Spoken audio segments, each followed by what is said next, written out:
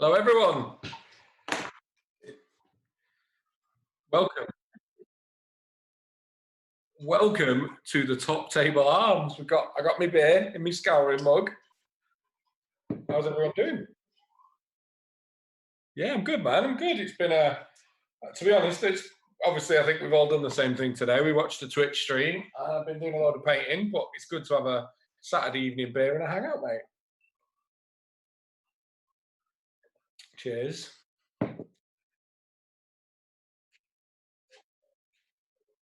Let us know your tipple of choice in the chat. Hey, can you hear me now?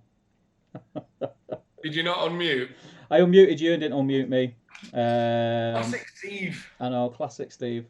I'll start running these streams, people, and we'll have a seamless. Do you know the ones I've done, like the Drowned Earth one and the other one? Like, not a problem. We let Steve at the helm and just. They should be able to hear me now. It should be all good. Hello and welcome, everyone. We are in the Top Table Arms, which is this idea was spawned by just doing a random test stream last Saturday night and having a laugh. We ended up talking about nothing hobby related, but we just sat and had a laugh. And the fact that I drink every night anyway nowadays. Yeah, you turned me to the dice. Like, this is my first drink of the lockdown. I don't usually keep drinks in the house, but I figured I'd get a few in and we could hang out with you lot. So why don't you all let us know what you've been up to and what is your tipple of choice this evening, whether it's food, drink, whatever. And let us know anything you want to chat about tonight. All bets are off. We're in the pub. Yeah. So you've got funny stuff. We can talk about whatever you want. We can talk about gaming. We can talk about hobby. We can talk about what you've been doing today, even if it's not gaming or hobby. We can talk about what you're drinking. We can talk about what you had for your dinner. We can talk about computer games, telly. Yeah, like, talk about my cooking escapades because I've been at it again today. So yeah, whatever you want to talk about, we'll talk about. And the first round's on Skull Munch, so everyone let him know what you want. But say that there is, I'm saying we talk about one. We are going to touch on the massive news that come out of Games Workshop today. I know Top Table predominantly is mainly Middle Earth concept wise, but we are working very hard behind the scenes to make it as multi-system as possible. Middle Earth will always have a massive place on the channel. It'll always be the heart and the core of the channel. Yeah, because it's where a lot of us come from and where we've made a lot of friends in you guys. So, but we do want to spread our wings a little bit. So you'll be seeing Star Wars, you've seen 40k. We might even touch back on a little bit of Warcry, maybe some AOS. A lot of the Games Workshop stuff. Well, SBG's going nowhere is kind of the thing to stress. SBG will always be my baby. So yeah. I can't believe you're going to play the amount of games I've tried to get Steve to play, and he's like, "No, just like Lord of the Rings, mate." Yeah. So I can't believe you're going to give some other stuff a go. But it's exciting times, isn't it? Should we see who we've got in? Yeah. Do you want to go through?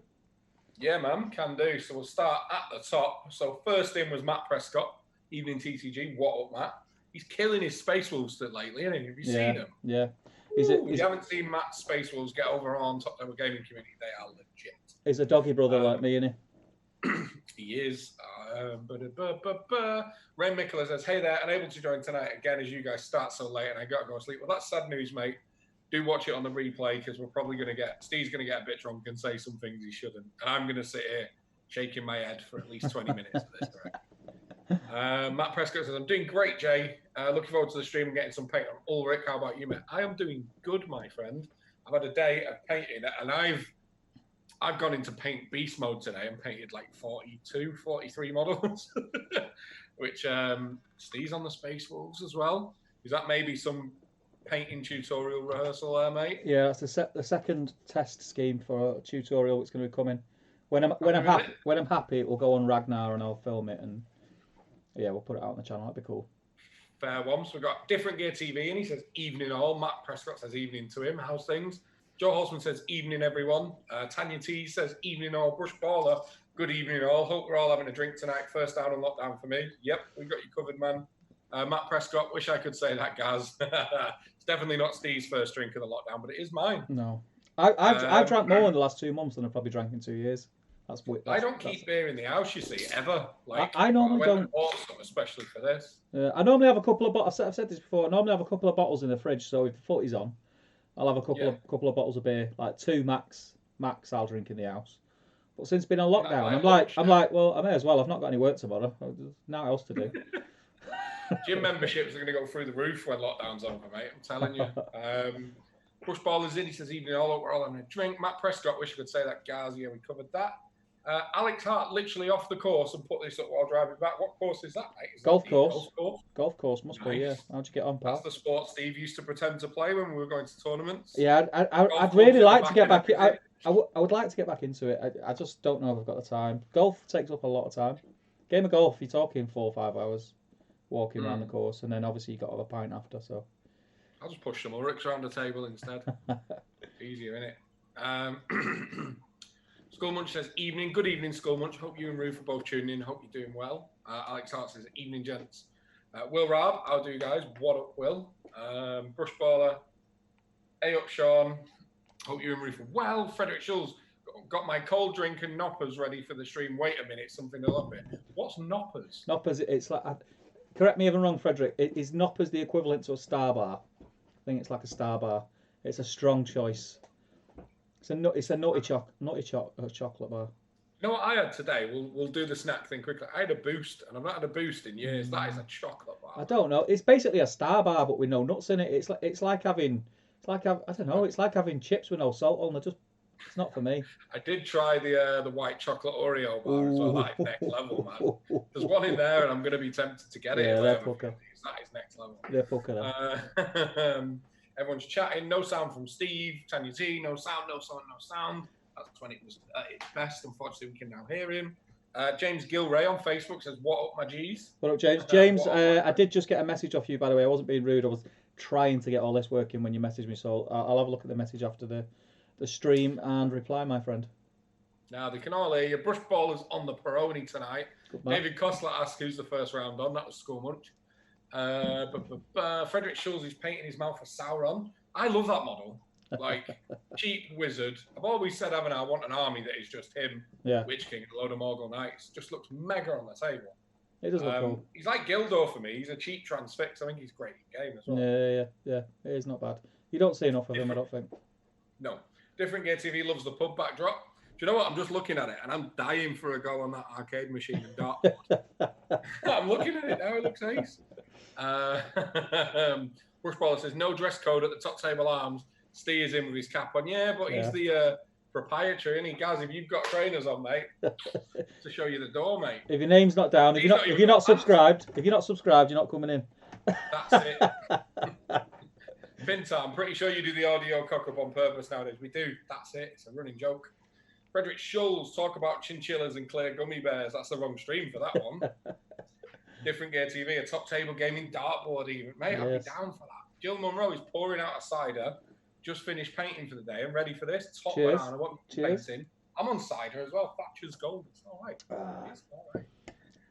James Gilray's got a bottle of Jack Daniels honey he's just opened. He's going to finish tonight. It's like tournament weekend watching football. By the way, those Necrons look brilliant. We'll touch on that in a bit. Yeah, definitely. Rushballer, it looks like a fine establishment. Yeah, we're having a lock-in as well. We don't follow the rules. I mean, the walls need a paint job, but it adds to the charm. You know what I mean? Let me have a look at it. Yeah, look, it's all right. We've done a good job, mate. I think we've missed our call, and you could even get some boards in there. Could be a tournament venue. Do you know what? Now that is a shout. So what we'll do is we'll use the money from your cooking YouTube channel to set up a bar. Oh, you mean you can cook? I can, you can cook. Yeah. And then we'll set up a bar, and then when we've set up a bar, we'll run tournaments in it. How many people are now searching YouTube for I can, you can cook? It's not there yet. I've got to create it, guys. And by the way, when I do, I am going to, do you know what? I'm going to do it. I sod it. I'm going to do it. And when I do it, I better do. I'm going to do it, and you better all subscribe. You better cheer me on. Are you going to do a cooking tutorial? Yeah, man, let's do it. Did you see my steak and potatoes that I did the other day? Yeah, but you wrote all this like, pommes frites in a bath of, it's like steak and chips, mate. A bit of juice. Give me a Thousand Island dressing and all that nonsense. Anyway, where are we up to? Will Raab, finish my physics topic on radioactivity. Sweet. Ate some haddock and chips for tea. Strong. Even better. Strong. The haddock was gorgeous. Watch the news, and now starting a stug for my BA African Corps. Nice. Pretty good day. Adam James Breen says, can I coke, pizza in the oven, call it a day with my Rivendell Force till tomorrow. Yeah, get your feet up, mate. Yeah. It's Saturday night, man. Saturday night. Let's get a beer on. Let's do it.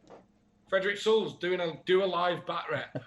It wouldn't work, would it? That was stressful. That was stressful last night. I was Did really. it work? It worked. I'm sorry to say I did turn off by that. The thing was, so I set it all up. So up here it all worked, but you know what it's like when you're doing stuff like this. I mean, I forget the flipping audio every time we do this. I was like worried. I thought I couldn't test it because it's one of them things where to test it, you've got to go live. So I couldn't like test. we did last Saturday about 11 times. Yeah, so I couldn't be bothered doing all that. It was all last minute. So I was really worried that I was going to go, right, let's go and do this bat rep and click change scene and just be a blank screen or something like that, or the camera would freeze. But it went well. We actually did two. So we did the bat. Gandalf got smashed both times. We did the original rules, yep. which was in the Battle Games Middle Earth. So with the race with the original rules and Gandalf with his original rules. And he just about got out of the weather top and then just got smashed. And then we did the same scenario but with new rules and the new profiles. And was it just loads of like sat will, and then yeah. But the race only has 7. Fun, well, the race only has 7 will. It comes down. A lot of it comes down to good dice, and I think the race had good dice in both games, pretty much. So yeah. Yeah. They kept the cast on. I think there's only one time when I failed to cast something. So. Okay. Yeah. Well. But yeah, it was good. It's fun. It's fun. Matt Prescott, thanks for the kind words on my painting, dude. They're looking awesome. They do look cool. Pintar says should have sent a pic on the group. Made some enchiladas. Whoever knew tomato chutney was a thing. Oh, I love tomato chutney. It's great. Yeah, love it. I suppose that's a bit more forgiving than ketchup because I don't feel right about ketchup. Well, do you know where I discovered tomato chutney? No. First time I ever read it was from a all-day breakfast sandwich from Spa, and I was thinking, what's this on this? I don't think that counts as tomato chutney. No, I was thinking, because I kept thinking, what is this? It's like sweet and tangy. It's really nice. It's not ketchup. And when I opened it up and then I read the packet, it was tomato chutney. Who orders an all-day breakfast sandwich, man? That's just. Oh, mate, that's my go-to. No, they're horrible. That's my go-to. That's my go-to. The works on malted bread. You can't go wrong. Wrong, mate. Different gear TVs on the San Miguel. Good lad. Rush Baller says, don't think I'll get much painting done tonight. I'll try and get some done on error. Put your brushes away. Put your brushes away, son. Put them away. Get your feet up. Yeah, put your brushes away. Get in the chat. Your non-metallic Rivendell stuff is looking sweet. Yeah, it is. Good, isn't it? Yeah, it's looking good. Flying Mammal Waves. Hi, Roof. How you doing? Have you painted any ants lately? Probably not. Probably not. Adam Holland, hi guys, really enjoying your stream. Just getting back into Middle Earth with a Rohan army and undercarting horses. Well, you are in the right place for Middle Earth and streams and just nonsense. Pre-warning, there's probably not going to be a lot of hobby chat in this stream. This is just we're just hanging out. We're just hanging out. Yeah. if the footy wasn't on, we'd probably be talking about the footy. But you are welcome to throw us hobby questions, and we'll of course get into it. It's your stream. Yeah. What you want to talk about, we will. Hagley Golf Course. +1 with handicap at 30-mile-an-hour winds. 9 holes took me an hour. Were you hitting it from the buggy as you were driving? He's obviously a far better golfer than I ever was. I'm pretty good at Tiger Woods on the PlayStation. The best I ever got to, I used to play off 13. That was the best I ever got to. Best handicap I ever had. What does that mean? Like you get 13 over par?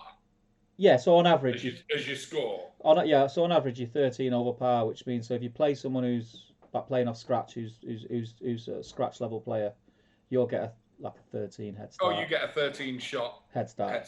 Yeah, to even the game up. Yeah. I know sports. Check me out. I'm like a proper bloke. I mean, we were always pissed by the time we got to the 18th hole, so maybe that counts for it. Do you take like beers in your bag, or do you just? We take some beers in our bag, but the course when we used to play on Worsley a lot at the Marriott Hotel, and they had a look on after the 9th hole between the 9th and the 10th. The 9th hole and the 10th tee, they had a little cabin, which was a bar. Yeah. You could buy beers. You could buy tins of beers and drink round. It's great. Yeah, it was great. I loved it. I'm thinking now. I've always said throughout my life, I don't drink a lot. Me, like, I'm not buying it, mate. I'm not buying it myself. I think I'm kidding myself. He says taking a swig. Joe Holzman says just on a Pepsi tonight. Don't really drink at home. Neither do I, mate. This is quite rare. I don't, mate. Don't worry about it.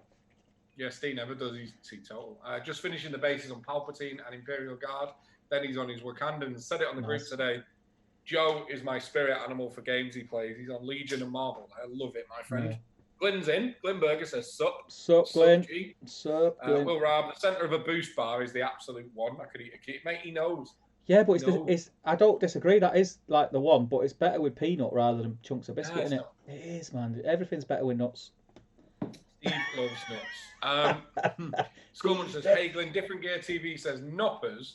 Or did he say poppers? I think he said noppers. Noppers. Joe Holzman, every stream Steve starts. It definitely wasn't poppers. We're not 14. We're not 14 in a park with a bottle of cider. I know. I got my cider, but I'm not in a park. Every stream starts with Steve apologising for someone for not replying to their message. Man, you're a busy man, aren't you, Steve? Busy. Unfortunately, he replies to mine. Yeah. Because you sent me 10. Yeah, true. Skullmunch, sure, let the non-drinker get the round in. You get to nominate who's getting the next round in, though, my friend. And at least none will get spilt, Sean. That's the reason, mate. True. New rule: when you get a round in, you have to throw a question for me and Steve in the chat. So Skullmunch, throw a question at us and nominate someone else to get a round in. Yeah. Rush Ballers has got his slippers on. Yeah, we'll allow that. It's not trainers. You can come in the top table arms with them. Slippers. I get really worried. What? They're granddad slippers, mate. Oh, the comfiest slippers ever. I've never worn slippers in my life. Well, these are my man cave slippers. You have man cave slippers? So these are my I've got house slippers and man cave slippers. Oh, mate. Well, it's a bit dusty. It gets dusty in here and a bit mucky, you know, with like foam and stuff. So, like, she moans when I go in the house. And I used to respect you, you know. You've never respected me. Don't tell lies, mate. Don't tell lies. Let me put this cam up. Who am I kidding? This is riveting Saturday night entertainment here. Watch out, Anton Deck. Where are we up to? Do you want to take over from Glyn saying hello to Sean? Hello, Sean. Frederick says Knoppers is a generic kind of chocolate snack in Germany. There's the original square-shaped chocolate waffle and the new... Oh, it's legit. I've had that. Yeah, the new better Knoppers bar that now exists in 3 versions, normal, peanut and coconut. So it's basically a boost, but obviously the peanut version is the best one. You know what I found out today? My local shop was Hershey bars. I was buzzing about Hershey bars. I don't mind it. They're a bit too sweet for me. What's going on with my camera? Is it keep dropping down? The cookies and cream one is just nuts. Either my camera keeps dropping down or I'm getting taller as I talk. Not sure what it is. You've been 4'10" for the last 10 years, mate, so it's the camera. Paddy McCormick's in. All right, lads, tuning in for a bit. Hope you guys are well, painting fiefdoms. Yes, we're very well. I hope you're well also, Patrick. Nice. And fiefdoms is a pretty awesome army to be painting. I am also painting fiefdoms, but they are not for me. Still on my desk. They're not done yet? I've not done any painting, mate. Not done any painting. I've been streaming like a madman, haven't I? On TV every night. On TV every night. Friday night stream is designed for getting your stuff done and painting along with you and Damien. And every week it starts and Damien goes, right, we're all working on Boromir this week. And you just go, nah. Can't be bothered, mate. I'm just going to sit here. Where are we? Ruth says, Sean, what does tsunami begin with? Oh. Well, I mean... Sean, what does tsunami? I bet they've had. I think they've had a tiff. I think they've had a tiff about arguing what tsunami begins with. Ruth says, "Do it, Steve. Subbed already. Boom. Get in, Ruth. Can do guest spots, Ruth, and you can do them second-rate cakes that you. Guess what I made today? Talking about cakes. I didn't make a cake. You made a cake today? No, not cakes. I don't believe it because I didn't get 20 pictures. I made cookies today. Did you? Yeah, we made cookies. Next door's the little lad Tyler. It was his 5th birthday yesterday, and we didn't even know. Like normally we're quite well. I say we. Like, Anna's really good at dates and stuff. But with the world coming to an end, like it's just gone to pot on it. And we only realised when his mum put a sign on the door. We'd not bought him a card. We'd not bought him a present. So the girls were like, oh, we'll bake him a cake. We'll bake him a cake. And I was thinking, I'm not going to all that effort to bake someone else's cake. Sod that. So I said we'll do something else with that. Cookies. So we made cookies with M&M. We've done an M&M tray, M&M cookies, and a Milky Bar tray, and they were really nice, really nice. Sweet. So anyway, yeah, that's my cooking channel. Tune in and sub. I can, you can cook. Frederick says cook a chinchilla on the new channel. And Alex Hart says, go on, Steve, make a toad in the hole man food for the gods. I love toad in the hole. Love it. I've not had that in years. Oh, it's the best thing ever. Toad in the hole with onion gravy. It's the best. And mash.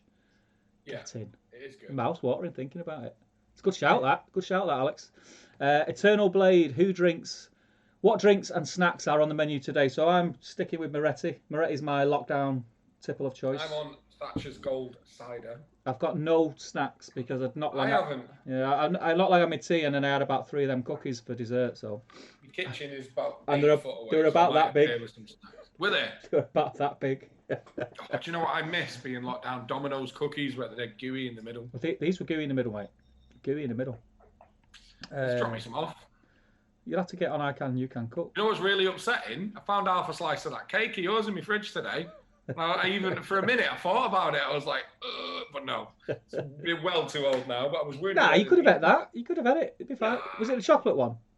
Yeah. Yeah, you could have had that. It'd be fine. Sugar, mate. Sugar lasts ages. Different Gear TV. I would subscribe. Getting fed up just eating hot dogs now. Hot dogs now. I really like hot dogs though. I like hot dogs. James says we should do a drinking game.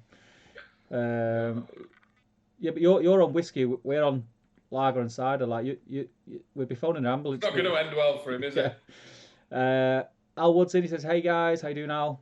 Will says, "All day breakfast sandwiches are always that junk food snack that you get after a night of drinking. Always did this with my mates when I was younger and hungover. Go to the shops and get junk food. I do it if I skip breakfast in the morning on my way into work. Or when Mackey's double cheeseburger is what you get when you're hungover. There's never a reason to buy an all-day breakfast sandwich. Never. Rank. I think I had one once because it was all the shop had left, and it was the worst experience. No, they're all right. They're all right. They're better than nothing. But you go in Tesco, you can get an all-day breakfast sandwich that's got 3 sandwiches. It's like a sandwich and a half because it's got 3 in it. A bag of crisp and a drink. They give you an extra one because of how bad it is. A bag of crisp and a drink, £3. £3. So you what, a bargain. Oh, man. Will's with me says all day breakfast sandwiches are legit. It's what the grafters eat. Yes, my son. Alex Hart, yeah. So Jay, that's why Jay don't like it. So Alex Hart, bacon and sausage sandwich on crusty bread with brown sauce and 2 hash browns on the side are the one. That's not brown sauce. Everything you were right until brown sauce. Like no. Red sauce is only for kids to make them eat food. We've talked about this. Well, that's not true because Daisy won't eat anything if it's got red sauce on it. Do you remember this? I was talking to Anna about this the other day, and she was like, "No, you're making it up." I was like, "I'm not." When Cole used to be the same, so my lad now he's older, but when he was little, him and Daisy were exactly the same, like really picky with food, and he wouldn't eat anything with ketchup on it. So you give him like fish fingers and chips or chicken nuggets and chips. I'm looking at him, thinking that's proper dry. It needs some sauce on it. So say, have some ketchup. No. And you used to be able to buy green tomato ketchup. No. Do you not remember it? Does anyone in the chat remember you could buy, and it was called Monster Ketchup or something? It was made by Heinz, and it was called Monster Ketchup or Monchup or something like that. And it was tomato ketchup, but it was green, and it was the only way. And that's how I got him. He now likes tomato sauce because he'd eat that, and I put it on his plate because I said, "Oh, it's Monsters." Mate. And he was like, "Oh yeah, it's what Monsters eat. I'll have a bit of that." And then he was like, "Oh, it's nice." I went, "It's just ketchup, that mate. Just ketchup, except it's £3 dearer." I've never heard of green ketchup. I'm telling you, we'll get down to the bottom of the chat. People will be all over that. I'm telling you now. Steve Onas says, "What? No, hubby, but you're in a games room. I'm a par -200. I'd love a game of darts. Go on. What was you saying? I was awful at darts, but I always remember my mum beat because we used to live in pubs growing up. She beat like the women's UK #1 darts player, like unanimously. I always remember that as a kid. She was fantastic, but I'm awful. I just put holes in the wall. Well, when I was a kid, I used to be all right at it. So up until about the age of 12, and then I just stopped playing. But my old man used to play. He was pretty good. There was always darts trophies all over my house when my old man was about and I was a kid. And I used to be pretty good. And then I didn't play for ages. And then I tried to pick it up again because I started going to pubs and stuff. And my memory of being good, I was always saying, "Oh yeah, I'm good. I'll play." And I was terrible because I'd not played for about 5-6 years. And I started it off. But the last game of darts that I had was the last weekender when we went out to the pub. Oh yeah. Tommy Sewell and Luke and all that, and we went to the pub and there was a dartboard and we were playing darts. It was a lot of fun actually. I enjoyed it a lot. Alex Hart says playing footy and should be playing cricket right now, but you know. We're way better than cricket. Let's have play footy. Play footy and should be playing cricket right. What's that to? What's that in response to? What did we say? Probably probably just our referencing golf and stuff. All right, okay. Adam Holland, it's okay, guys. I'm having a drink and just chilling with you guys. Good man. Bonas says was going to get a few drinks on way home from work, but forgot. Oh, I hate when that happens. Nearly happened to me pre-stream. I only got on at the last hour. Fred says, give me your opinion on Jurgen Klopp. I'm originally from Dortmund, where he won the German Championship 2 years in a row. Everyone there loved him. Well, funnily enough, Jay's a Mancunian. And believe it or not, this is very odd, right? He's a Liverpool fan. It's like lower than a worm's belly, but he is what he is, right? I'm not a Liverpool fan. Other than the fact that he's the manager of Liverpool, I don't have anything against Jurgen Klopp. I think he's all right. I think he's one of them. 99% of the time he's all right, but when he spits his dummy out about something, he proper spits his dummy out. But generally, I quite like him. I think he's all right. When he goes, doesn't he? Yeah, when he's got a bee in his bonnet, it's like, oh, shut up, Jurgen. What are you on about? Got a feel for him, though. If it ain't Gerrard falling over, like God's intervened to stop us winning the league with a pandemic. What does that tell you? The thing is, you know what the funny thing is now, right? Here's the thing. So if we get to play the season out and Liverpool win it, right? Or it'll be blamed on people being. It'll be like, yeah, it wasn't a proper season, was it? That's all we'll say. That's all we'll say. Gerrard fell over. Then City won 14 games on the bounce. There's nothing we can do about that. And now God's got involved. Yeah. And then I'm starting to take it very personally. Even if they say, "Oh yeah, we're not going to finish the season. We're just going to award it to Liverpool." So whatever happens, we're just going to go. I hope they don't do that. That's the worst. We'll say you didn't really win it, did you? You didn't really win it, really. You've not really won it. That's the worst, man. If that happens, I'll be happy but gutted. So are you a Dortmund fan then, Frederick? Let us know, pal. Glyn says no booze tonight. Ran out of bourbon and whiskey. Is there a difference as a drinks idiot? I don't know. I thought they were the same. To be honest, if I'm honest, I thought whiskey and bourbon. I thought Americans just call it bourbon. I thought it was the same. I don't know. Frederick says hashtag man cave slippers. Yeah, boy. Gaz says I have man cave slippers. You're the other one out, Jay. You're the other one out. The man cave. No point me getting them, is there? Nick says, "Oh, I thought I had another hour." Nick always gets it wrong.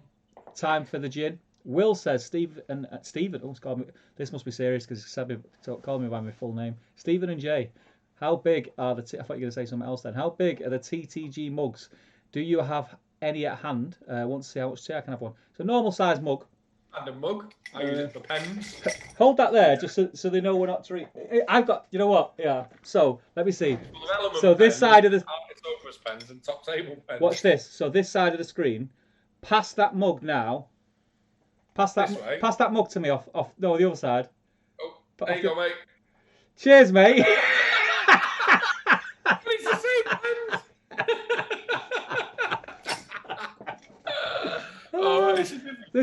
This is what they come for, mate. This is what they come for. I'm telling you, that was magic. Boom. Get that on mini war gaming, dear. That's the best thing I've ever done in my life. I've completed YouTube, mate. We've done magic on YouTube.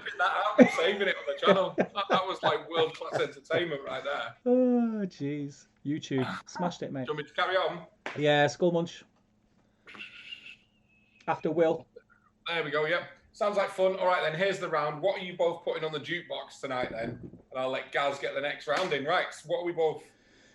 If we play music now, do we get knackered for it? We'll get copyright striked. I think. Yeah, because it's just like us putting it in as background music in a video. So are we allowed to do it or not? Will we get a strike if we do it? No, because we've already got a couple. And you get claims and then they turn to strikes, and we've already got a couple of claims. Oh, right. Yeah, we best not. Oh, we could what's your go-to pub song? When you're drunk, what's like your drunk anthem? Mine's probably Foo Fighters' Best of You. Oh, whenever I'm bladdered near that song. Or, there's so many, it reminds me of going Fifth Ave with you. So much stupid like Kaiser Chiefs. When that's like Fifth Ave music kicks in from tournament weekends. When I'm pissed, I don't know why I'm whispering like YouTube won't be able to hear me if I whisper. when I'm pissed, obviously I've got the first thing I'll look for on the jukebox is probably something Manx, sort of like Stone Roses. Stone Rosy. Bit of the Killers. Yeah, there's all sorts, isn't there? There's all sorts. My music taste is very, very varied. It's very, very Mancunian, and I see that through the channel. Well, it is, isn't it? Isn't what like today? Whilst I've been pottering around, I've had a load of like 90s soul R&B on. Been chilling. Check you out. Been chilling, mate. Yeah, chilling. You know what I mean, good question, Skull Munch. Gaz, next round's on you, buddy. Joe Holtzman, Steve doesn't paint, he just gets drunk on YouTube. That's it. You've got to help him when he's cooking. He's got to use wine. What was that? What was that chef called who's always pissed with used to drink pure wine? I think his son's a chef now as well, a TV chef. What's his name? What's his name? Someone will know in the chat. But he was always wasted. He was always wasted. He'd go to all these foreign countries and he'd be there. He'd like, put a bit of wine in these shrimp, and then he'd neck the rest of the glass, and he'd be hammered by the end of it, like proper hammered. Oh, someone will know who it is. I can't remember his name, but someone will know who it is. Let's have a look. Will Raab says, American chocolate is horrible. I had some in Chicago, and I'll tell you what, it doesn't beat Cadbury's. I think we're just climatized to it. I do like American chocolate though. Tried 10 different flavors of Mountain Dew. Stuff like Mountain Dew and all that. Then the drinks they have are rank. I'll agree. When I used to work over there, like that wasn't for me at all. Already mentioned they need pint mugs. Yes, Steve, we need pint mugs. When the world's fixed, you need to get onto your merch guy. How much for 10 Milky Bar cookies, Steve? Says Alex Hart. Do you know what? I'll make a load of them. I'll make a load of them at my next event. You'll have to come. You have to come and get some. So the price of a ticket. Flying Mammal has revealed what she meant before. So Steve, what's the first letter in tsunami? T. Yes, please. Oh. I know. We're judging you, Ruth. That's pretty shocking. I think my delivery was okay. Ruth. Steve Bonner says hashtag the drunk chefs. We need a better joke than that, Ruth, before the end of the stream. We need a better one than that. Ruth, you've got to be the one in the pub telling jokes. Yeah. We've got the rounds going on. You're the joke person. You've got to find one that we can say and it makes us laugh. I can picture an house stood on the bar going, everyone shut up, listen to this. There was free ents in a pub, right? And then an Ark and a Gondorian walked into a bar. Brush Baller, we're talking sports direct size, right? Speaking of tsunamis, that's what you get if you spill one. Yeah, sports direct mugs. Everyone's got one. Have you got one? That's cute. No, I've seen them. Yeah, they're like the size of a builder's bucket. Yeah.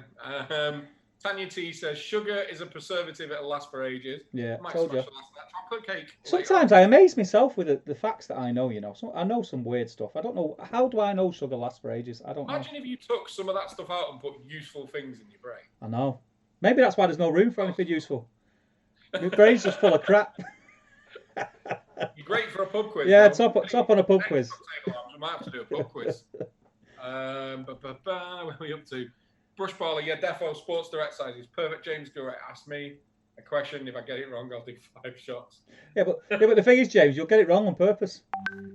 Just so you've got to do 5 shots. If he gets it right, he has to do 10. That's the thing. Green tomato ketchup, says Will Ram. You mean it was called out of date tomato ketchup? Brush Baller. How old are you? Yes, Gaz. You look like my age. And Tanya, yes. Team Green in the house. Team Green. Hashtag Team Green. Frederick Schulz. I have no memory of green ketchup, but at some point you get blue Smurf ketchup in McDonald's. There you go. Oh, mate. Did it taste exactly the same as well? Yeah, it's just ketchup with green food colouring in. Yeah. Will says, my daughter used to hate mashed potatoes, so I started mixing it with a little bit of ketchup so it turned pink. Princess mash. Worked to treat that. That's a legit idea, actually. Do you know what? That is a good idea. I'm going to do that because Daisy's another one who says, I don't like mash. So she likes chips, she likes roast potatoes, she likes scallop. You know, anything else like potato-wise she likes, but she don't like mash. When you're telling me the other day she said she didn't like roast potatoes till you told her Haagen-Dazs was a dessert and then she inhaled them. Yeah. Brush Baller says, when all this madness is over, I'm coming home for a proper drink. Yes. I don't think you'll be able to handle it, Brush Baller. We'll have a night out. We'll take Gaz out in town. There's a reason why there's no footage of us on a night out. What happened in fifth half stays in fifth half. Alex Hart said, "Sportsman, fellas." I mean, I wouldn't call myself a sportsman, but I appreciate that. Okay. Bonar says football. Is that the one with the flat ball? Ooh. Glyn says the difference is the percentage of alcohol. Okay. There you go. There you go. Bourbon had to come from Kentucky. Whiskey is everywhere. Yeah, when we did some of the trade shows over in the US, we did a couple of whiskey distillery tours. They were good fun, actually. We had a sore head afterwards. Can never figure out why. Yeah, I can imagine. Frederick says, yeah, Bortman/BVB fan. Not too much into football. It's just more relevant how they always seem to come in second behind Bayern Munich. Yeah. So, Stephen and Jay, how big are the top table mugs? What's mug size? I don't know. Just a normal mug. Think of a normal mug in your house, and it's that big. Isn't a mug? Again, useless facts. I'm pretty sure that a mug, what you class as a coffee mug, holds 350 mils. Should we Google it? I don't know why that's in my head, but someone Google it. There we go. How much does a standard mug hold? Glyn says what Jill said. Brush baller. I want to be adored. Stone Roses. Brush baller is around, mate, waiting for a question. Yeah. Anything with AC/DC? Yeah, solid. Tell us what song to put in the background at home. There you go. You've got him. James Gilroy, Drunk Anthem is Roses, I Am the Resurrection. Pink Floyd. Keith Floyd always has a glass of wine in his hand. Keith Floyd, that's it. Keith Floyd, yeah, he gets twatted on screen all the time. Is that him? Yeah. Keith Floyd. Adam Holland's drunk song is You Lost That Loving Feeling from Top Gun.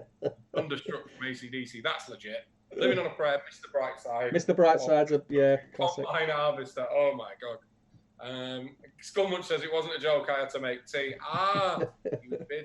Hawkeye 951 says loving the beard, J lad. This is laziness, mate. This is me. Yeah. 2 weeks this, and I don't know whether to grow it or shave it off because it's well irritating. I need to do my neck. I'm going to leave this, but I'm going to do my neck.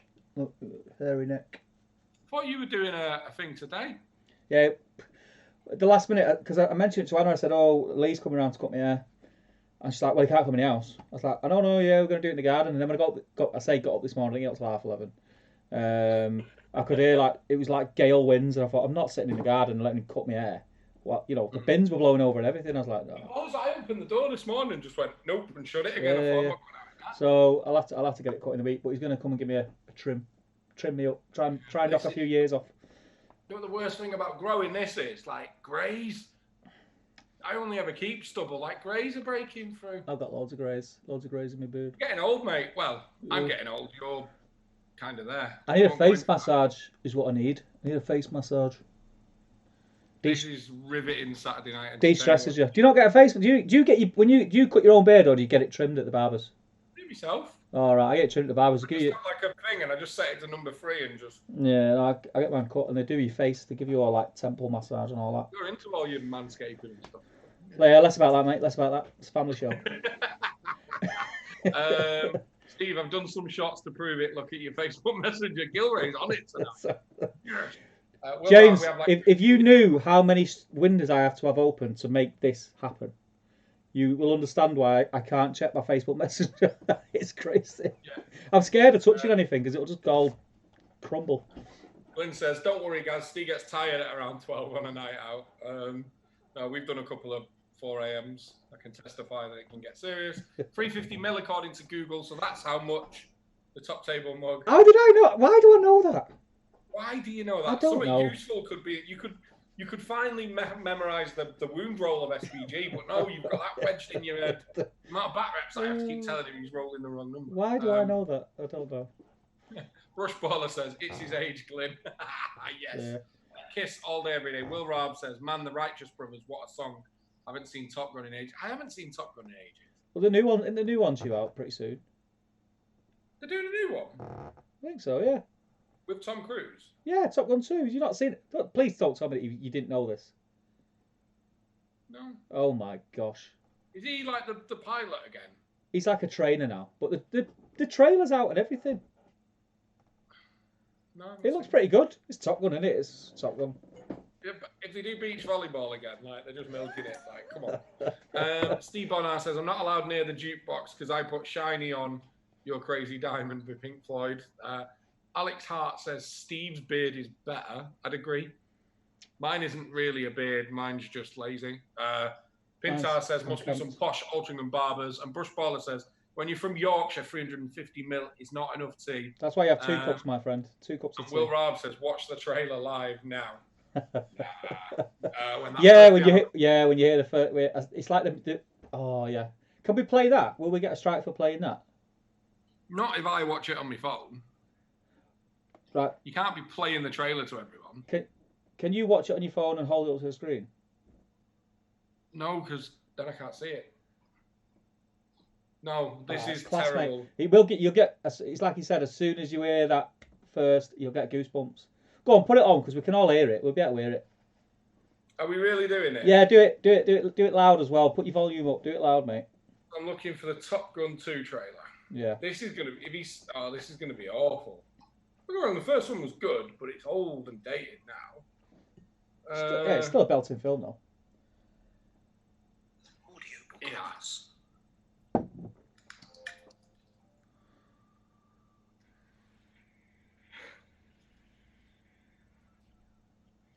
Can't see it.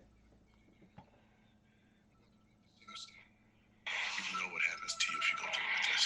I have everything I need to have you court-martialed and dishonorably discharged. The end is inevitable, Maverick. Oh, it looks meant.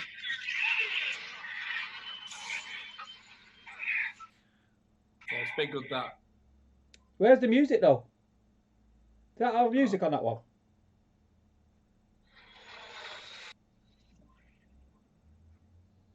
Has it gone off? No, it's still playing. Instructor is one of the finest pilots this program. Oh yes, is it? I'm now watching it through my screen in the reflection. It's easier. I can't hear the sound though. Where's your mic? Legendary. No idea.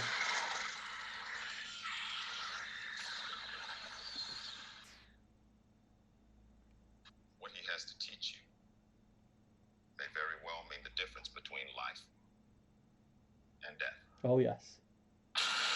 It looks good actually. Right, it looks mint. Your reputation precedes you. After bed, I wasn't expecting an invitation. Where's the music? They're called orders, Maverick. Maverick.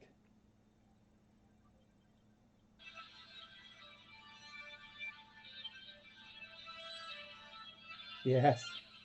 Da-da-da. Belting. Belting, mate. Belting. Oh, Oh, it's belting. Today's exercise is dog party. 2 versus 1? You gotta be kidding. You know what I like about it? I find quite funny now. The new cast, it's very woke, in it. You know what I mean? yeah. I'll give it a watch. Yeah, it's good, all man. right. That. It's good. That it's good. It's good. Right, where are we up to? A wee bit of Primal Scream. Primal Anyone Scream, else? Ben was on the 40k live stream. Mate, I messaged Ben in our little top table chat straight away, going, mate, have you left your webcam on? It did look. Was he called Eddie something? Eddie something, yeah. He looked very much like Ben. Yeah. Will Rob's got goosebumps. Copyright claim incoming. You're probably right, Glenn. You're probably right. Music's on Spotify if you're really missing it, Steve. Cool. So I've managed to tune in for Jay Show's small tiny trailers. What the hell is this? Good welcome, Damien. We're talking about Top Gun 2. We're talking about Top Gun 2 and getting goosebumps when the music kicks in. It's awesome. They were slating me for not watching the trailer, so I watched it live. Brushballer says, wasn't Steve 25 when the first Top Gun came out? Probably. I probably was. When did the first Top Gun come out? It was a long time. I was a kid when it came out, so it was a long time ago. I was definitely teens. Will Google says very woke. Fun fact: Steve Stevens, he played the guitar on the original Top Gun theme, was the guitarist for Billy Idol. There you go. There's a bit of pub trivia. There you go. Top table. Gaz, we're still waiting for you to get the round in, mate. I know, yeah. Get around in, Gaz. Nominate someone. Nominate someone else to get around in. But we've finally caught up with the chat. So should we have a chat about today's Twitch stuff? Yes. Go for it, man.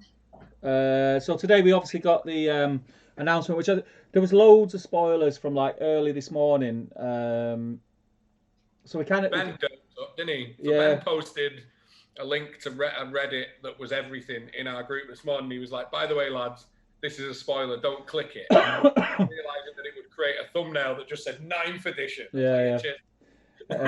But yeah, so in the stream we got the thing. a new edition's coming out for 40k, which is awesome because I said this before. I'm so glad that they've announced it now because, excuse me, we've been planning to get back into 40k content. So I was going to kind of re-educate myself on the rules, and it's pointless me doing that now with 8th edition rules. So I'm just going to sit tight, wait, paint a lot of stuff up, and be ready for when it drops, and then we can hit it hard. We've got some sneak peeks of some new models, which are cool. I'm not going to show them on screen. This isn't the stream for that, and they're all over the internet anyway. But Primaris Marines now get chain swords, which is very, very cool, and they're going to be a lot better in melee. They're assault intercessors, I think they were called. So they're cool. Yeah. And then Necrons are just getting a ton of love. There's new models and just like everything. It looks really, really good. And then, sorry, go on. No, you're good. Carry on. I was just going to say, then during the stream itself, it was on for about an hour and a half, 2 hours. They didn't really show that much. It was a lot of talk, which is interesting for people who are like really sort of probably people are a bit more on the competitive side, want to play competitively, which is cool. And learning about what they're going to do in the rules, what they thought was wrong in the rules before, blah, blah, blah, blah, blah, blah. I'm more of a hobbyist when it comes to gaming, so I like cool stuff that looks cool.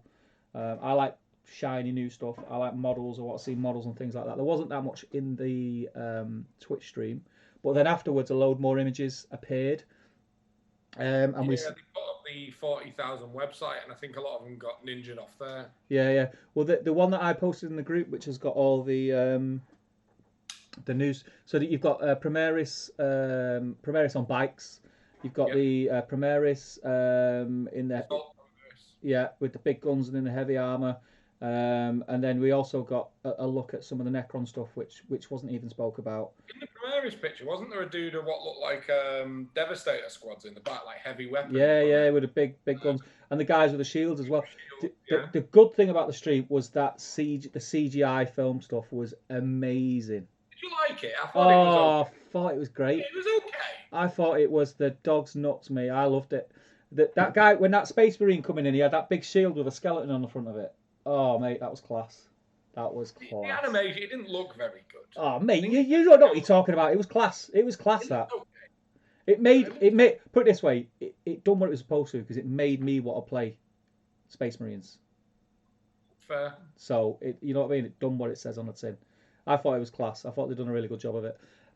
I'd really like to see more stuff like that. I don't know what goes into making something like that, whether it's really expensive for them to do and whether the payback of it. But I think if they'd done more stuff like that, like the animated stuff, I think it would get more people involved because you look at it, it's just cool. That's the thing. They've set up a full studio to do their own animated series and stuff. But is it going to be like that though? Because we had the. Well, they've showed bits of it, and it looks better than that. Yeah. I think. Well, you remember the Astartes, because the YouTube channel Astartes with their, was it a 5-part little film? Haven't they employed him to do it? Apparently they've been in touch with him.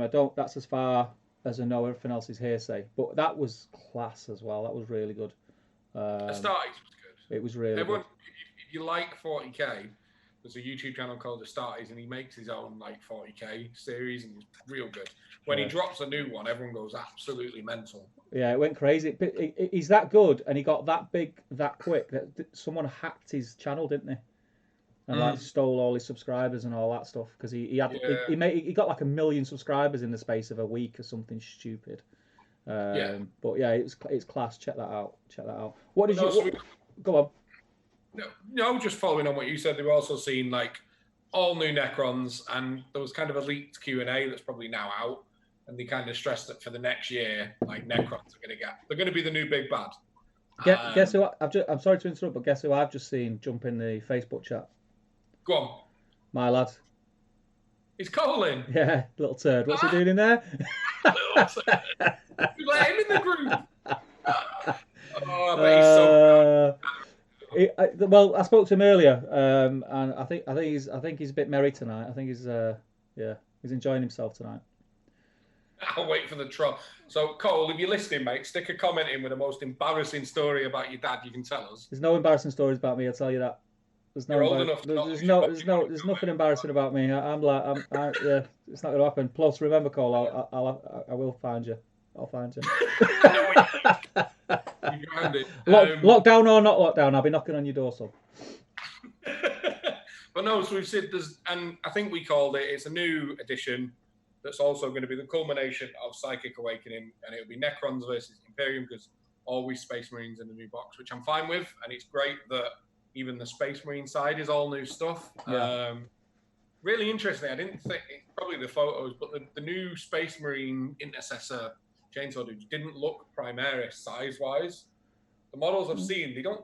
Now it could just be the framing of the photo and stuff, but they didn't look. We'll get to that in a minute. Good shout, Damien. But no, there's some. Obviously, all the Necro, everything's new in the box, and it looks pretty good. And they touched on the rules a little bit, just saying they're focusing more on command points to save you taking like vanilla armies and min-maxing troop units. When they were talking about that, the first thing I thought about is what they've done with Middle Earth, because that was the only thing I could associate with it. It sounds like that you're going to get more command points the more fluffy your army is. Yeah, well, they said if you've got a one-book army, you'll start with more command points. Yeah. Like AOS had to do something similar. Yeah.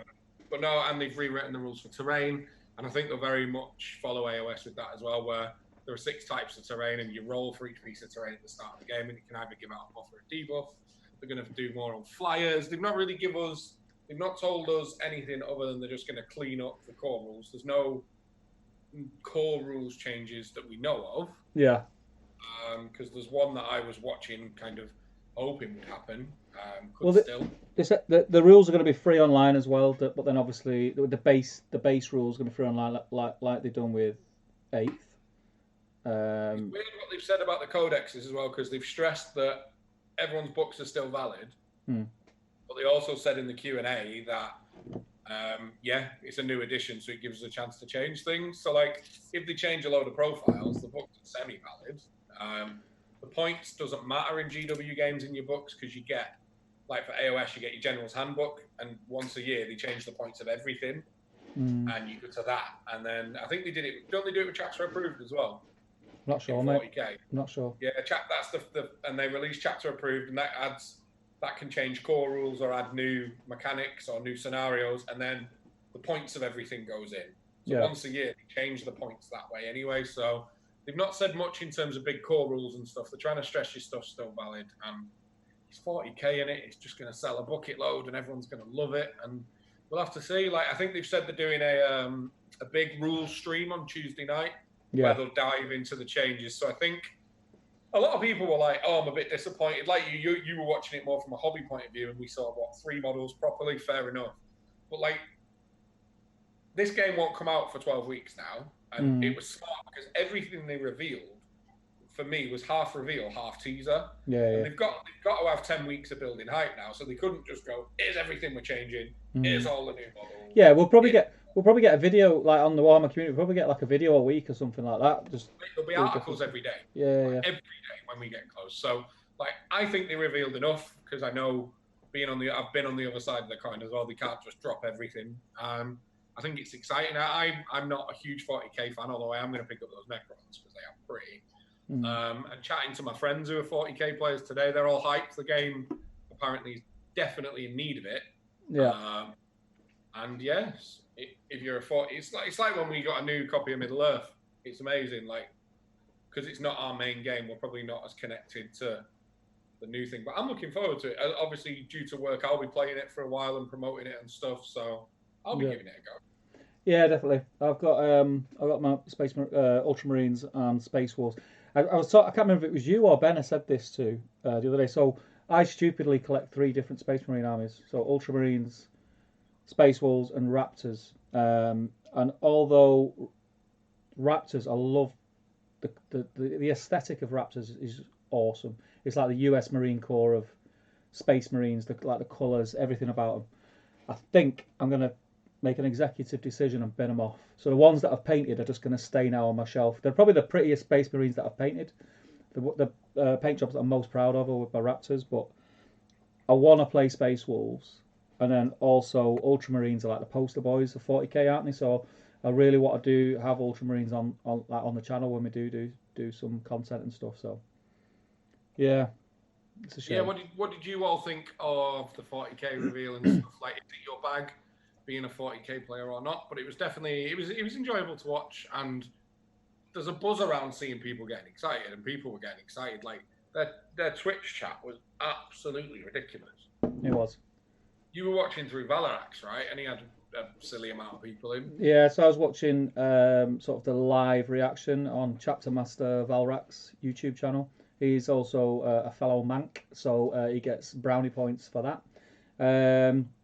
So I was watching that, and he had like 2,000 people on his live stream watching. His chat feed was like, like when you watch The Matrix and all of the writing comes down the screen. That's what it was like, just going up and down the screen, and I was like, it's crazy. But it was interesting for me watching that, because there are a lot of guys who are really into 40k. That's their main game. That's what they play, and sort of hearing their reactions was interesting. It was interesting to me. But yeah, let us know what you guys thought of the reveals, etc. You want to take over the chat, mate? Yeah, where was we up to? Is that? No. So Will Rabb was saying 1984 he thinks. James Gurrow saying 1986.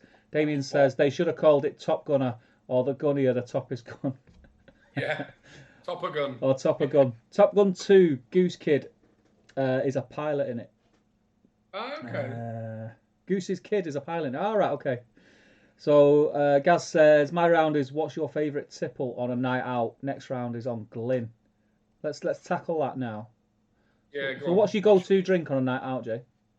It's probably a Magnus, But then when I get a bit like full, because I've hammered them, it's like amaretto and Coke. Yeah, because you have 2 drinks, right? I better do it that way. I better do it that way on the camera. So you have your beer drink, and then you have your spirit drink. So yeah, it's Magnus and then amaretto and Coke. Yeah, I like amaretto and Coke. It's nice, just like cherry Coke in it. Mine's Moretti or Beck's lager, depends where you are. I get upset if I'm in a pub and they don't sell either of them. It's just upsetting. And then when I get a bit bloated on lager, because you do get a bit bloated on lager, it's a bit gassy. I do like a vodka and cranberry juice. It's not bad. I like a vodka and cranberry juice. Just freshens the palate. So sophisticated. Freshens the palate for that greasy, sweaty burger you get on the way home. Drinking Moretti 5 nights a week. So cultured. What about everybody else? What's your tipple? Let us know. It's an interesting to see. I think you can tell a lot. You can tell a lot about people by what they drink, I think. Yeah. What are all your tipples of choice? That's a question for you. What does Jay's and what does my drinks of choice tell you about us? Oh, that's a minefield right there. I know, yeah. I know. Gaz, self-esteem. Gaz says he's not interested in 40k, but some of the models look cool. Steve Honor says to James Gilray, how long is Treebeard's left arm? Nick Gardner says GW reveal could have used more elves. Everything could use more elves. Yeah. Gaz says it was a good clip. Loved the skeleton on the shield. Yeah, it's class. That was cool. It was class, man. I loved every second of that. It was awesome. If you've not seen it, check it out. Go on the Warhammer community and check out that video. I don't know if they're new or not, but them little Necron walkers with the glaives are pretty sweet. Yeah, they're cool. Will says, considering that the guy who runs the Astartes has a small team and his stuff is arguably some of the nicest 40k cinematics out there, and the money and the team GW have is hilarious. Oh, that's the Astartes guy. Yeah.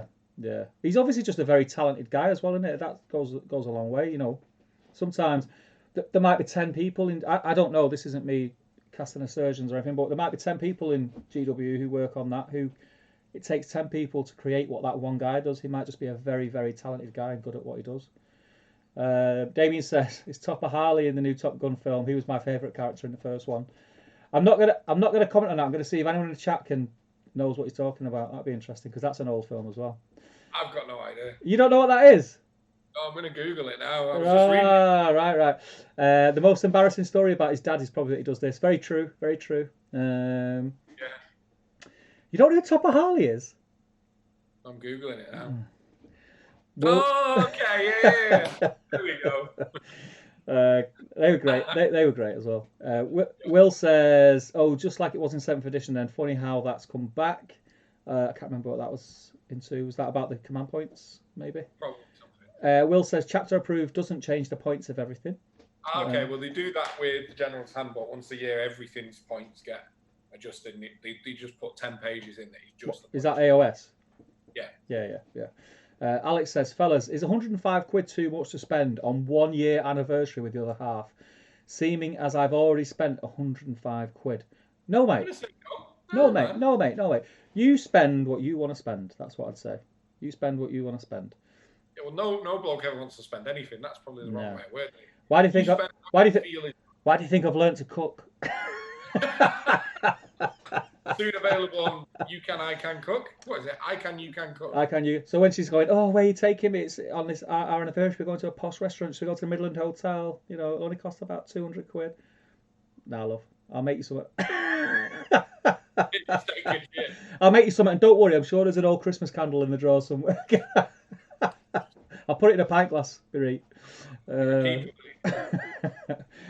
Will says, in my opinion, looking at the new Necrons and the photo Kyriath TV put up about the leaks of the other Necron releases, they look awful. The Warrior's nice, but they've redone the Monolith and the Heavy Destroyer. I think the photo's too grainy to make call on. Like, how often have we done that with like the faces of Middle Earth stuff? There's a clear one now. There's a clear one up. Oh, is that? Yeah, it's. I don't. Those big like War of the Worlds walkery things don't look my style, but the rest of it looks alright. The Necrons actually. Steve messaged me winding me up because I bought a Necron army about 4 months ago for like a painting project, and all the warriors are now they have different weapons. They stated or have different weapons. So I got your stuff. Just getting another drink. I'm not going, by the way. Just getting another drink. In fact, I'm doing the same. What was I going to say now? Just going to the bar. Yeah, because Sean went to the bar. He didn't bring me back a drink. Standard. What was we talking about then? The Necrons. Oh, the Necrons. Yeah, so the Necrons for me, I don't think but they look like Necrons to me. I've never really been into Necrons. I'm not really into anything that's not Space Marines, like all the other non-Space Marine factions. They're all right. There's many of them. I really like. I've always said about 40k. I love the models, but the game's not for me. I like. If I had to do Space Marines, it'd be Dark Angels. I really like Custodes, and I really like Necrons. Orcs I love, but I'm not painting 200 models. I do it in every game, avoiding it. That's why I like Custodes on the other side. Yeah. But Necrons I've always loved, because I remember when I first started... Cheers, bud. Chin. When I first started... You missed it, it's fine. Go on, do it again. Yeah, let's do it this way. Oh, hang on. I've got a better... 1 minute. Oh, God. I'll tell you what. Hang on. World class. Hang on. This is getting good, this. Right, listen. So, you ready? Yeah. Oh, hang on, because I don't want to break the bottle. Yeah, don't make it disappear. You ready?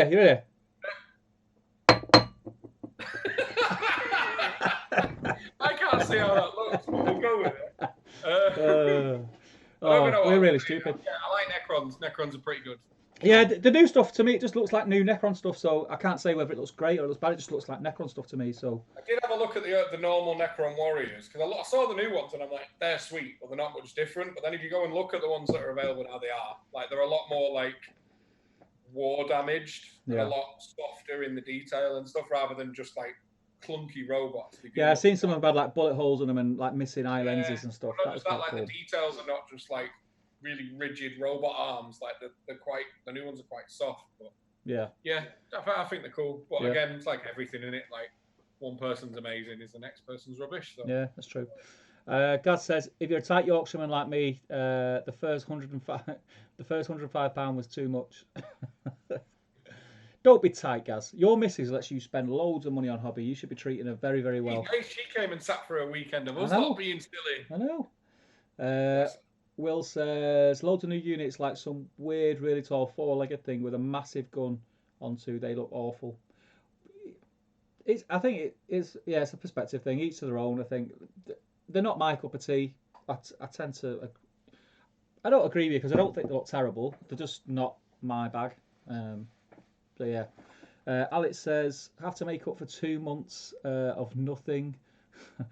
And Gaz says, mine's lager and the vodka cranberry. Steve said it. Steve said it before you. Joe says, Rattler if I can get it.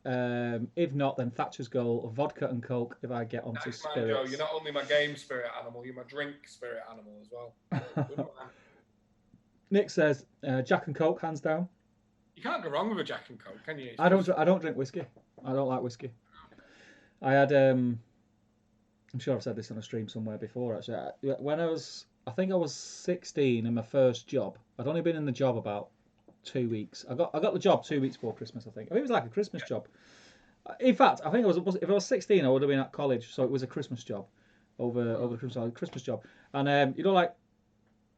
where I worked, it was a warehouse place. It was like they delivered packages and stuff, and I was just like loading the vans and unloading the vans. But everyone in the company got a big bottle of Bell's whiskey. You know the big ones.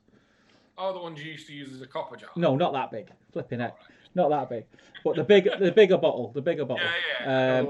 And I'd had whiskey before, so I know at that stage I didn't mind it because I'd had it before. Like, you know, when you're drinking in a park and you nick half a bottle of whiskey out of your mum and dad's spirit thing or whatever. No, I don't, mate. But I got this bottle, so I said to my best mate, I said, I'm only 16, and I don't think they realise that I'm 16. They've given me a bottle of whiskey for, like as a backhander for Christmas. So should we get a massive pizza tonight and drink it? I was thinking, just drink it. I think you drink it, you know, like you used to in the park. You used to just go to the park with a 3-litre bottle of Old English cider and tan it between about 80 of yous, and pretend you were drunk. So I was like, yeah, we'll drink it. So anyway, we went to my house, ordered a pizza, put my Prodigy CD on, and drank up. Me and my mate drank all this whiskey, and I was sick as a dog. We ate a massive monster pizza, and drank a full bottle of whiskey between us. So like within 10 minutes of going outside and the fresh air hitting us, I was just vomiting everywhere. It was grim, and I can't even smell whiskey without feeling sick now. Can't even smell it. Really? Yeah, it's bad. Don't matter how. Everyone goes, oh, you can't. People say, oh no, if you get a nice whiskey, I'm like, listen, I've just got to smell it, and it makes me want to be sick. So I'm not gonna drink it, am I? But yeah, so that's me with whiskey. I don't like it. That was a long-winded way of saying I don't like whiskey, wasn't it? It was, mate. Quick boring. James Gilreay says, like a wee strongbow, and for spirits, Jack, Pour, or Jaeger. Don't drink Jaeger. Do not drink Jaeger. Don't go near Jaeger. Alex says, just a fruity cider, man. I've heard that about you, Alex. Glyn says, mine is Jim Beam's Red Stag. All right, I like Jim Beam. James says, his arm is about 10,000 feet. Oh no, I need to have shots now. Oh, that's it. They were doing questions if it got them right or wrong, wasn't it? Gaz says, Steve's choice of drink makes me think he's a top bloke. What, you mean that's the only thing that makes you think I'm a top bloke? I was going to say everything else about you makes him think you're not, but you're choice of drink. You're redeeming quality there. Will says, I like ale. I can drink cider, choose not to. I can drink spirits, rarely do. I like a nice lager, but Bitburger or Krombacher's nice. Great German beers, but Hobgoblin love. What's the name of that strawberry beer that? Oh yeah, I've had that. It's nice. Don't they do that a bit? Is that the one they do it at Beer Keller, don't they? Yeah, when we go and do the Hobbit Green Dragon dancing on tables. Yeah. Strawberry lager. Yeah. It's quite nice that. Will says, yeah, Hot Shots Part 2. Charlie Sheen being a boy. Alex Hart, not a bad shout, Steve. I'm assuming that's for drinks. Yeah, it must be. Yep. Gaz says, watching this with my eldest, and he said, Dad, you're just like Steve. Should I be worried? Yeah, mate, be worried. Very. Be very worried. Be very worried. Gaz's lads are ace, aren't they?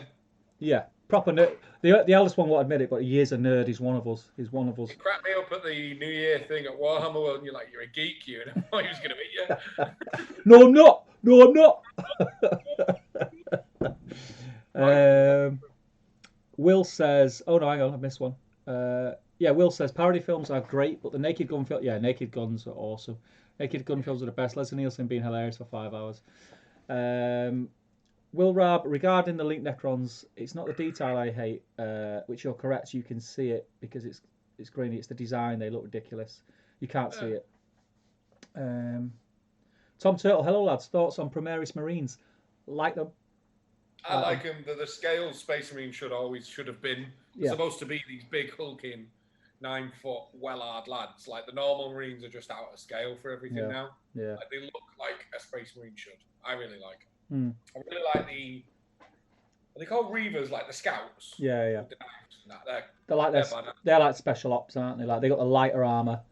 Yeah, they're cool. Yeah, really like them, Tom. Really like them. I mean, they're no different to the Primaris Marines that we've seen before. Do you mean do we like them in general, like Primaris Marines, or are you asking if we like the new Primaris Marines? Yeah. I think you mean the new ones, which they're pretty much the same, except they've got chainswords and a bolter, which is great.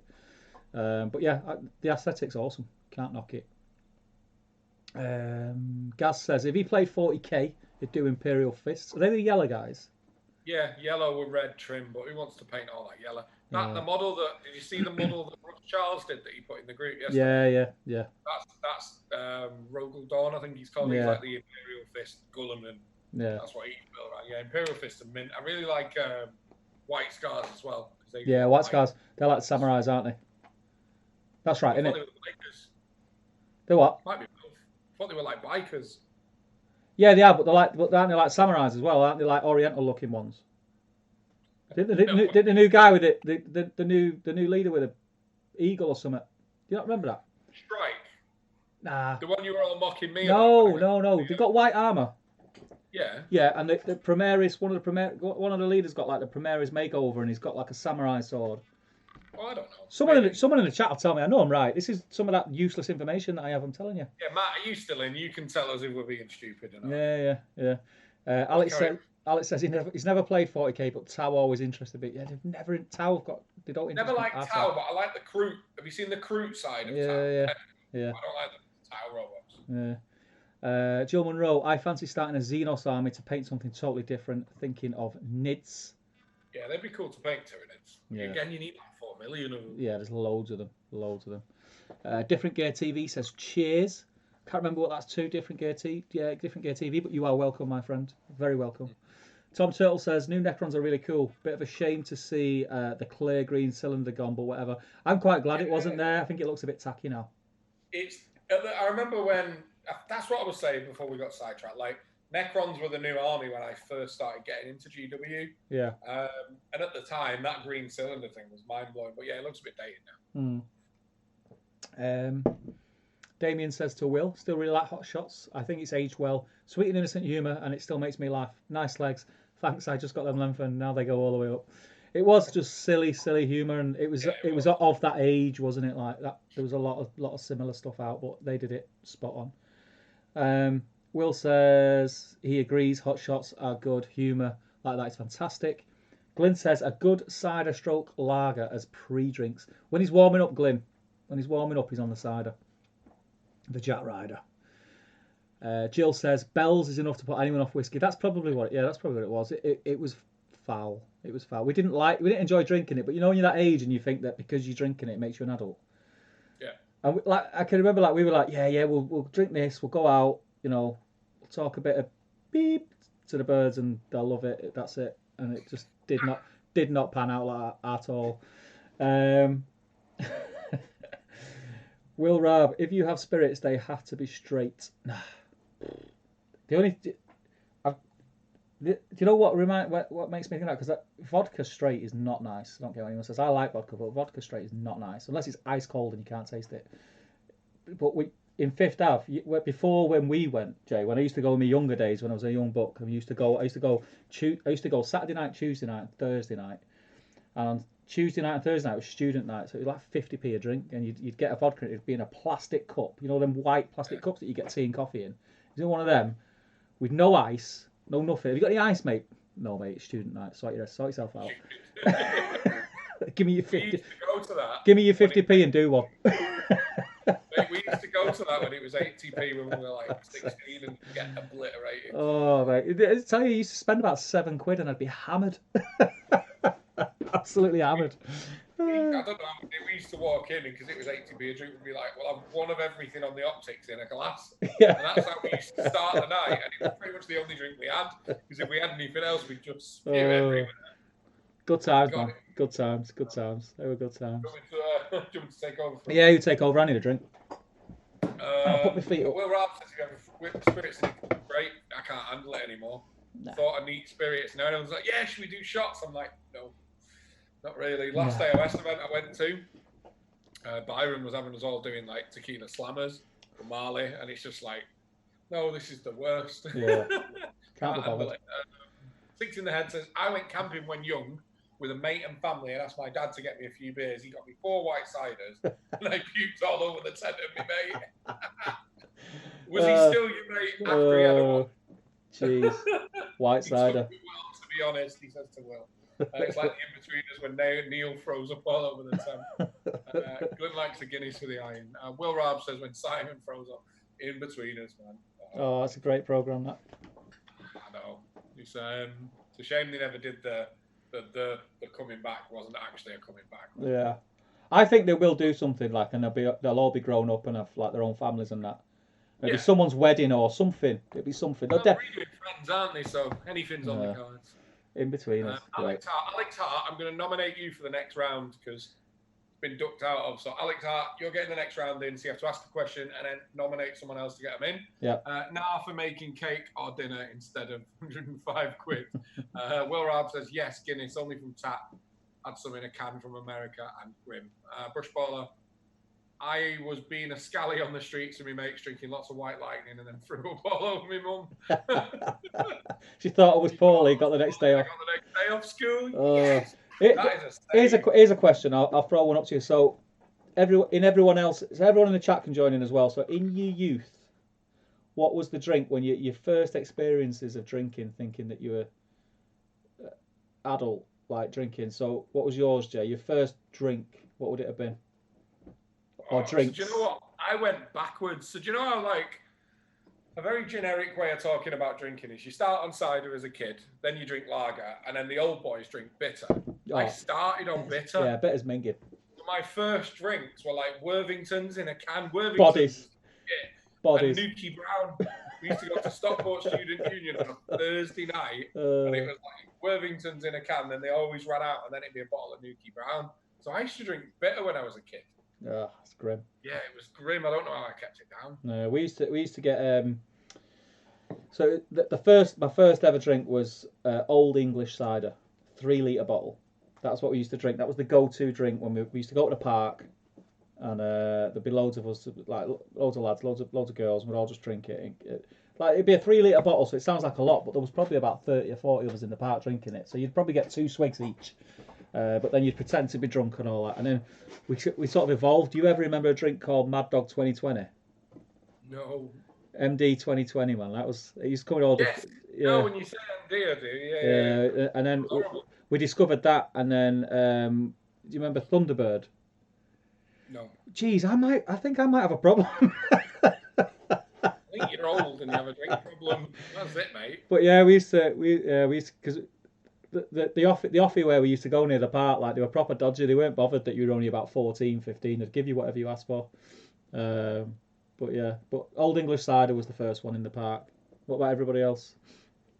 Go on, carry on with the chat anyway. I was diverging. Try look into people cycling. That. Nerd, lol. That's Gaz's lad. We don't believe you, Bradley. Gwyn Seymour, 10 quid for an 8-pack of beers and 16 quid for a bottle of whiskey. Jobs are good and nice. Nicholas Gardner saying Craft World, Ulthwaite, Emo Elves in Space. Yeah, they're cool. Different Gear TV, 6 in the head. Best just stay on the CO2 canisters, maybe. I've missed that. Steve Bonhart, White Scars are that Mongolian / Samurai. Yeah, boy, told you. The leader is called the Pan. That's pretty cool. Yeah. A bit of chat about Guinness. I'm trying to speed up to keep up here. Steve Bonhart, White Scars is my 30k army. Speed and power must go faster. Nice. Will Rab says True Glyn, Seymour. But didn't have a head. Do you want to take over from Tanya? Yeah, Tanya says if I was going to play 40k, it would either be Adepta, Cerritos, or Blood Angels. Yeah, the new stuff is cool. It's cool, man. The models are just awesome. Some of that new stuff that come out with all like the little sort of cherub things on it and all that, they're really cool. It was disappointing though when they visited Blood Angels recently. They did a new. Is he called Dante or something? Or the Big Blood Angel?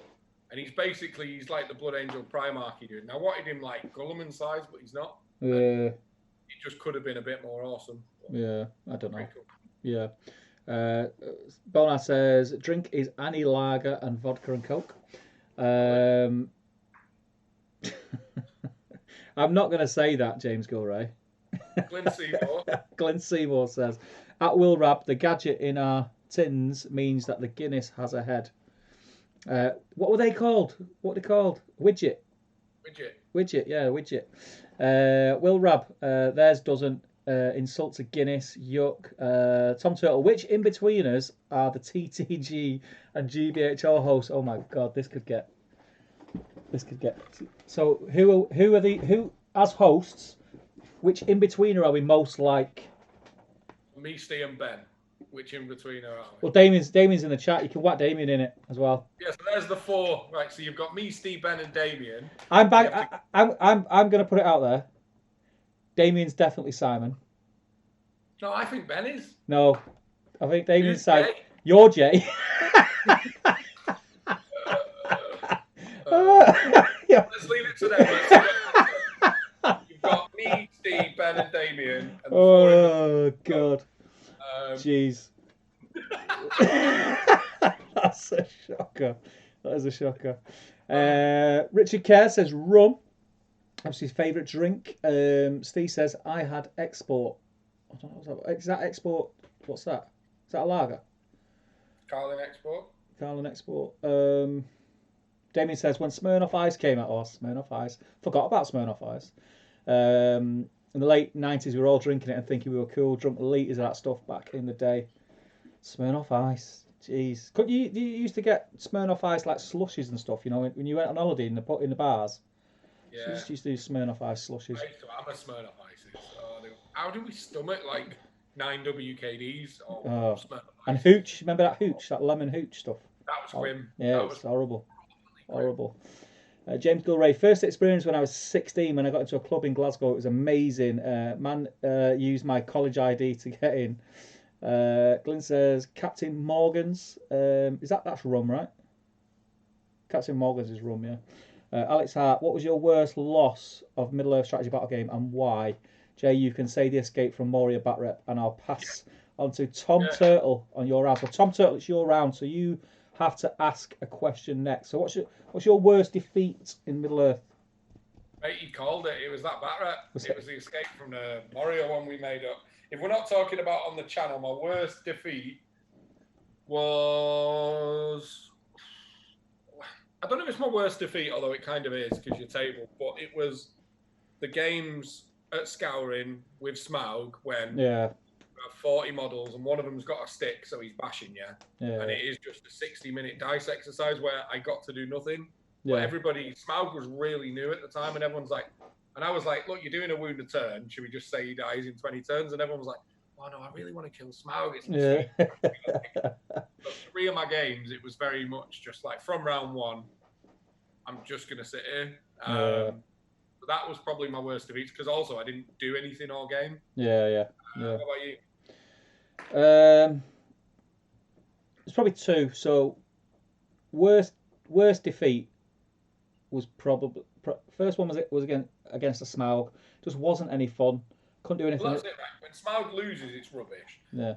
Or the person losing Smaug, and when Smaug wins, it just breathes fire and kills everything. Mate, no fun. It was Contest of Champions against Smaug. So yes. So yeah. So I'm going to disregard that because I don't even count that as a game that I had.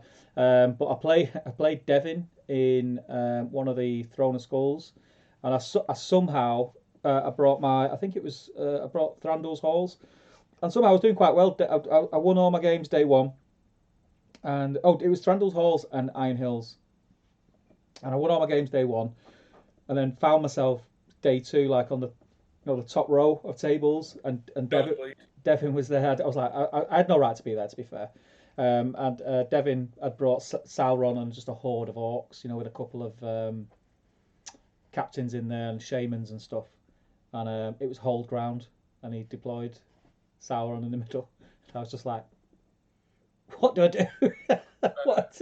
You just have them games where you just think, I don't know what I'm doing here. I really don't know what I'm doing. So I was like charging things in just to try and get them killed and break and end the game. But it ended up, it was the worst defeat for me, but it's Devin, so I had a really fun game. Okay. Yeah, it was a good game. Like we just laughed and joked. I was just doing stupid stuff, and it was a lot of fun. So that was probably the worst defeat that I had in a What was game. everyone's in the chat as well? Yeah, that'd be Doesn't interesting. have to be SPG. No. Are you all right to hold on to the chat for 2 minutes? I just need to go and Yeah, I'll crack on. break the seal. Go back in a minute. There's a problem with drinking. Gilroy says, I'm drinking MD now, WTF. GBHL podcast. Red Aftershock was huge for us when it was Aftershock. Black Aftershock. That was the drink that used to make me ill. Do a shot, shake it in your mouth for 10 seconds, gargle it for 10 seconds, shake it in your mouth for 10 seconds, and then only 10 could you drink it. Repeat, last to vomit wins. That sounds like the worst way to spend an evening. I'm not going to lie, it sounds gross. Steve Bonner, Blood Angels Prime Minister Mary was Chief Librarian Mephiston. That's it, Mephiston, yeah. Will Raab says Ben is Simon. Damien says I'm absolutely Simon. Bushballer, Grandad once said to me, do you want a beer? I said, yes, please. And he gave me a Tetley's of a widget. I nearly threw up, can't stand this stuff. Oh, I like a Tetley's. Loads of beer stuff. No, I've got it mixed up. I went Will. I'm Will. Frederick Schultz says rum and beer. Matt Prescott. Dante is just looking after the chapter of Blood Angels and Sanguinius. So that's why. So Sanguinius is the Primarch big dude. He got killed in the Horus Heresy. Well, that's rubbish. Steve Bonner says, I had a £1 drink an apple night. Any apple paste drink. So I had apple sours and apple VS for 4 hours straight. Dropped 100 quid. That is gross. Wow. Bushballer. Worst defeat for me was Steve beating me, which has happened more than once. Next time. You can't let Steve beat you, mate. I knew this would come up. Steve Bonner says, my worst defeat was versus Jay, but you won that game because I accidentally cheated. I'm not telling the story again, but I did apologise profusely when I found out. Will Raab says, rum, beer, Western mead. Those are the things that a pirate needs. That's Hailstorm. Hailstorm, anyone? Yeah. I used to like Hailstorm. I feel like a new man. Right, everyone stop talking about Steve. Let's move on. In the comments. If you weren't talking about me, I'd be disappointed. Yeah, true. Brushballer says, my spelling's probably terrible. I'm getting fresh now. Not picking a paintbrush up. Let's get feed. Yeah, good man.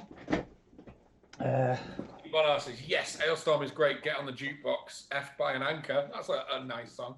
So Tom Turtle's got a round in. Yeah. And hang on. He's asked the same question. Where is it?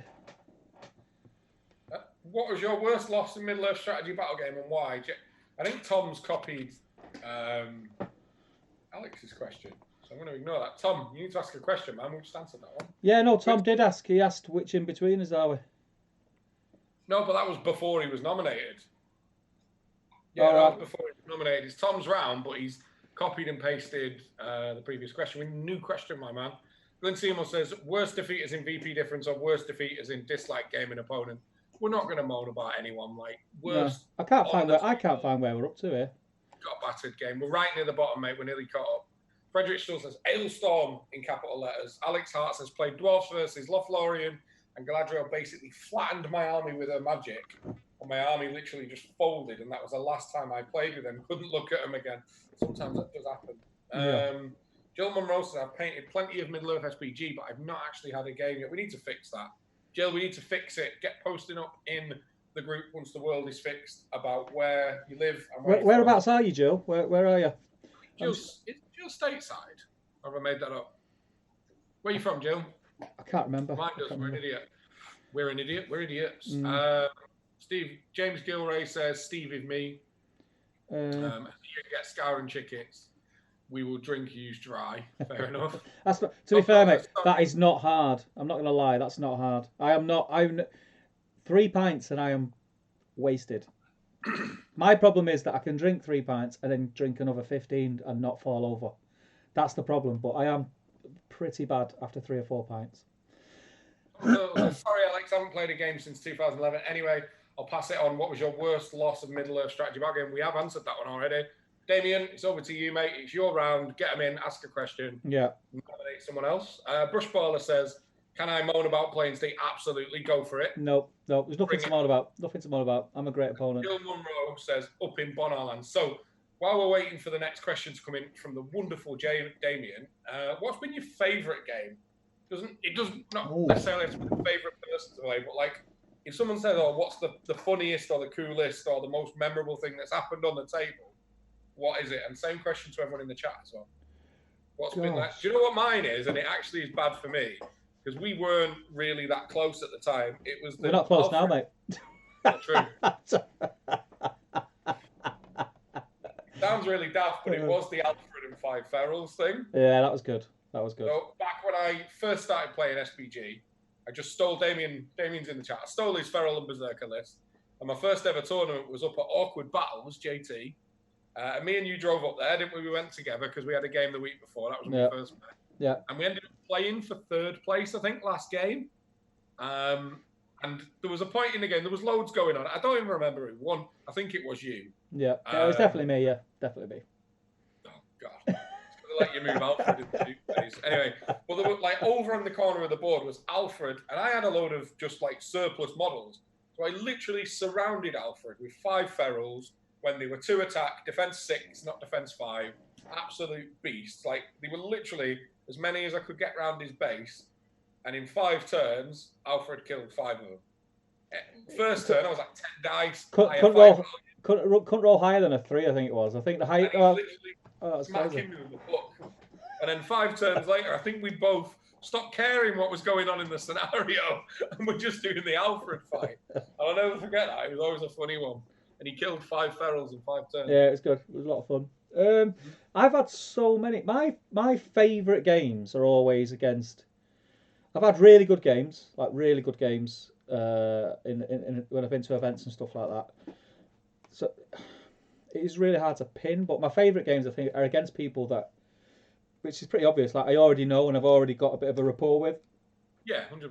Because I think anyone who's played me knows that even if I'm trying to win, if I'm playing like on one of the top 5 tables or whatever, which is very rare by the way, but even if it is and I am trying my hardest, I'll still have a bit of banter and a bit of fun. And I've seen you get upset in more than one doubles tournament where I've been your partner, mate. Yeah.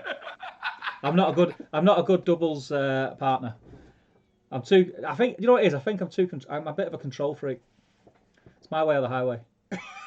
That's it. But our opponents would be looking at me and you tiffing, get off me, model. Don't do it. I'm like, don't do that. Don't do that. I'm just trying to think what games like jump out at me. You know what my other favourite one was, and it actually involves you as well. When me and you played doubles against Ed and Will. Yeah.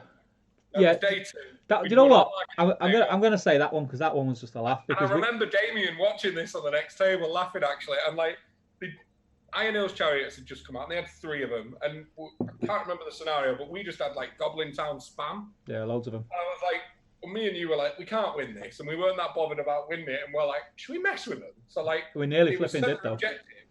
And then we just deployed all our stuff. Because there was that much of it, it filled the complete back board edge and up the sides. And they were like, you could see them whispering to each other going, why are they not deploying on the objectives? And me and you were like, yeah, we're done, mate, your turn. And then we just started heroic marching forward. And they were like, and like you could see them and they were like, why have we deployed all the way back there? Yeah, we've not planned for people being stupid. How are we going to deal with this? We really got in the head. And then like the Groveling Scribe was bringing people on. They were like, where do you want him to come on? And it was like, where your wrist is. So wherever they were leaned on the table, that's where we were bringing the models on. Just to make them move. That guy's put him there. We were getting, and I tell you what, we were one combat of getting it. We nearly got it. Their head went, and it was funny because like the lovely guys, and we were having me and you were in bits. They didn't know we were just goofing around, and we nearly got them because I think they just massively misplayed because they thought we had something. Yeah. Didn't it get to the point where we were in combat with one of the chariots, and I think it was the captain. There was a captain on the chariot, and I think if we won the combat, and we had a stupid amount of goblins around it, and all we needed to do was wound. I think his last wound off him, and it would have broke them, if I remember correctly, or something like that. Okay. There was a wound off winning the game. Yeah, and then we rolled a stupid amount of dice, and it was just like we couldn't put a wound on him, and that was it. And then I think the game ended like not shortly after, and they just squeezed the win, which was crazy. The first 30 minutes of them having no clue what we were doing, not knowing that neither did we. Like it was that, I'll never forget how funny. And I do remember looking over, and even Damien was like, "You doing?" That was a funny game, actually. It was. It was a good game. It was a good game. I've had that's definitely up there. Loads of good games though. It's Yeah. hard to. I played Damien. I played Damien a few times. I've had good games against Damien. I played him when we just started to know each other, I think, and I played. What did Damien have? I think he had some of the new elves. Or did I have the new elves? No, I think he had the new elves, and I had Gondor. And I remember enjoying that game because it was I was playing against someone. The outcome, I think Damien won it, but the outcome was kind of irrelevant in the game for me anyway. I mean, you know what Damien's like; he's a win at all cost kind of guy. But yeah, I just remember it was nice that we got drew against each other because we'd been chatting, like leading up to it. So that yeah, it's the games like that where you just get to know someone a little bit better that I like. I've always really enjoyed the ones where like you've been online pals for months and then you actually meet for the first time, but like you say, you've built up that rapport a little bit. Yeah. And you get like my first ever tournament game was with Baldwin after he'd done commission armies with him, and that was good fun as well. Yeah. Yeah, good fun. Anyway, do you want to crack on with the chat? I have no idea where we were. Let's find where we are. Brushballer, can I moan about playing Steve? I think that's where we started. Oh yeah, because Jill said she was up near Bona. Nick Gardner says, what I need is for Jay to stop making up stream ideas to avoid our Legion match. Joust me, coward. Mate, I'm undefeated against you. Why would I ever play you again? Like, you just stop now. Steve says, you and me both, Steve, drunk on 2 pints, still going 20 later. Yeah, that's the problem. Steve is, yeah. That is the problem. I can keep going, and that's not like a boast. I just, most people will get to the point where the body just goes, right, you need to sleep now. Like, mine just doesn't. Like, just keep going, and it's not good. Glenn says, I would have moaned about playing Steve when he brought the Balrog to the first weekend. I didn't bring the Balrog to the first. Let's clear this up. Let's clear this up. We have a studio full of models, and that's the one you picked. Yes, but I'd drank a few of these, and I could not be arsed writing a list. You were playing at 10 a.m. I couldn't be arsed writing a list, and I just thought, yeah, that'll do, and I'd just make up the rest of the numbers with things. And then what did you use at the second weekender? Reavers, crossbows. Yeah, but why? Because Angel brought them and said, there's them that I've painted for, and I was like, oh, that's cool. And then I needed to be a ringer again, and they were on the desk, and I thought, well, they're there. I actually think with them, I'm pretty sure that they were. I'm sure they were something like 50 points less than what the tournament was.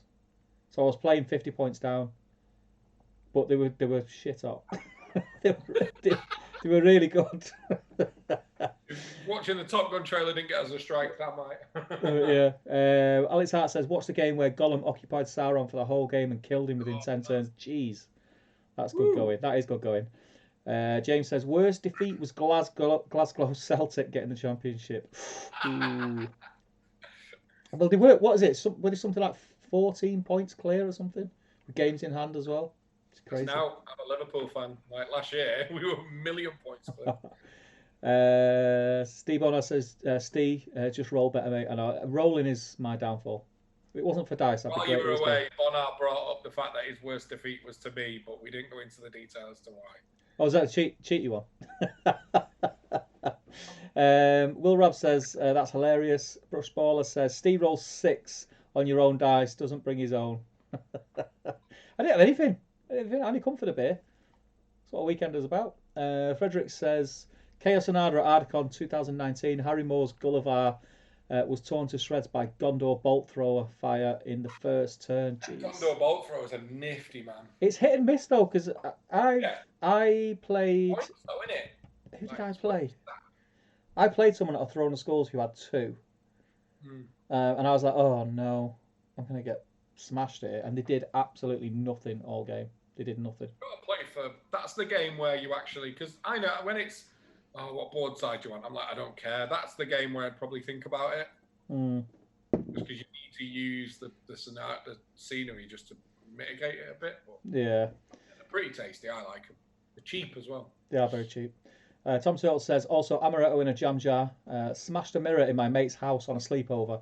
Our justification was because we liked the taste. Parents were not convinced, and fair enough. Yeah. He also says, oh, beep, sorry, didn't get the question thing. How about a couple of A couple of Lots of Dreams casting. I'd love to see Tom Hardy as Aemma and Tom Hiddleston as Theodred. So we get to pick one each, and everyone in the chat do it as well. If you What can is this? switch, Lord of the Rings? yeah. So we've got Any a actor. casting. Present day actors, pick one. I'll have a think as well. Oh, that's. Ooh,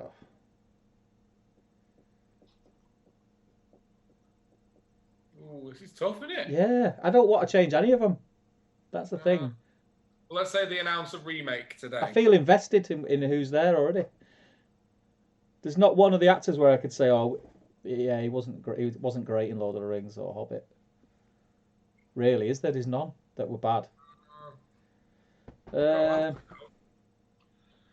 don't know. So anyway, I'll pick a character for you to recast. You pick one for me, then that'll narrow it down. So you've got to do a new Aragorn. Oh, I can't do that. It's got to be Vigo. Do my casting. I feel like I'm cheating on my wife if I give you an answer to that. Jeez. Do my recasting. Oh, you've got to cast Legolas. Oh, that's grim. Oh, I've got a few in my head. Like, do you know, I wouldn't mind seeing Tom Holland play Frodo. Yeah, that's not a bad shout. It's not a bad shout. Legolas. Aragorn. Riveting viewing watching me and Steve Rackard. Who could play Legolas? Oh, that's grim.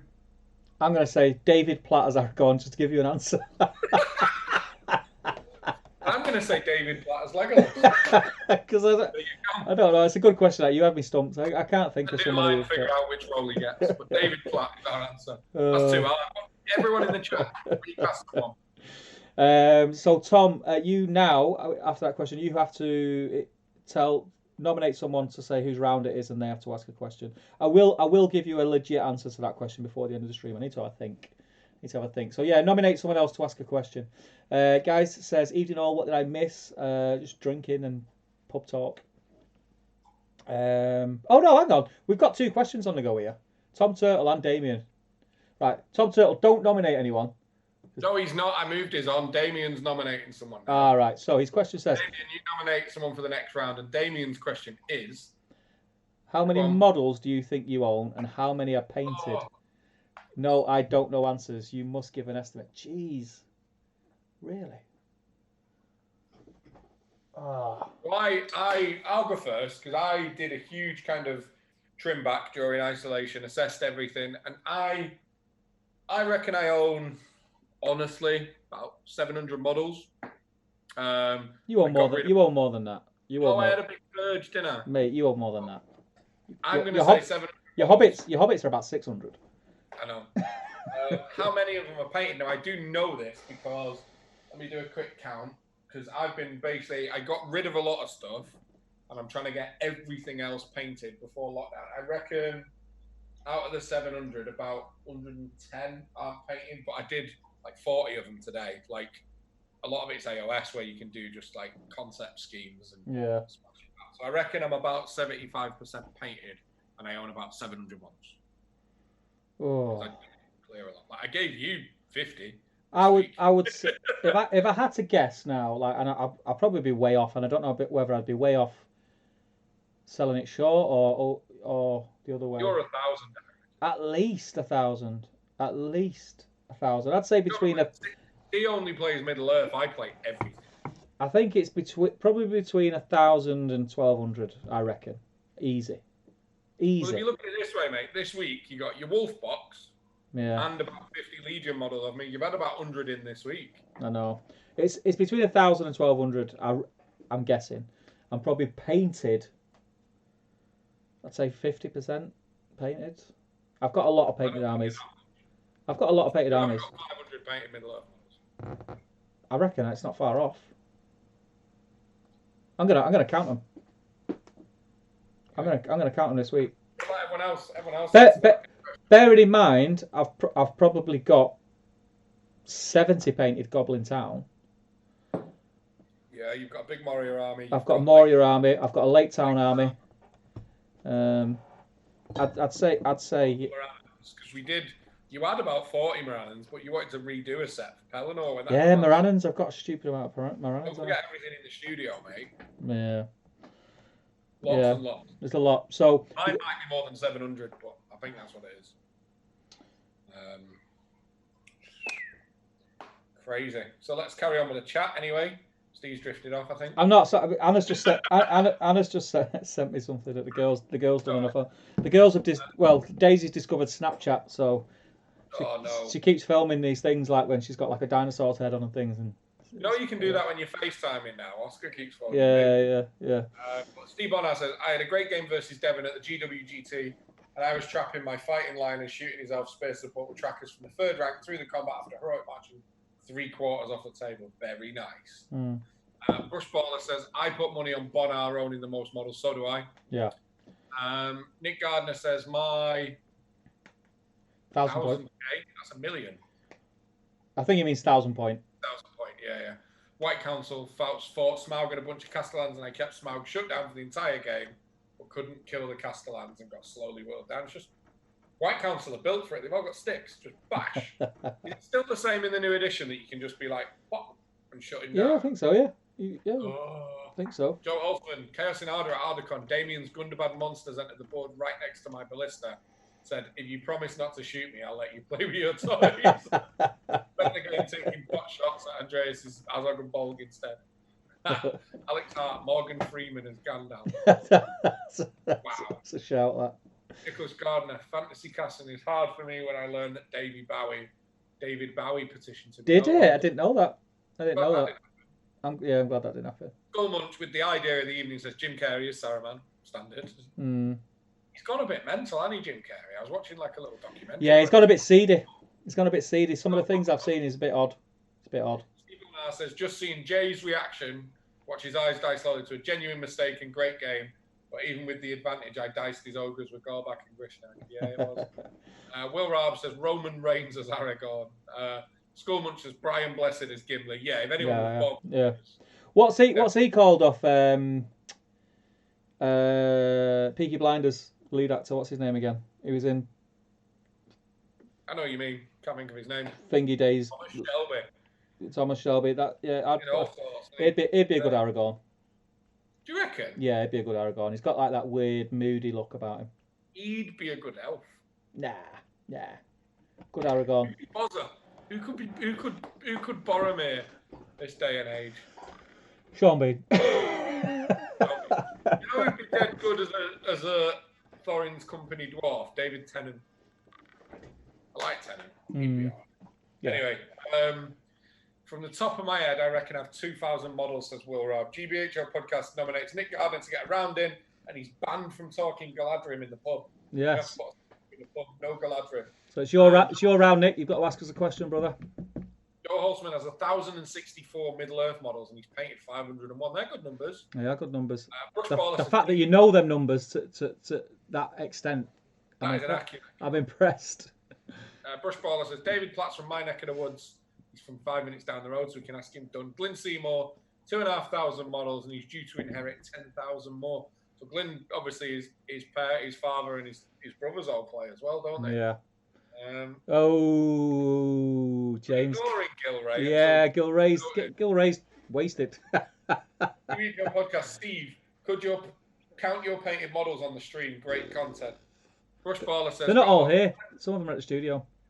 Brushballer's got about 500 painted and about 80 not painted. They are sick numbers. Yeah. Like, Gaz is a machine, though, isn't he? Imagine only having 80 models not painted. Right, I'm not far off now. I'm going for it. Although I'm probably about to buy a load of Necrons, aren't I? Enough about Aragorn. Who'd make a good trotter? That was Eric Trotter? No, it was on the stream last night. So Is he thinking Del Boy? We get little nuggets from Damien about the history of the writing of the books from Tolkien, and apparently for a very, very long time, right up until sort of the last minute, Strider wasn't called Strider; he was called Trotter. Really? Yeah, and he nearly wasn't Strider. I think that could have been a deal breaker for the book being as popular as it was, to be honest. I can think he's Del Boy. That's exactly what I said. I could just Harry Bates is in. He says, "How are we, lads?" Have you made those new t-shirts? Those t-shirts were good, my man. Where is my Gilgalad? I've not mentioned Gilgalad yet this stream. Do you know what made me laugh about that post? And I'd forgot about it. So about 2 years ago, I borrowed Sam Page, my converted Gilgalad, on foot. Oh, he posted it up, didn't he? And he took it to an event, and he's just you know what Sam's like. Like he's you see him like once every couple of months now. He pops up, but yeah, he's not giving it me back. And a few times I'm actually going, Sam, where's my Gilgalad, dude? He's like, oh yeah, I'll drop it off. I'm like, yeah, sweet, just drop it at the studio, it's fine. But he's still got it. So I think he thought that the "Where's my Gilgalad" was me saying on stream and slating him off. Where's my Gilgalad? Because he sent a picture of it on his shelf and everything. It's here, I promise, it's here. Don't worry, I'm looking after him. Oh dear. Oh, this is probably Derek, yeah. Skull Munch, Dwayne The Rock Johnson as Pippin. Yeah, all right. Class. Can you imagine? With the eyes. What about second breakfast? What was the eyebrow, Steve? I can't do it. Can't do it. You look in pain. Oh, man. We've had one workout, yes, but what about second workout? Steve Bonnard, he's got 2,000 painted Lord of the Rings mini standard. That's class. That's like Bonnard's 3 months. With 200 more prime, 300 painted White Scars with 200 prime, 200 painted Imperial Guard, 200 prime still counting. So about 4K minis, give or take. Flying Mammal is cracking up here. Good. Cillian Murphy is the name of... Cillian Murphy. Let's not movie I watched yesterday. Let's not get onto this, because you're a Cellarborn, aren't you? You say Cellarborn instead of Kellerborn. I say Kellerborn. I'll let you off then. You just said Cillian Murphy. Yeah, true. True. Go on, anyway. Go on, what you saying? I was watching Inception yesterday, and he's in that. That is a fantastic movie. Yeah, it's good. It's a good film. That is a sick movie. Took me off guard, that film, because I never fancied it, and then I just watched it, and I thought, oh, it's really good, that. Good film. Blows your mind, doesn't it? It's so good. So much for No Hobby Jack. Mate, we'll talk about anything. Just keep the ideas coming. Whose round is it? It's Nick Gardner's. We're waiting for Nick. Oh, he's a bit further down. We'll get to it. ADM. Yeah. How many of you guys keep an updated Excel sheet of your model? I don't. It just never get kept. We can't keep. We've tried keeping Excel sheets for channel stuff. Nah, I'd never keep it. I love it. I love the idea of it, and I'd start it, but it'd never last. I'm not that organised. I do things on a whim. So a lot of the projects that I have on my desk, probably two of them are planned, and then I'll have 8 unplanned, because I'll just sort of get halfway through something. I think, oh, what a change, I want to paint, and I'll just grab something and start painting it. It's a really bad habit, but yeah, I still do it now. I've still got stuff half finished that's been there for months, and I don't keep track. I'd be afraid to keep track. Might put me off. Yeah, me too. It would depress me more than anything. Joe Holzman says, you missed out the best bit, Steve. Trotter was a hobbit with wooden legs at first. Didn't it have wooden legs, and then it went to wooden feet or something like that. So is this like Tolkien's early revisions of so Aragorn wasn't a man, he was a hobbit with wooden legs, and that's why he was called Trotter. Yeah, he was a hobbit. But he was still kind of the heir to the throne. Yeah, he still thought he was 10 men, but he was a hobbit. Right, okay. What was Tolkien smoking? A lot. Nicola Gardner says, trying Bombay Gin for the first time. Cheers. Time to crack on with those noise wins. Nick Gardner, you got to ask the question, my man. Yeah. Nominate. Yeah. Nothing Galadrim related is allowed. Joe Holzman, ADN, I do have a spreadsheet to keep track of my models. Makes it harder for me to buy something I forgot I had. Yeah. I bet you do that a lot. I do that all the time, mate. I do that all the time. Drawers, just like randomly labeled. Glenn Seymour says, mostly historical and ancient. Romans, Carthaginians, Macedonians and Persians, Bolt Action, Space, Necromunda, SPG, and 40k. Danny DeVito as Gimli. Yeah. ADN, a few years ago, I thought about buying a figure from eBay, but couldn't remember if I had it already or not. That was the wake-up call for me, keeping an updated record. That's me daily, my friend. That is me daily. The wonderful Gaz says Kevin Hart as Sam. What? Yeah. I hate Kevin Hart. He irritates me. Oh, I love Kevin Hart. I think he's funny. He's hilarious. Oh, he grinds on me. He's hilarious. Nicholas Gardner, people must get annoyed with me. I keep correcting people mispronouncing Celeborn, Círdan, and Kyrian. You're not mispronouncing Celeborn, Círdan, or Kyrian, mate. Syrian. I don't know. Steve Bonnard, I did a record on a whiteboard. I remember that, Steve. Your pictures I'm trying to paint more Lord of the Rings minis, but I stopped due to no hobby motivation. But I've got some reinforcements, so I might get on the new trade. Nicholas Gardner says token Tolkien? Question mark. I don't understand that.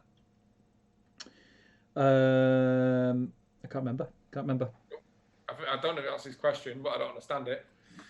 Harry Bates, what month do you reckon Quest of the Ring Bearer will be released? I reckon November, October, for scouring. It'll be out in late June. They're going to get it out before the new edition. The new edition's probably about 10 weeks away, so I reckon end of June. You think that soon? I don't think that soon. It will be out guaranteed before the end of July, because once 40k drops, that's going to run for about 6 to 8 weeks.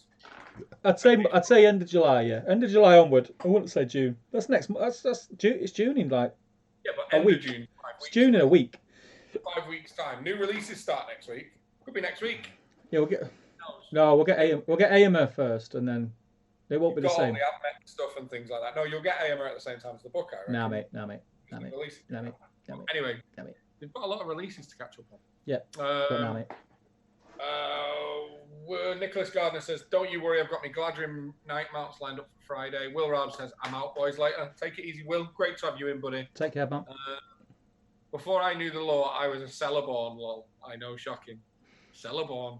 That's all right, innit? I get it all wrong. I think we've done it at once. All my models at the start of the year, and it was a kick in the arse to paint more and clear out what will never get played.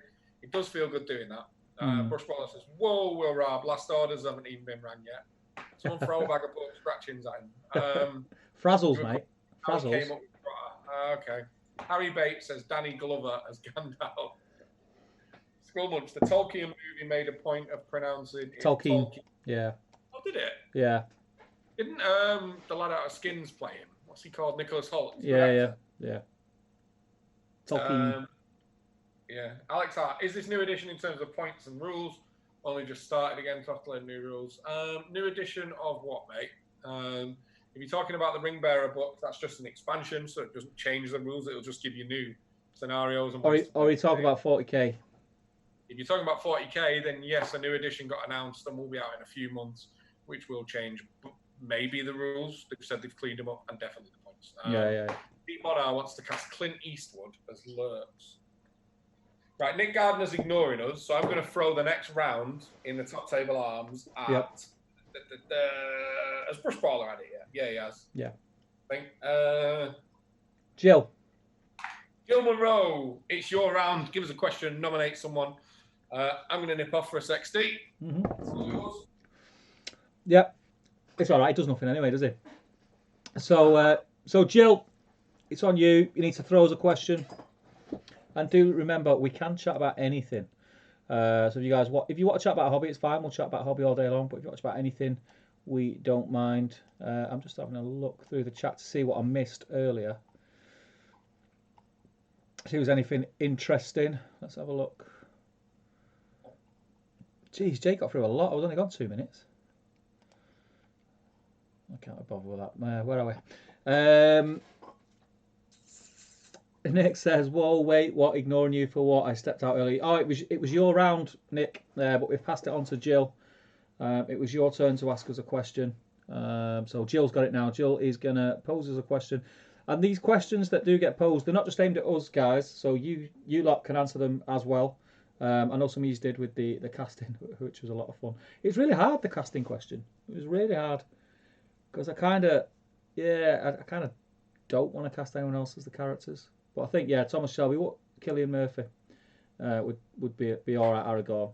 They'd have to mess about with his look a little bit, but I think he'd be a good Aragorn. I went to the loo before and I should have got another bottle of beer. I forgot. I'm going to have to go and get one.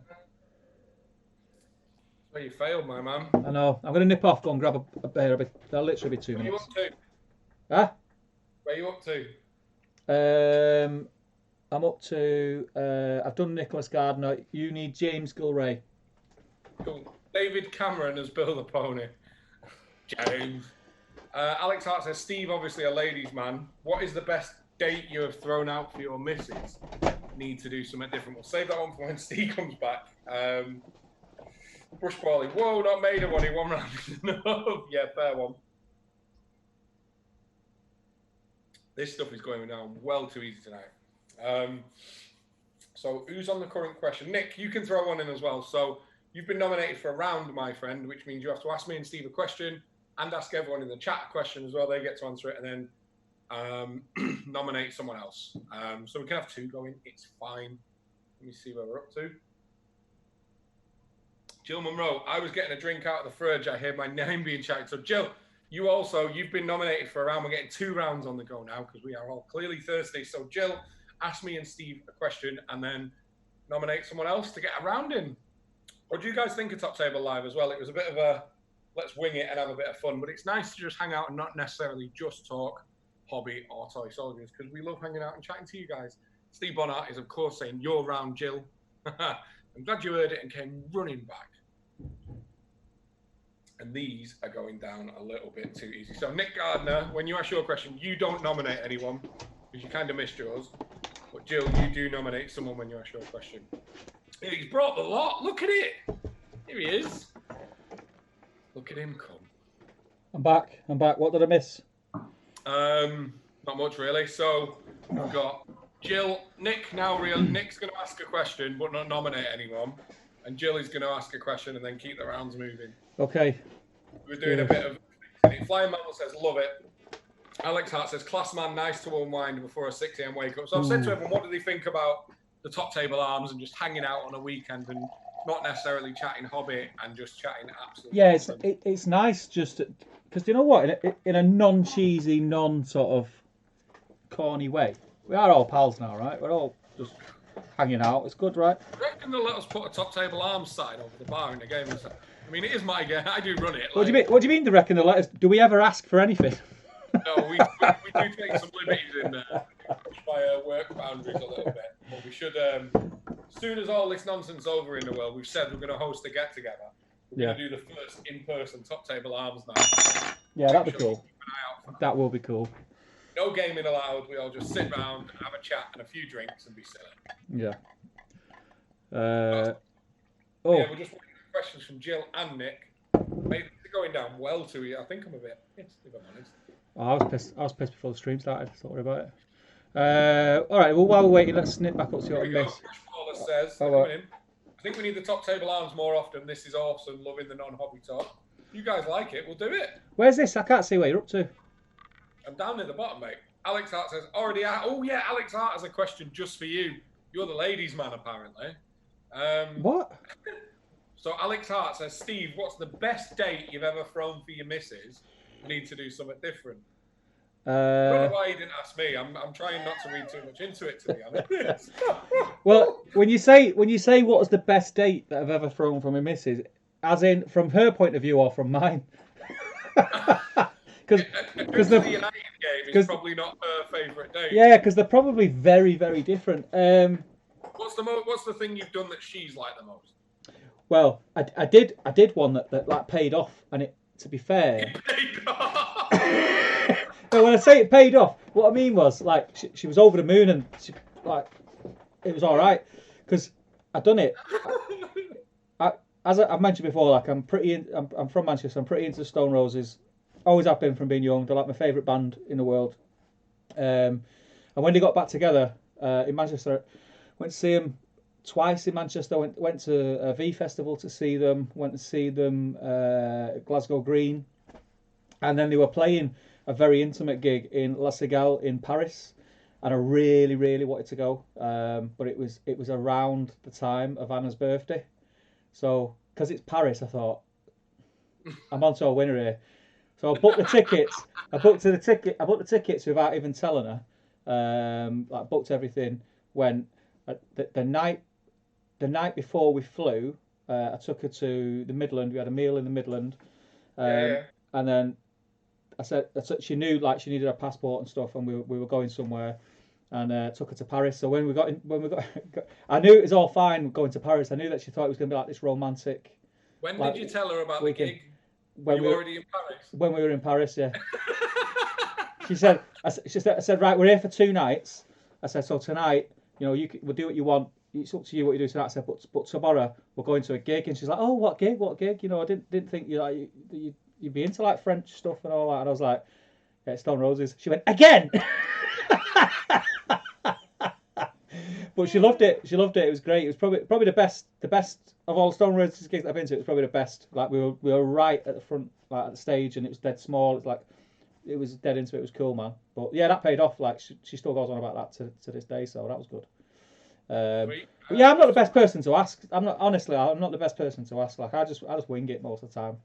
Just wing it. That's not like you, mate. If you can't come up with any good ideas, just spend a lot of money. Yeah. Just throw money at it. Yeah, just throw money. Wow.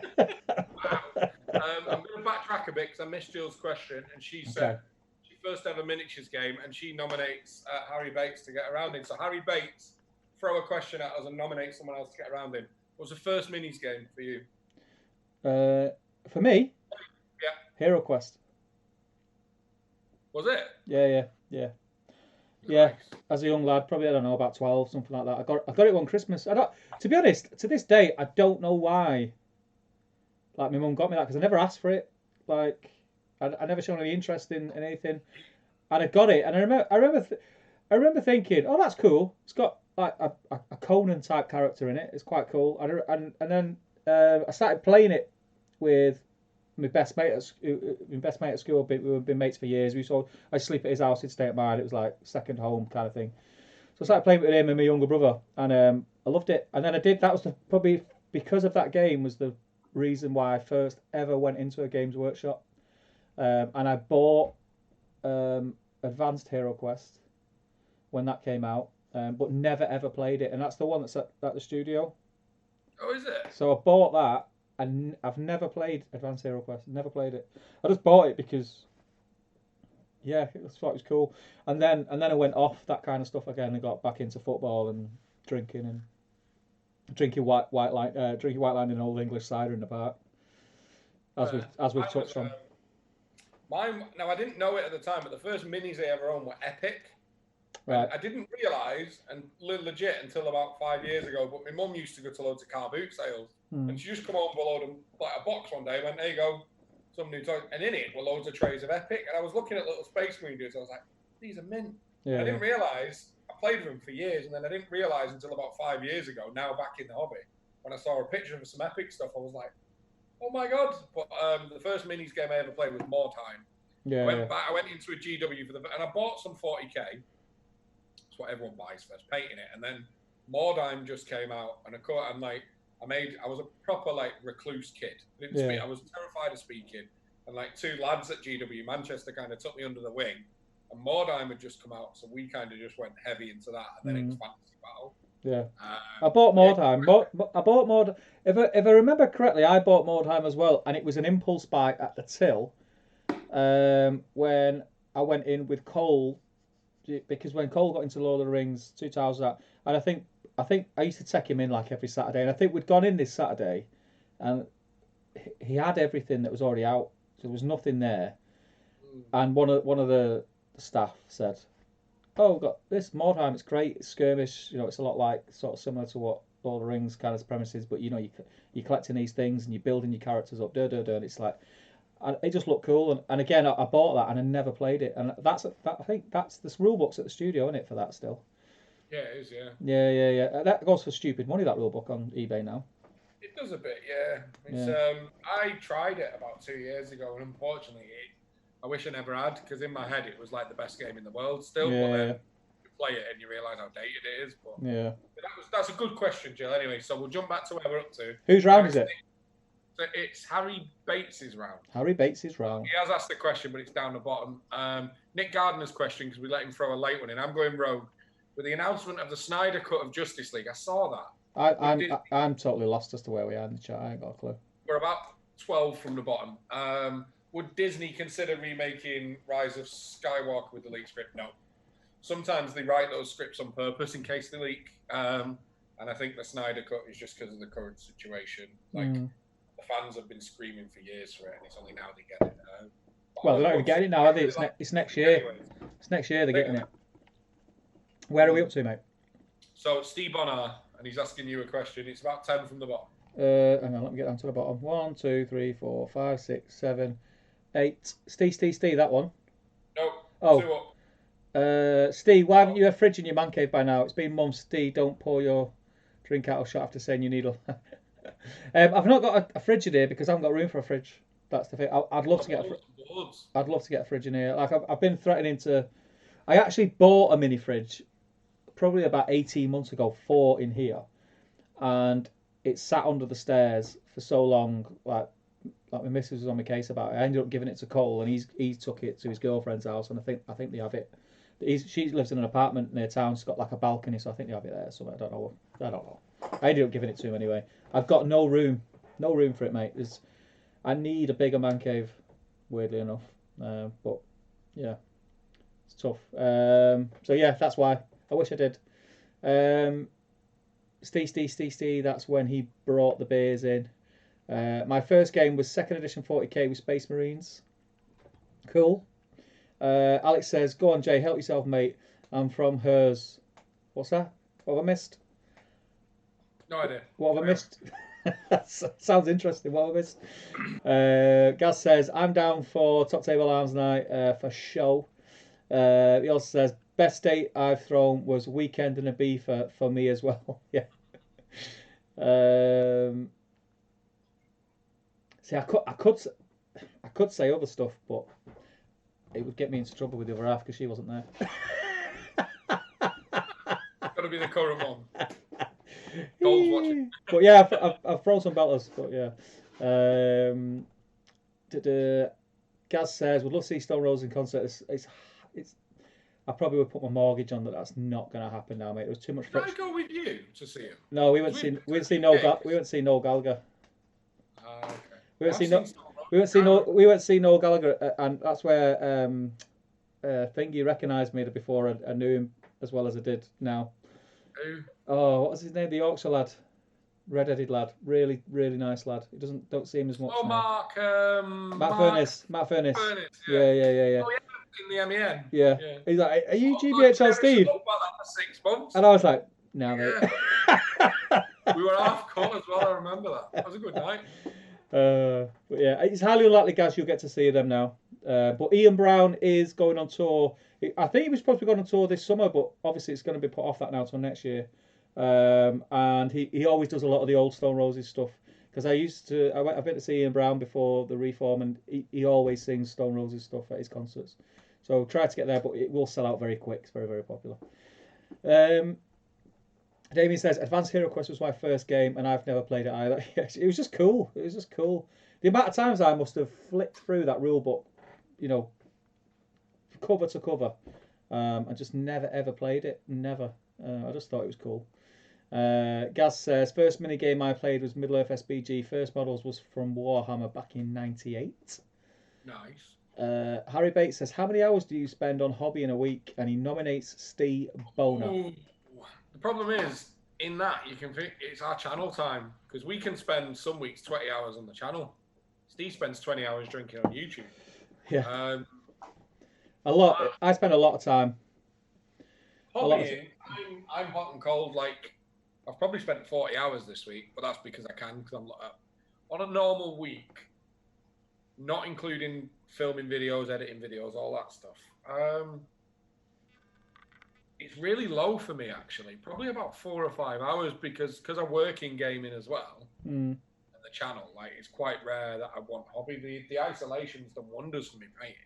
Yeah. I'm not doing 8 hours of talking about toy soldiers before it's free time, if that makes sense. Yeah. But yeah, probably about 4 or 5 hours. But on the side of that, I could put 15 hours into the channel in any given week. So it's a weird one to answer. What about everyone in the chat? The channel, because the channel's part of my hobby now, pretty much. Yeah, exactly. It goes hand in hand, hobby and Top Table. So it's quite a lot, because even when it depends. I mean, it depends exactly what you mean by hobby. Do you mean like actually like painting models and building stuff? Then if it's painting and building, I don't know, maybe at least an hour a night. But the problem is, again, it depends. Like when Pellinor come out, we were pulling late nights, early morning. It depends. The channel can also drive how much painting we're doing, because if we want to film a back rep and we need 15 models, like, we'll smash them out, won't we? Do you know what I mean? Yeah.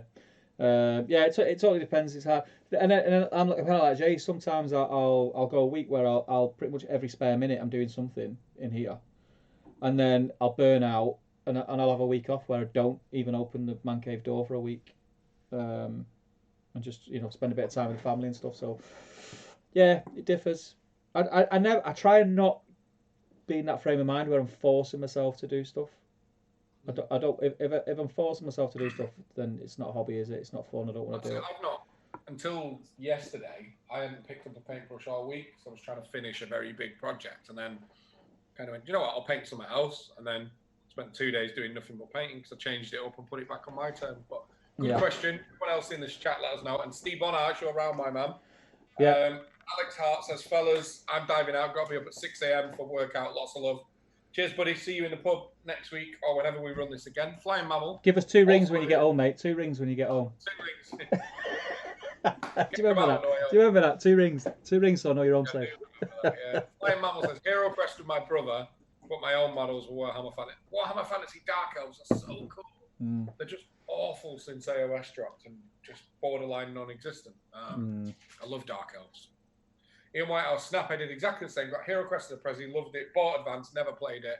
Changed that 30 years later. I've been painting the Skaven from it today. Well, do you remember we said, we must have said it like over 12 months ago, we said, and I think it was one of the first Top Table lives we did, who would like to see like a live stream one night of us just top down. And everyone was like, yeah. We just never did it. So we'll have to do it. It'll be a bit of a laugh. We said, like, because it was pre-Ben and Lee, I think we said it'd be like me, you, Woodsy, and Hauker or something. Yeah, we'll do it. The thing is, if one of us would have took it home, we could have done it on the lockdown because it's movement squares. You move by squares, so it would have been dead easy to do, like remotely. Never mind. We'll do it. Yeah, we'll do it. James Gilroy says, best Roses gig was Spike Island 1990, of course. Nick Gardner, the script I was talking about was a legitimate one before they brought JD, but okay, I'm not up on that sort of stuff, really, mate. Ian Whitehouse, I love Heaton Park gig, to be fair. Yeah, I love going to Heaton Park. I went 2 nights on the bounce to Heaton Park to see Stone Roses. Did you? Probably the best weekend of my life. Mate, it's probably the best weekend of my life, bar none. And I know people are going to go, what about your wedding? What about your wedding? What about your wedding? That's for the girlies, isn't it? So lucky.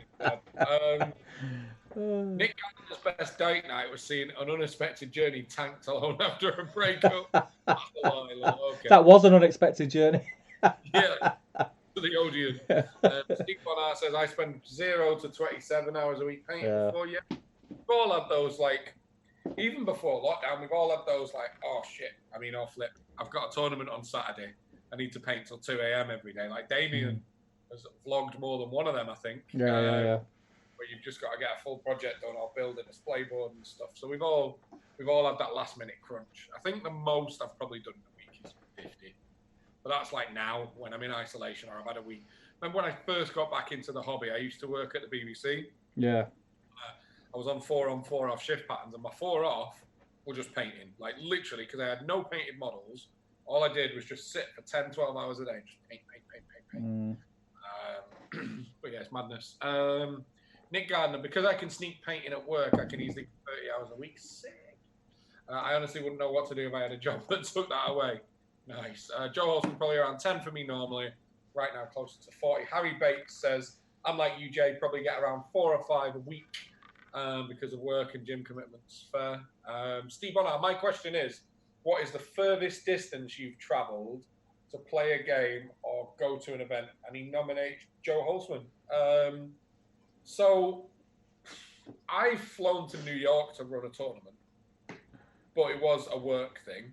But we literally flew over to run a tournament. I was chatting to Nick Gardner about this in Millennium Games, which is a wicked store in New York, not Manhattan, out in New York. And the guy who owns it is quite influential over there, and he helped Steamforge in the early days. And as a thank you, me and one of the owners and designers at Guild Ball flew over. Yeah, we had a bit of fun while we were there, but we also ran like a big event in his store. But if we're talking non-work, it's probably well, I was flying to Adepticon this year to compete, but that got shot. So it would have been America anyway if obviously this stuff didn't happen. But it's probably when me and you have gone down south to like Seven Stones or something, or Pages. I don't know which is further south. Like it's one of them. Yeah, the London events is as far as I've travelled.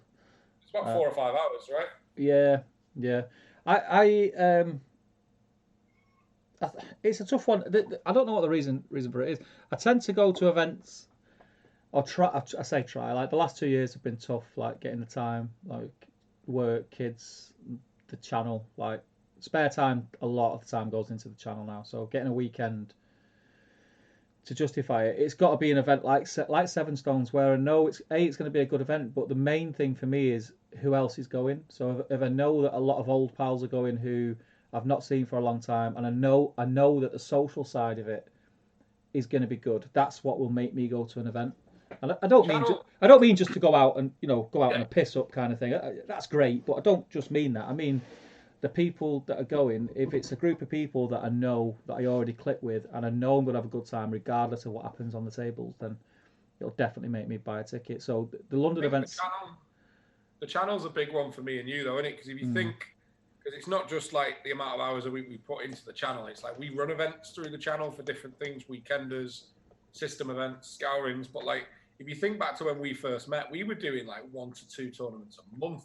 We had a year where me and you we went to it. I think the only ones we didn't manage to do is Sterling. We hit everything else that year. We were going pretty like... I went to a lot of events.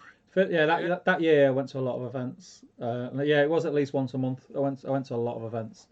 And to be fair, I've never done it since, and it wasn't a conscious decision. But I think that year and meeting everyone on a regular basis is what sort of built up that rapport with people. And making friendships which are still standing to this day. Which, I'm a big advocate of going to events and not at all for the competitive side of it. Not to go and win, just to go, and it opens up a whole new aspect of your hobby. Like mixing with people who have the same mindset and into the same stuff. And it's why we invented the weekender, wasn't it? Yeah, to be honest, pretty much. That was the bit that we loved. Yeah, pretty much. Yeah, so Steve Bonnar has nominated the wonderful Joe Holzman, and then we've got Brush Baller who says, if Jay sends me a horde, I'm painting 5 hours a day, otherwise it's 3 hours a night. Fair. Gaz, your painting has come on so much, and your speed is insane. Like, my hobbits are like, so good. What are they over there near the dartboard? Yeah. I forgot what I might be pointing at. Good point, yeah. Joe Holzman's furthest for a tournament is Ardacon or Stockport, 6 or 7 hour train journey. Great to have you down our neck of the woods, Joe. Yeah. Scouring next time, Joe, yeah. He was at Element last year, yeah. We had to catch up. Nick Gardner. Funny enough, the longest I've travelled was from Syracuse to Adepticon back in 2009. It's 13. It's mad how far. Like, yeah, Americans are crazy, man. When I was over there doing some of the trade shows and stuff, and they were like, we'll travel 4 hours for a game on a Wednesday night. Are you mad? I'll be like, nah, mate. Leave Harry it. Bates says he flew to Australia for Arda and Lease and a piss trip. Nice. Joe Holzman, what's your favourite takeaway after a night out? His is a stuffed crust Texas barbecue pizza, and he's going to nominate Gilray if he stood upright. We probably can't read whatever Gilray's. Yeah. He's nominating Gilray. James, I'm going to set some boundaries for you. Keep it clean, keep it safe. Otherwise, we won't be able to say it. We don't want to get a strike off YouTube. I'm one or two ways. So depends how drunk I am. If I'm really, really drunk and it's like a scran on the way home, then obviously it's a kebab. Yeah. But if I'm still all right and I don't want the night to end, I've got cool people around me. We want to go and have a sit down. I'll curry mile. Just go for a curry. Because curry mile, you can get a curry at 5 o'clock in the morning, no problem. It's a kebab or a curry, isn't it? Yeah. I agree. Yeah. Steve Bonnar, great to hear you both heading to Scar and a Sterling ship for the channel. Oh, have we got Sterling tickets? We talked about it, didn't we? No, but we want to go and film it, don't we? We want to go and live stream it. I think that was the conversation we had. That's definitely. Steve, I know we have a lot in the last few years. We have this sort of thing where I always go, yeah, you always have a bonfire. I really want to come. Like, really, I don't think you understand how much I really, really, really want to come, and I have done for years. So if I can make it happen, I'm there, brother. I'm there. We'll see how it goes. Do you hear a podcast? One of my best dates was going out for M's birthday in Christmas 2012 with loads of her mates. We got smashed and we all headed home. The next morning, Emma woke up at 11 a.m. to tell me that me and one of her mates' boyfriends had booked tickets to see an unexpected journey at the Waterloo IMAX at 12:30. So I got up, headed into London, and we had the best afternoon without the ladies. Nice. Joe Holzman, I do happen to have a ticket for Scouring this year, Steve. Yes. Happen to be half-term week, so I can make it. Although I won't be there till around 1 a.m. We'll still be going. It'll be the best 7-hour journey you've ever had. We're gonna have a fun time, Joe. Yeah, Green man. Tree. Hello, peoples. Bit late. Sorry. Good to have you in, Green Tree. Welcome to the Top Table Arms. We are Jazz hands. drinking from Scouring mugs. I'm just enjoying the trails that I'm getting on jazz hands. Where are we up to? Brush Baller. Love to go to Seven Stones, but put off because of my skill level. Dude, Don't be. if there was any event, right? Don't be. No GBHL, SPG event, doesn't matter about skill level. If there was any event I'd go to, if you were worried about skill level, it would be Seven Stones. Well, do you know what this is? This is the thing, and it's frustrating. It's frustrating because I know, and it's nothing against the people that feel this way, but I know that Gaz is not on his own as a lot of people, because at one time, Gaz, I was exactly the same. And the best thing you can do is just go to an event. It doesn't matter about your skill level. It doesn't matter. It does not matter at all. It's like a Douglas narrative event. Like, oh, mate, me and you are down for it this year, aren't we? No, Ben. I thought I was going with Ben, wasn't I? Or was it you? I think so. Don't look so disappointed. I don't know. I don't know. I know I've got a ticket. I don't know who it is. I don't know. I know I'm going. I'll tell you what, Gaz. If he's going with Ben, why don't me and you go as a team? Let's do that. But before you do that, Damien's in the chat. Please confirm, because I've not bought a ticket. I thought it was Ben that messaged me saying. Right, yeah, let's find Damien. Which combination of us have? I have it in my head that you got me and you a ticket. I've not bought a ticket. Right, Damien, let us know what combination of us have got tickets, and if he's stabbed me in the back and gone, well, Ben, Gaz, me and you will get on the reserves list, mate. Mate, listen, you know the score. I'm a very popular person. People, you've got to get in there quick. I'm off. Right, anyway, let's move on because I'm very upset. Damien, it might be you. It might be. I can't remember. I just know that my name's on the list. Ben, what are you doing? You told me you'd got us a ticket. I didn't get a ticket. I've not bought a ticket. I said me and you have always done Seven Stones. Yeah. I'm like, mate, I can go again this year. No. Sorted, mate. No, I've not bought a ticket. No, Are you not thinking of last year when we did have a ticket and you bailed at the last minute? I'm sure it is. Damien, can you put me and Gaz as a team on the reserves list? And just to clear something up, Damien, can you confirm or deny that last year me and Jay had a ticket and Jay bailed on me on the last minute? We both bailed, actually. No, I think it was you. No. I think it was you. I definitely had a pass. Side with you because you're stream buddies. I definitely had a pass. Because I know I had a pass because I think I went out and got smashed that weekend anyway. Because we had a chat and we both couldn't go. Where are we up to anyway? I lost the chat ages ago. We have to be a bit mad and willing to travel. It's not like over there where you can throw a stone and hit another one. I have to keep reminding myself how blessed we are to have Element on our doorstep. Yeah. Our local slow grow that started before this all ended had 41 Middle Earth players in it. It was mental. Yeah. Everyone's saying, yo, Green Tree. Steve Bonner says 2 fried double cheeseburgers on a roll with chippy sauce. That's good shout. I could eat that. I could eat that now. I'm not gonna lie. Chips and curry's a good one as well. Like, yeah, I could eat that now. Brushball says not too bad. Chippy sauce, best part of a chippy. Agreed. Harry Bates says, whose question is it, by the way? It's someone's question. What's chippy sauce? Gilray. What's chippy? Yeah, I think What's Gilray's chippy sauce? I think it's curry sauce. Curry sauce. Gilray's passed out, so I'm going to throw the question at just to keep it moving.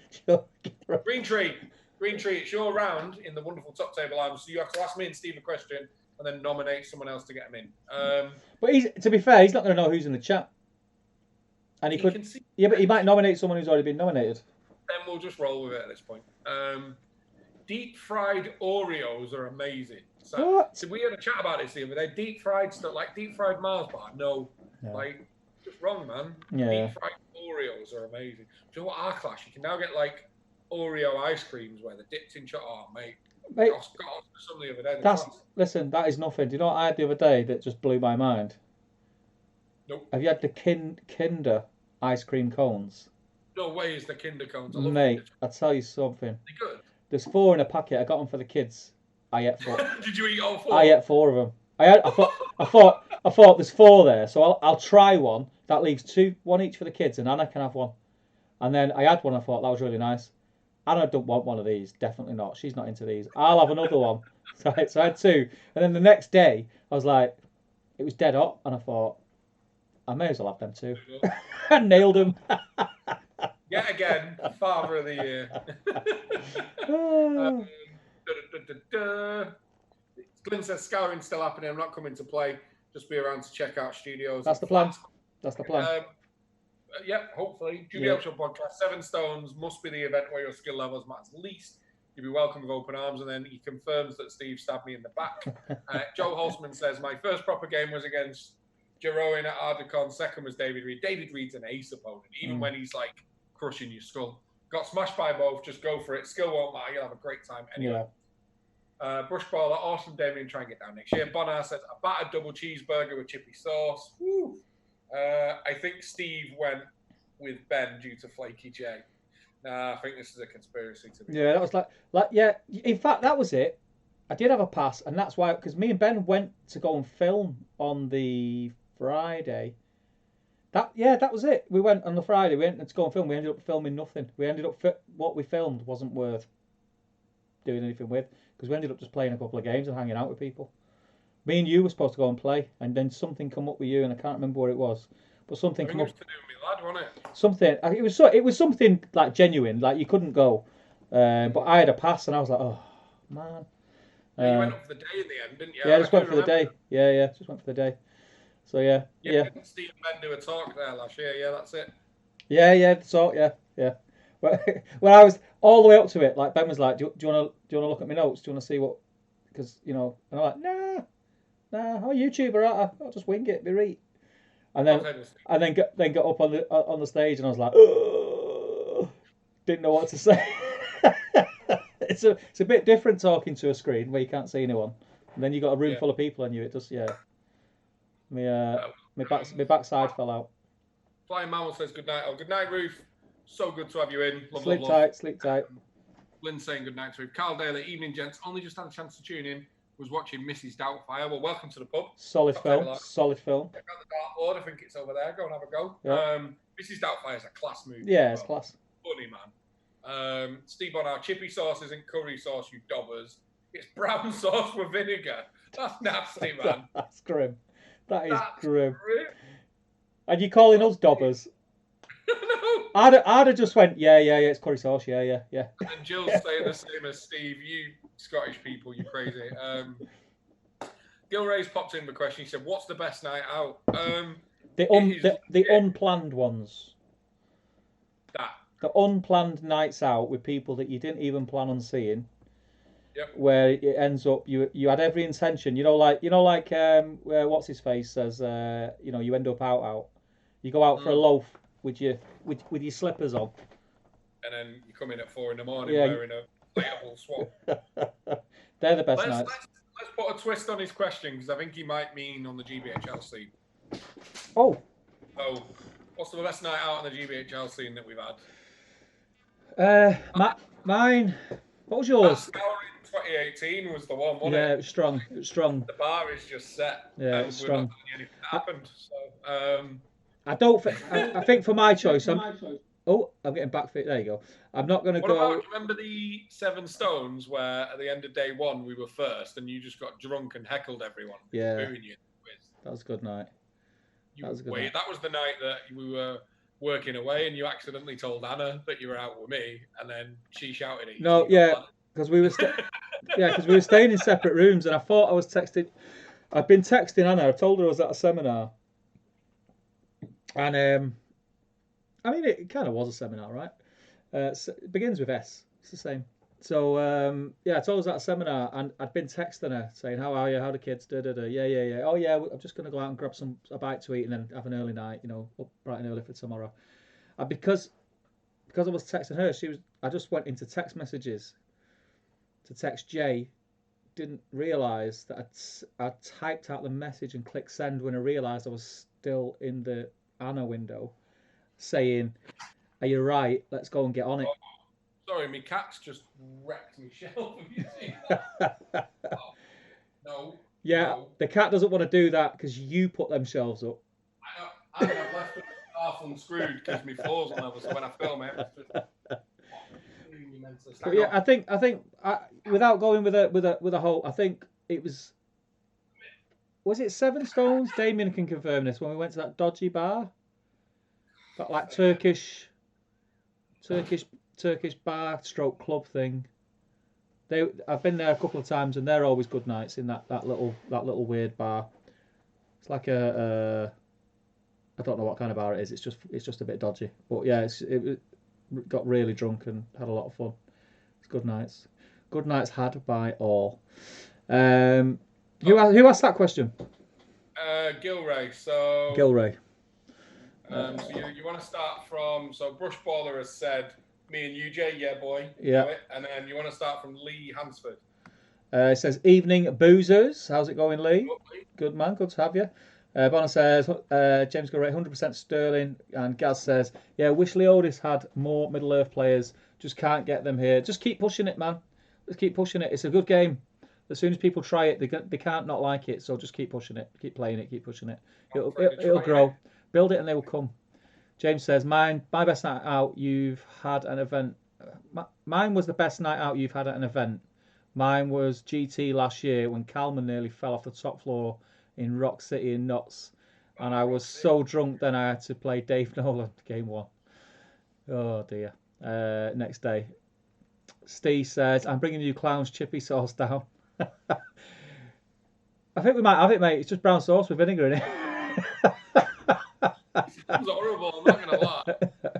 Glyn says, dirty chip in Belfast, large cheesy chips with half curry sauce and half gravy. Why would you do that? Why?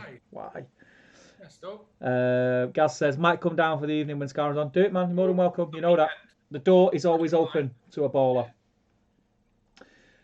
AD says, talking about brown sauce, have you heard the Australian comedian Steve Hughes talk about English food?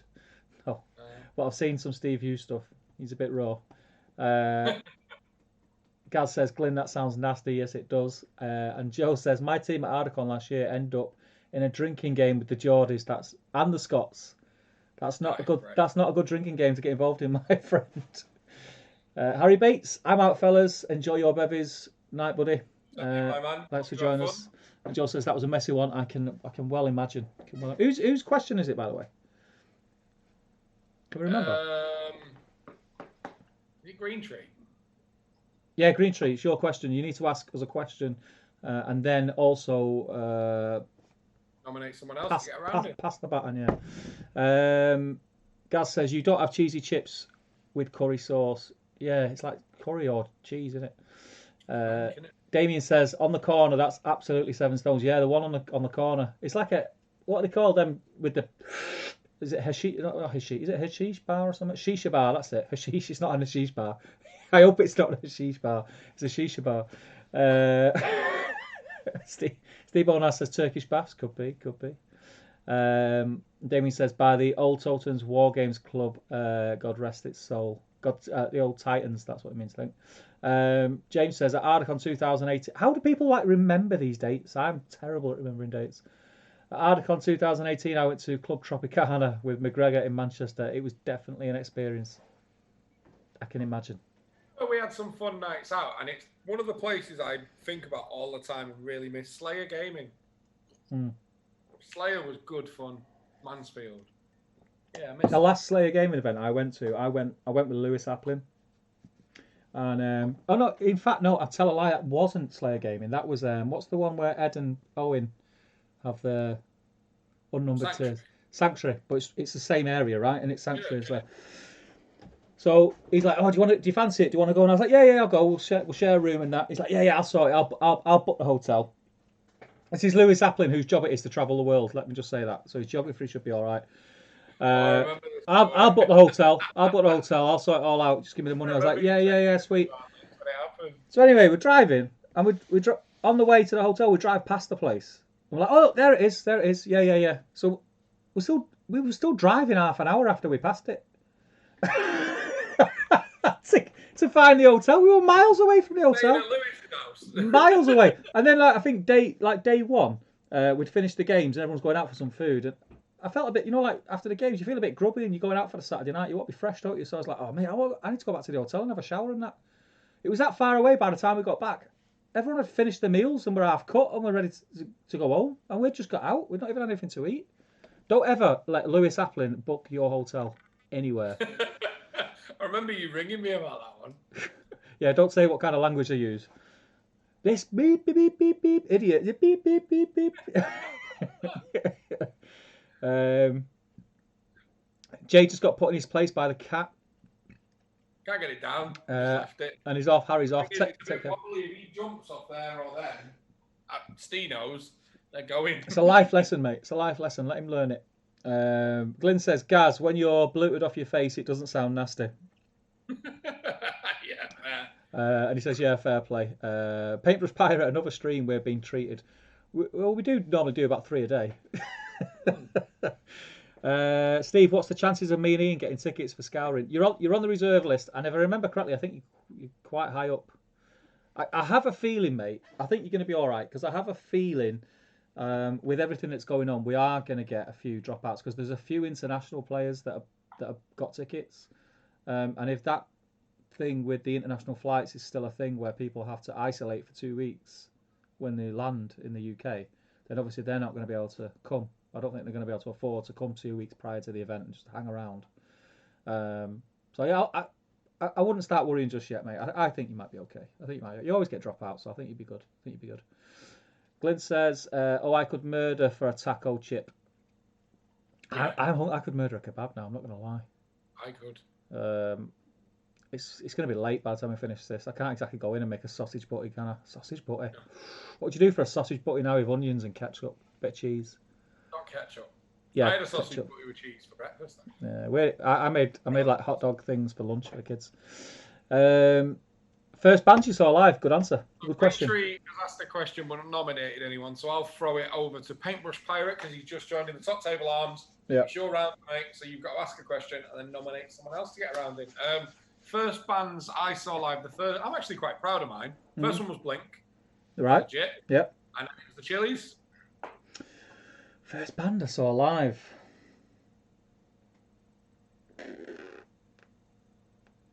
I'm trying to think if it was. It might have been Ian Brown. Might have been the first gig that I went to. He played.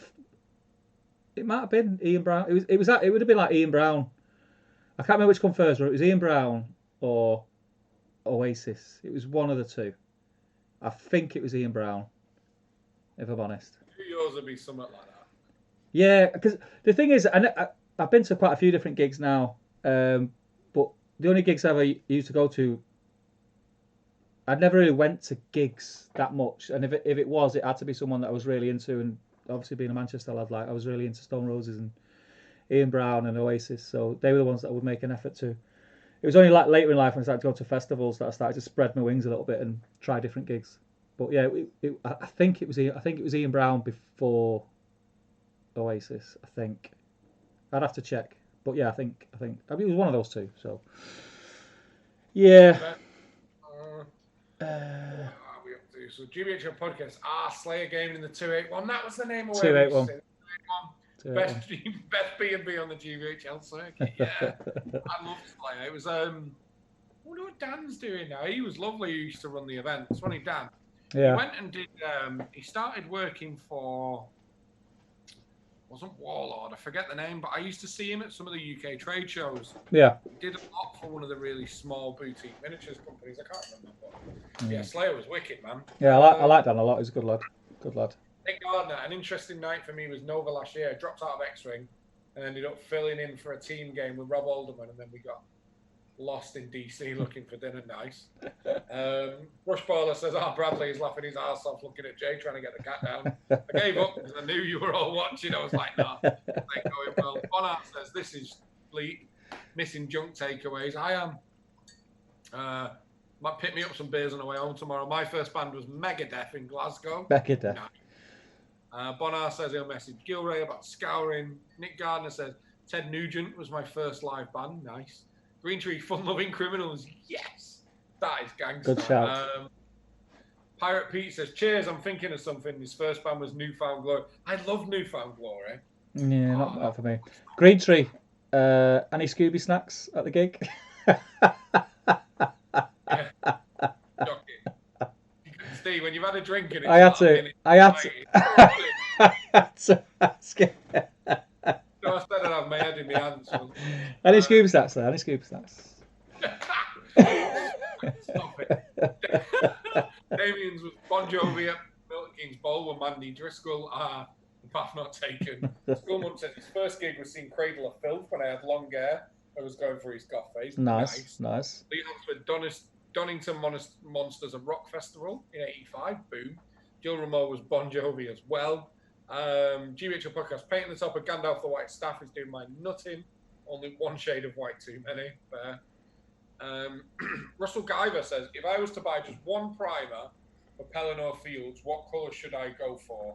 Corax white, Wraithbone, grey sear, or black? Now I'm going to throw a curveball and say I would be using a brown because it's great for a lot of the Rohan stuff, it's great for the horses, and it's great for metallics. Brown's a really good primer. I was going to say, so you've not given any of them four. No. To be fair, my answer is none of them four either. Yeah, I mean, if I had to pick one of your four, it's black because the other three are all so light. Black's a lot more forgiving with your base coat over it in terms of spot your mistakes. Like a blob of black just looks like a shadow that you've missed. A blob of white stands out like a sore thumb. Like a sore. If I had to pick one of your four, it's black. But if I got to pick any colour, it'd be like Monfang brown or whatever. Yeah. And red leather, I think it is, something like that. Yeah. Then it needs to be a light colour, so it depends what you're using afterwards. Yeah, out of them four, if it was me, I'd go for black. But I would go for either a brown or a dark grey. If it wasn't one of those. If you're sticking with GW and it's one of them, I'd go for black. Fair one. Yeah. Paintbrush Pirate, non-related. Had it. We've had that paintbrush. We've had that one. Yeah. You've ruined Paintbrush Pirate. We've you had can it. throw another question in, but you do have to nominate someone else. Let us know. And the GBHL podcast says, Slayer Gaming was the first event ever to do a tea delivered to your table in Real Mugs. It was, I remember it. Absolute game changer. It was one of in the first year where I first met you and Damien and a lot of other people. That was one of my favourite events. Slayer. Yeah. It wasn't that far away, was it? No. It was about an hour and a half for us. It was good. Slayer was Dan Bird. That was his name. Dan Bird, yeah. yeah. On Facebook after this. Mm. We had a kid a couple of years ago. Steve Bonner says Element Games getting beers in game one. Looking forward to going back. Yeah, we do table service at Element. That's always nice. Bit dangerous. Green Tree, his favourite spirit would be Slimer from Ghostbusters. That's a pretty solid one. Yeah. Yeah. Can't beat Slimer. I've not seen Ghostbusters in years. Did you watch the new one? The one with the women in it? Yeah. Yeah. Must be really good in it. No. Is it not? No. Aren't the original Ghostbusters coming back as well? Yes. They're doing one. Yeah. Obviously, not watching the trailer live. obviously no Spengler. R.I.P. Spengler. No Egon. He's not around, is he? Nah, sadly. Russell says brown, good call. Paintbrush Pirate says, why is brown sauce the only sauce you should use on bacon sandwich? One, because it tastes completely superior, and two, red sauce is made for kids to get them to eat food. No, it's not. Listen, I can eat brown sauce. Don't get me wrong. I've been in a situation where I've ordered a breakfast wrap from McDonald's. I'd ask for the ketchup one and they give me a brown one, and I'd eat it. I can eat it. It's bearable, but it's not the superior sauce. Ketchup is the superior sauce. Just saying. I agree. Just saying. Yes, you still need to nominate someone in the chat, Paintbrush Pirate, to ask us a question. What have you all thought of Top Table Live and us doing rounds and things like that? Is this something you'd like us to do more often? It's not Top Table Live. Oh, Top Table Arms. They're all called Top Table something. I think we should call it the Big Top Table Night Out. Nah, it's a lot of words, isn't it? Yeah, but it's wordy. People like wordy. It's gimmicky. Come on, let's have a vote. Let's have a vote in the chat now. Should we call this stream the Top Table Arms, or should we call it the Big Top Table Saturday Night Out? That's a lot of words. Yeah, I like a lot of words, man. How are you going to fit all that on a thumbnail? You don't have to fit it on a thumbnail. Come on. Well, we'll figure it out. But let us know if you guys are enjoying these videos and there's something you want us to keep doing, because I've had a good laugh, actually. Yeah, it's been good. Time is flying. It's been good. Do you want to carry on? Lee Hansford says it has to be HP. About the sauces. I like Addis, though. Nicholas Gardner, stairs in American, colours aren't flavours. No, red sauce is ketchup, and I don't think you guys have brown sauce. There's a reason for that. Damien says ketchup every day of the live long week. 100%. Bonner says, did you know brown sauce is 70% tomato sauce and ketchup was originally not tomato based? Yes, I did. Yes. I did not. See, there's another weird thing that just shouldn't be in your head. That could have won you the first ever Top Table Arms pub quiz. That might happen soon. The Top Table Big Saturday Night Out quiz. No. Can you drink a few more so you can't say it? And then it's off the table? I can just about say it now. Glenn Seymour says Steve's been brainwashed by ketchup. No chance, man. No chance. Yeah. Jill Monroe says TT Arms has been great. I don't know what TT Arms is, but try tuning into the Top Table Saturday Night Big Night Out next time. Paper's Pirate. I'll pass the book to Green Tree. He's had it. Try again. I think, has everybody in the chat had it? I think they have, mate. Everyone who's talking. I'm going to nominate Russell Guyver, who recently commented. Right, so Russell Guyver's next. Russell Guyver's got to ask us a question. And we'll probably, I think You're around, Russell. It's your round, man. Let's have a look. Nicholas Gardner, Top Table pub crawl. I'm too old for pub crawls. Get me a comfy seat where I can sit all night near the jukebox and I'm happy. And the toilet. Yeah, the toilet. It's funny you say that because I do need a wee. I broke the seal before, didn't I? Steve Bonner says, you're not out, you're in. Shocking. Isn't that the hokey cokey? No. Why are we all sat here? We're all sat here. I know I'm pissed. I know I'm pissed now because I'm laughing at my own jokes. I thought that was a belter. See how quick that was. Paper's Pirates, Saturday night, in out. Gliz says HP. Nick Gardner, mustard solves everything. I'm eating a lot of mustard lately. I'll be honest. I am eating. I have American mustard on most things. Yeah, American mustard's nice. Like English mustard's too harsh. English mustard just overpowers everything. You've literally got to put like a scrape on it, otherwise it's too much. Yeah. You guys should do a quiz night. With Google. I might do a quiz. But people cheat. It's Google, innit? People just Google stuff. Do you know what? I was thinking about this because I was going to do one, and we could do it through like a Google form, and like to pull the responses properly. I might do a quiz. We might have a quiz in the Top Table Arms soon. We'll work on it. Yeah. Gaz says HP on bacon butty, not balm. Well, you spelt balm wrong. That's definitely a Yorkshireman. But if it's Greg's, then it's red sauce. You're not picky, are you, Gaz? You're not picky. Call it lads on tour. Need more tea. Yeah, on tour in my man cave. Gaz says need more TT Arms. TT Arms sounds better to me, says Damien. But if you're going with it, big night should be big night in. People have spoken. It's Top Table Arms, mate. Nah, mate. I'm not having that. When I'm doing the film, it is not being called Top Table Arms. People think there's two shows. Nick Garner says, "Whoa! Just realised Monday is a paid holiday for me. Roll the booze-nasium." Bank holiday here. I didn't know till about 12 hours ago. I'm working Monday. Is that because you didn't know it was a bank holiday? Yeah, I agreed to it and then realised it's a bank holiday. I mean, I've had 2 months of bank holidays, so I can't really complain, can I? No, that's Jay's sex life. What's that to? I have no idea what he's referring to. He's probably right, but I've no idea what he's referring to. Brushballer says, I thought it might have been the Green Dragon. Russ Guyver, bacon / sausage sandwich has to be HP.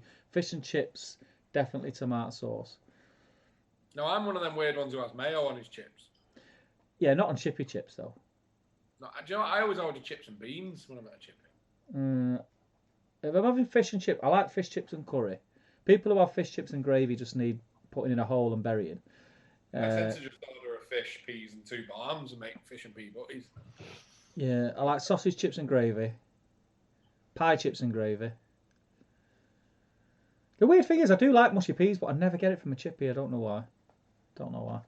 Russell Guyver, you're commented, mate. You've been nominated for the round, so you've got to ask us a question. Yeah. Come on, my man. Gaz says quiz night would be awesome. Steve Honor says venue is the Arms. TT in. Jill Monroe should try Jackbox games in the Arms.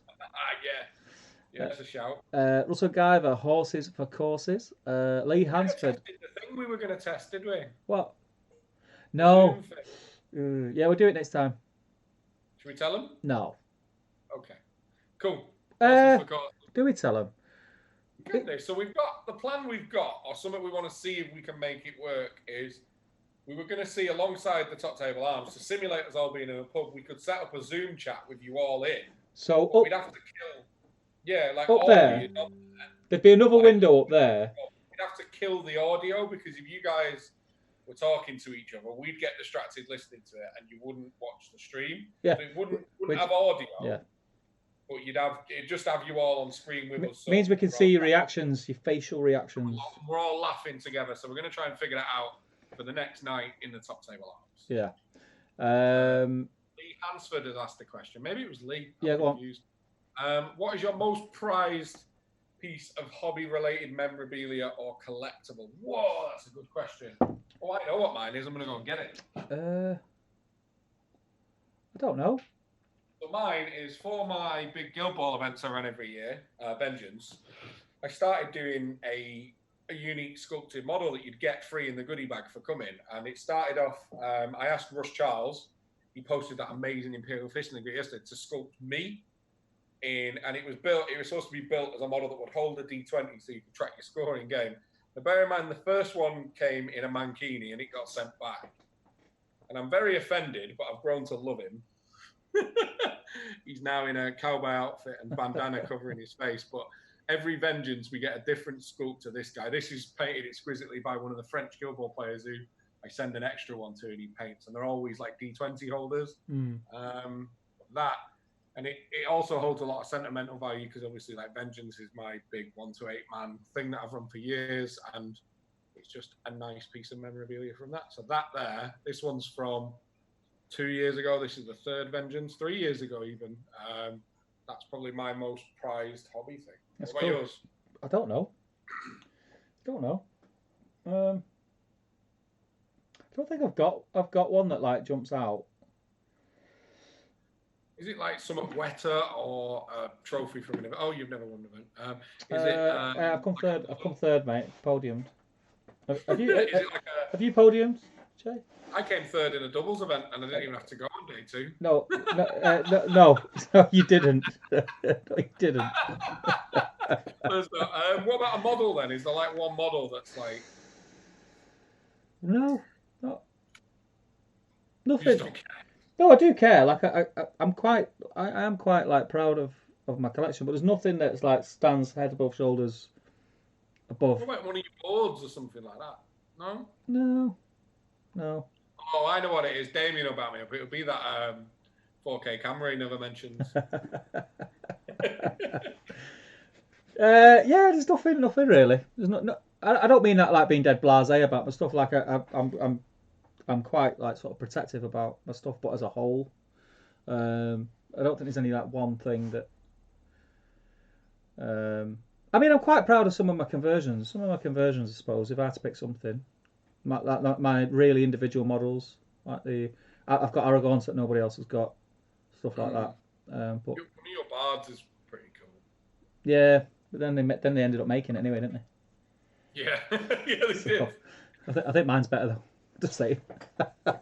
It's the same with the Pippin. Do you remember I converted the metal Pippin in Gondor armor to have the helmet under his arm? Yeah, you did.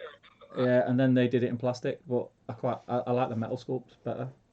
The plastic sculpt's cool, really good, but yeah. So anyway, yeah.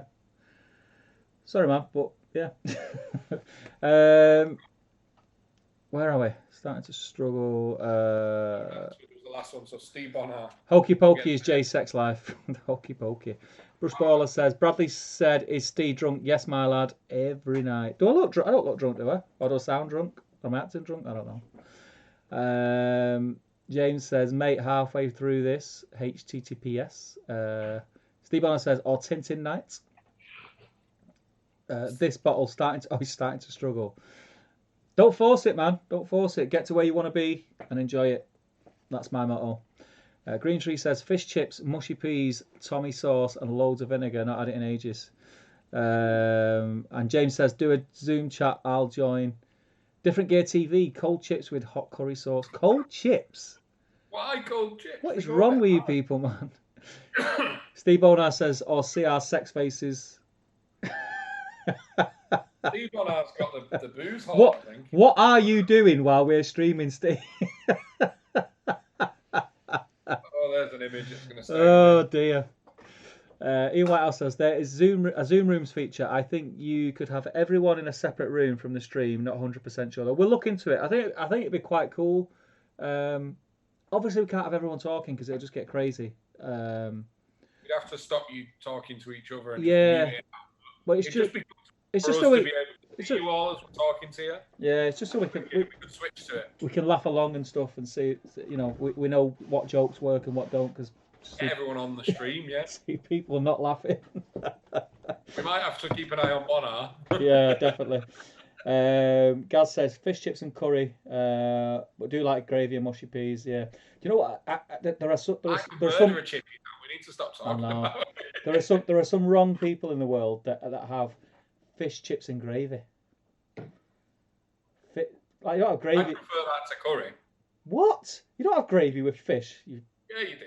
Animal. No way, dear. No way, mate. You know. No way. Where is it? Russ says, I'm from London. We went up to family in Leeds. After the pub, we went home and they gave us Wilson's pork pies, hot, mushy peas and mint sauce. Really weird, but really nice. That's class. I remember like a long time ago, I got a job. It was the first time in sort of my work life I thought, I fancy doing something not on the tools and come off the tools. And I got offered a job for a company that manufactures PVC windows in Armley in Leeds, and it was basically on the manufacturer side, doing all the. I was quite handy with the program, the window designer program that they had. So I got a job there. And I remember going to the chippy, and them not knowing what I was talking about. They knew all the usual stuff that we crack jokes about, like Yorkshire and Lancashire, and them not knowing what a chip balm is and stuff like that. So I went through all that palaver. And then I finally gave them, we worked out what my order was, and they were going, do you want scraps? And I was like... Oh, scraps are so good, yeah. I was like, what? I was like, you what? Oh, yeah. Like, do you want scraps? And I was like, you're going to have to help me out. I don't know what you're talking about. And the woman just kept saying, do you want scraps? Just kept shouting at me, do you want scraps? And I was like, I don't know what scraps are. I don't know if I want them. She just held up this shovel of crap that was left in the oil in the pan, and it was just all the bits of batter from the fish. I was like, no, I don't want your rubbish. Just give me chips, gravy, balm, and I'll go. No, they're good, you know. Scraps? Right. No, none of that, man. None of that. It's just like, it's heart attack in a shop. Glyn says, Steve, when are you inviting Damien as honorary TTG host, like what happened with you at GBHL? Send him his mug and t-shirt. He's already got a mug and t-shirt. And he pretty much already is an honorary host. He's probably been on as often as us. He's been on a lot of videos. He's been on battle reports. He's been on all sorts. He's got a pen. Not many people have got a pen. I love the pens. He's got a pen. And he's made it in life. Yes. Russell says, what other weird regional after pub foods have you had? I think pork scratchings are wrong. Let's just throw that out there. They're nasty. When you think about what they are, it's pickled not. Eggs. I like them. Yeah, no. Dry roasted peanuts. I'm down for them. I'm not into pickled eggs. Food in a pub. I don't think there's many really. Yeah. When see, the problem with me is like if you get me before I'm drunk, I'll turn my nose up at a lot of stuff. But when I've had a drink, I'll eat any old shit. Yeah. I remember it was after a Seven Stones. I think it was the night you got wasted and was heckling with you. We were wandering the streets for about an hour because you were adamant you had to have a Domino's and you'd seen one. Yeah. And we were wandering the streets till about 1:30 in the morning. Yeah. Yeah, I do need it. I need. A man's got to eat, hasn't he?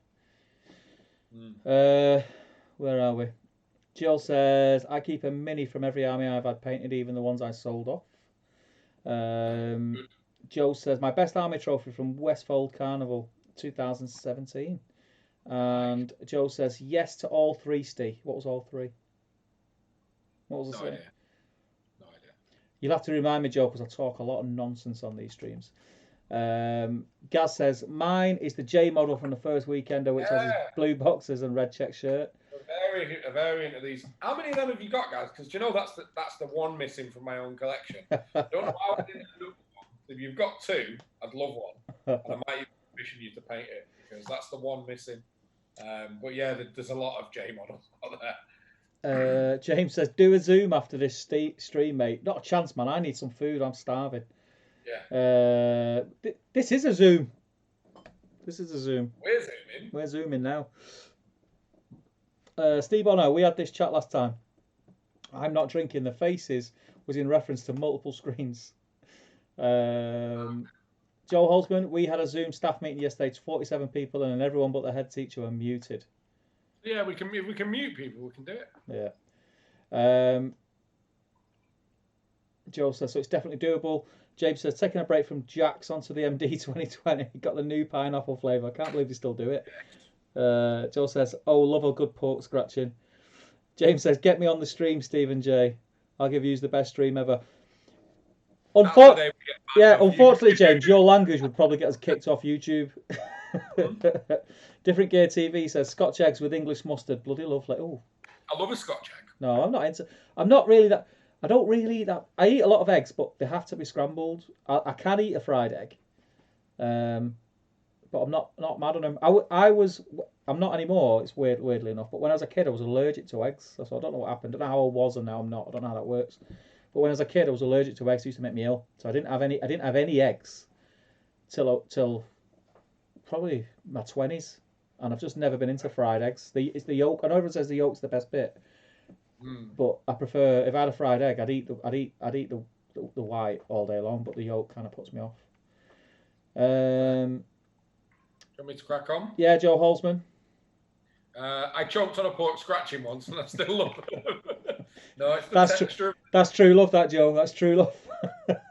That's like going back to a woman who keeps cheating on you. Damien says I've been out for 15 minutes. What did I miss? Just Steve being drunk and talking about you being an honorary TCG host. Yeah. Actually, Steve Bonner says not had much out of Scotland, but we've haggis and battered Marzi bars. I've never tried haggis, and I won't ever try a battered Mars. I'd rather try haggis than a battered Mars. I've had haggis. Haggis is all right. Haggis is basically just sausage meat, mate. Yeah, it looks all basically. Right. I fancy it. Just sausage meat. Irish wheat, all sorts of stuff. Good knows. Brushballer had a banging chippy round the corner from Element Games. Spicy, yeah. I miss the Element chippy. It's so good in it. Yeah, it's good. Yeah, what's it called? The Davenport. That is a chippy and a half. Oh, love it. Joe Holtzman, yes to all three. With Steve, do I look drunk, sound drunk, and am I acting drunk? He's saying yes to all of it. Brushballer, always have scraps, you Lancashire lads. I'm wrong. Paintbrush Pirate, I used to work in a butcher's shop. We'd eat pork scratchings up a 15-kilogram bag. Weirdest thing I've eaten is a sponge cake. Too much for me. Different Gear TV. No, I'm not talking about pork scratchings anymore. It's making me feel sick. Brushballer, there's a chippy in Leeds, £3 for chips, fish, curry sauce, and scraps. Banging. If you can get all that for £3, there's something wrong with that fish. I'm telling you that now. That's worth the petrol of me and you driving up to get it. It's so cheap. It's a £5 for a fish here on its own. It's a £5. And the rest, if you want a decent size one. Yeah, for just a fish. Bonar says, Steve 8 Scott's 100 official. You heard him. Yeah, I agree, Steve does. I like Scots. I've got a lot of time for Scots. I like Scots. Apparently, haggis is bogging. What does bogging mean? Good or bad? I don't know. Might mean banging. Yeah. Damien says, sweet, does it pay well? Nope. No. Not even a little bit. No. Brushballer says, only one, should have two, but my last didn't get a goodie bag. Oh, man. And Jay, your cat is licking it. That's what cats do, man. That's what cats do. That's what they do. So, whose question is it? Let's throw it at Brushballer. It's your round, mate. You're the first person to get a second round in. So, throw a question at us and nominate someone else. Take advantage of this. This is not like Jay. Jay normally gets an hour in and you can see him looking at his watch. Oh my God, this is late for me. I've got too many empty tins around me. I'm a bit pissed at the moment. I'm gonna have to go and while they're thinking of a question, I'm gonna go and have a piddle. So I'll be We're going to take a short interlude because I'm going to grab another beer. So I'll be back in 2 minutes. So get some of your questions in the chat.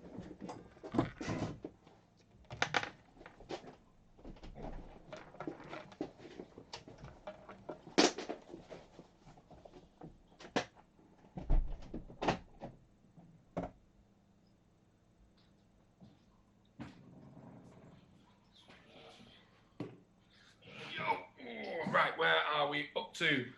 Bogging is not good, says Green Tree. Fair enough. Steve Bonar says, bogging is minging. If you like Scott, why have you not been to Stirling? So, for me, there's only 2 events really in the GBHL kind of, or SPG circuit I haven't done. And it is Stirling and a GT, a Warhammer World. And it is just pure bad luck. And they always fall on Stirling's Bonfire Night. And similar reasons to Steve. We've got kids. So, well, I've got one. Steve's got probably about 17.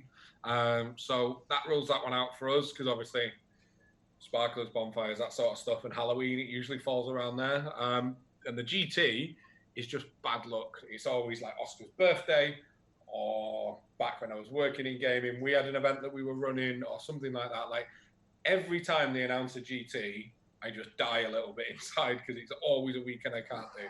And I've done GTs for AOS and played in the heats for that. But I've never, ever been able to do a Middle-earth GT. And it makes me sad. So, yeah, I will be at the first Stirling that I can. Nicholas Gardner walked upstairs and had an ambush dinner. Just got like, what did you have, my friend? Because we've been streaming for hours. I am starving. Brushballer wants a battered Mars bar. I don't get why any of you would ever want to try one. Like, I love Mars bars, and I quite like stuff in batter, but together, just doesn't appeal for me, man. James Gilray, I think you should both down your drink and I'll down mine. That's not happening, because then you'll see me spit it all over my computer. Green Tree, both hosting it for a / top content. Do you expect anything less from us here at Top Table? We bring you the best of the best. Don't forget, Brushballer, question my man, show around. Steve Bonar says, what drinking games are we playing at Scouring? I love drinking games, but they can't involve shots and spirits because that just tips me over the edge and I get ill. But drinking games are always good fun. What's everyone's favourite drinking games? James Gilray, I've got kids as well, Jay. I just don't know how they exist because I can't remember their mother. Okay. Steve Bonner, I thought that was your cousin, Brushballer. You lads are posh. Get overcharged. No way a fish is a fiver. Mate, a fish is a fiver in a good chippy in Manchester. I'd hate to hear what Damien and our southern friends make. Fish. Yeah, a fish for a fiver is a steal. Right, where's my earphones? Nicholas Gardner had roasted pork for his scram. How good is that? Paintbrush Pirate says, Jay, what beer are you drinking? So I'm drinking Thatcher's Gold Somerset Cider this evening, and I'm on number 9. There's only one left in the box. The ones in the fridge are long gone. Way more than I thought I'd drink tonight. I'm back. I've just raided the kids' cupboard. 2 bags of Quavers. You can't eat 1 bag of Quavers, can you? No. Doesn't cut it. I'm gutted I've only got 2. Where are we up to? What are people saying? Just chatting about beer and stuff. Steve Bonner says, drink is my favourite. James Gill, yep.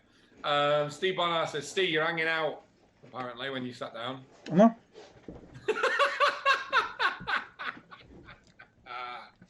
And Damien is confirming that a good bit of cod down south will cost £6 or £7. Fish used to be £8, says Different Gear TV, and that was 5 years ago. I've had to pay a tenner for a fish, said Paper Fire. Don't we bring the most riveting conversations on the street? Price of fish. We're literally debating the price of fish. Every time I died a bit inside, brings a noisemaker snack. Of course he does. He's crunching away on his quavers. Can you hear it that loud? Go on. No, that's fine. Yeah, Brushballer's basically saying that he got, what was it, fish chips, peas and gravy for £3. Yeah. Happy Meal, that, isn't it? Yeah, do you get a toy? What's your go-to eat after a booze up? We've had that one, Brushballer. Come on. Come on, guys, you're better than that. So, kebab, or if I'm not absolutely wasted, a curry, and Steve agrees. Yeah. Is that right? Yeah. Russell Guyver, what's your views on what's next for Middle-earth SPD? New starter set going back in time to earlier ages. I think they're going to stick in the Lord of the Rings realm for a while. There's loads left to do. I think everything that used to be in Eastern Kingdoms minus Uruks are going to get done soon. I think Last Alliance, Where's My Gilgalad? The other reason I think some of the Eastern Kingdom stuff is because Mahud was pulled, and it's like Serpent Horde, Mahud, it's a big part of the world. They can do a big supplement on. The fact that the banner for the Lord of the Rings section of the Warhammer community page is the Last Alliance, and it's pretty, if you ask anyone, it's up there in what they vote for. I know some people don't agree, but I think they're going to get it. So I think they're going to stick in Lord of the Rings for at least another 12 months, and we'll see in Eastern Kingdoms. We'll see then another smallish one, maybe, like a more thematic one like Battle Companies or, Ring Bearer, and then Last Alliance. After that, I'm not really sure. Like they could, I'd really love Arnor getting some love as well. I think they've been pulled from the range as well. So it'd be really cool to see Arnor. Yeah. Arnor would come with Angmar, right? Yeah. I'd say so, yeah. That could be a cool book. Yeah. I love Arnor. So yeah, that's what I think's next in Middle-earth SPG. Is there anything from you, Steve, that you think I've missed? Pretty much the same, yeah. I'm kind of in about. I used to be one of those who was like, try to predict what's coming. And although obviously you have an opinion on it, like now just put this in the bin. All bets are off, aren't they? You've just got to go with it. I'm just happy with what's happening. Like I've said this before. I didn't expect the scouring of the Shire, and was over the moon with that. That's awesome source book. And then Quest for the Ring Bearer, had no clue that was coming. And I don't think I could ask for a better source book from the point of view of someone who, that source book, Quest of the Ring Bearer, is pretty much how I enjoy playing the game. It's like just totally narrative. Like, yeah, that's me. I'm all over that. I could just play that forever, I think. But not before I eat these. Shall I crack on if you're eating favourites? Yeah, I've got to finish. I've got a second pack here, mate. James Gilray, love that Jay looked at my comment and was like, nope. Steve Bonner. He then said, Steve Bonner, Nicholas Gardner, I don't eat fish ever since I found out all those dwarves in the container. Yeah, that's fair. Nice. What are we up to? Gilray, mind that time at Element when it was happy hour, me and Ian got sweaty bombs and had 10 each. Yeah.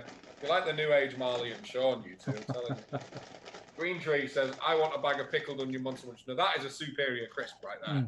Although beef top pickled onion for me on the monster munch scale. Definitely beef. Definitely beef. Or prawn Pringles. The problem with a bag of beef monster munch, you need about 6 cans of Coke to go with it because they just dry your mouth out, don't they? Yeah. Steve Bonner says, there is nothing better, there's nothing better on this earth than a 10 to 11 p.m. sit-down curry that you weren't expecting. Correct. Especially if like you've ended up skipping tea because you're drinking, and then it's like, right, let's go and get a scran. It's a good way to round out a night. I can top that when it's about 4 in the morning. They're the best ones. What are the Friday night scouring plans for scran? We don't know yet. Or we're not ready to tell you. One of the two. Take your pick. It'll be something. Mr. Alice is on the doorstep, so it depends. If the you all know better than me, Jake. It will be open. Yeah. It will be open. If the place is open and we can sort something out to stay put and just hang out. So Element have just installed a full hot and cold cafe on site, so we can do full cooked meals, like grub, evening grub, tournament grub, so you're not getting Subway sandwiches, because I never want to eat a Subway sandwich again after the amount of events I've done at Element. So we've got you covered, so there's an argument that we all just kind of stay at the exact same, we all stay in the venue, stay together. Do like a big chili or something, bolognese or something. Oh. Yeah. Go Fist. My dad's had 5 bag of crisps and a toasted cheese bagel. Brushballer says that was Bradley. Good lad. The problem with crisps is when you start eating them, you can't stop. That's the problem. Yeah. James Gurry says, go Fifth Ave in Manchester, best club about. It's not. No, it's not. It's not. Yeah, it's really not. Yeah, go to Fifth Ave, but it's really not the best club about. It's embarrassing in terms of what Manchester can offer. But because we're with you lot, we always have a laugh anyway. Go around Northern Quarter. You need to if you come into Manchester for a night out and you want a good night out. If you want to just get smashed, go to Fifth Ave. If you want a good night out, go to the Northern Quarter. So many cool little bars. People, Yeah. It's awesome. Rustling the bag is louder than the munching. Tip him on the desk, Steve. My desk, it's minging that desk. When he was talking about his hopes and dreams. Brown sauce book or red? Oh, that's shocking. Oh. Brown sauce book. I think he's trying to be funny there. Sauce book. But it'd be brown because red sauce is for kids. James Gilroy. Jay, do you remember playing me at the first event at Stockport? I do remember playing you. I don't remember much about the game we won it. Were you the person that I had to concede to? Because I was that hungover game 1 of day 2. I was knocking all the models over my tape message and I conceded and went for a lie down in the corner. That was when party night and Mr. Ali's was still a thing. Yeah. Not Mr. Ali's. The Italian place. Oh, what was it called? Amici's. Amici's, yeah. And it used literally, so the Italian restaurant across the road from Element Games. It's a really beautiful Italian restaurant. All the ceilings were painted. It was quite ornate. And then, no word of a lie, at 10 o'clock, you'd be mid-meal. The lights would go off. Karaoke bar. And trance music would start blaring out, and you'd realise they'd set up a dance stage, and it literally just turned into a club while you were mid-meal. And there was always a stag do or a hen do on at the same time. It was good. And we had Tandoori Barry in there, Barry O'Neill. I remember the last night out that we had at Amici's. Marley was there, and we went in Amici's. I think I come in with you and Marley, and you went to the bar. I got a drink, and I said, "Oh, I'm just going on a little mooch," and I was only gone for 15 minutes. I come back, and you couldn't even. Your eyes were looking at different sides of the room and everything. You were twatted. You didn't know what day of the week it was. Yeah. You were like holding on to me. You were holding on to me. Don't leave me. Don't leave me. Don't leave me. That's what you get for drinking with Marley. We all learned that lesson. Jeez. Amici's party nights were amazing. What's your favourite model to paint? At the moment, mine is Rivendell Elves. That changes for me all the time, man. I love painting the Marvel Crisis Protocol stuff. Yeah. Like, it's really fun. Every model is unique and something I'm attached to as a Marvel fan, so that's probably my favourite range to paint. But, like, if I had to pick a system, I suppose that is one, but AOS, because you can do some really quirky stuff that you couldn't pull off on a Lord of the Rings model that you're trying to make look semi-realistic. Yeah, something like that. Nicholas Gardner, I prefer, salt and vinegar potato chips. Nice. Prawn Pringles, good shout. I've got some in the cupboard. Paintbrush Pirate. Thai sweet chili. Thai sweet chili Pringles are the best. I love the paprika ones, but they burn your lips and they're so good. Yeah, Thai Tony sweet. Booth's like, I haven't spoken to you in ages. What was that? Evening times, loving the beard, Jay. I don't really call it a beard. I call it lazy because we're in isolation. Thank you. Good to have you in, man. Welcome to the Top Table Arms. Because it's got a bit lost, Tony Booth Leiden, it's your round. And what that means in the Top Table Arms is you've got to ask me and Steve a question and nominate someone else to get the beers in. Can't you tell we're a few beers in now? Hey, we're a few beers in now because we can't even remember who's nominated who. I'm way too many beers in. I don't drink at all. Jeez. You need to get Jaeger in bulk. James Gilroy says, I might be based down at Catterick when Scour is on, so I'll be closer. Boom.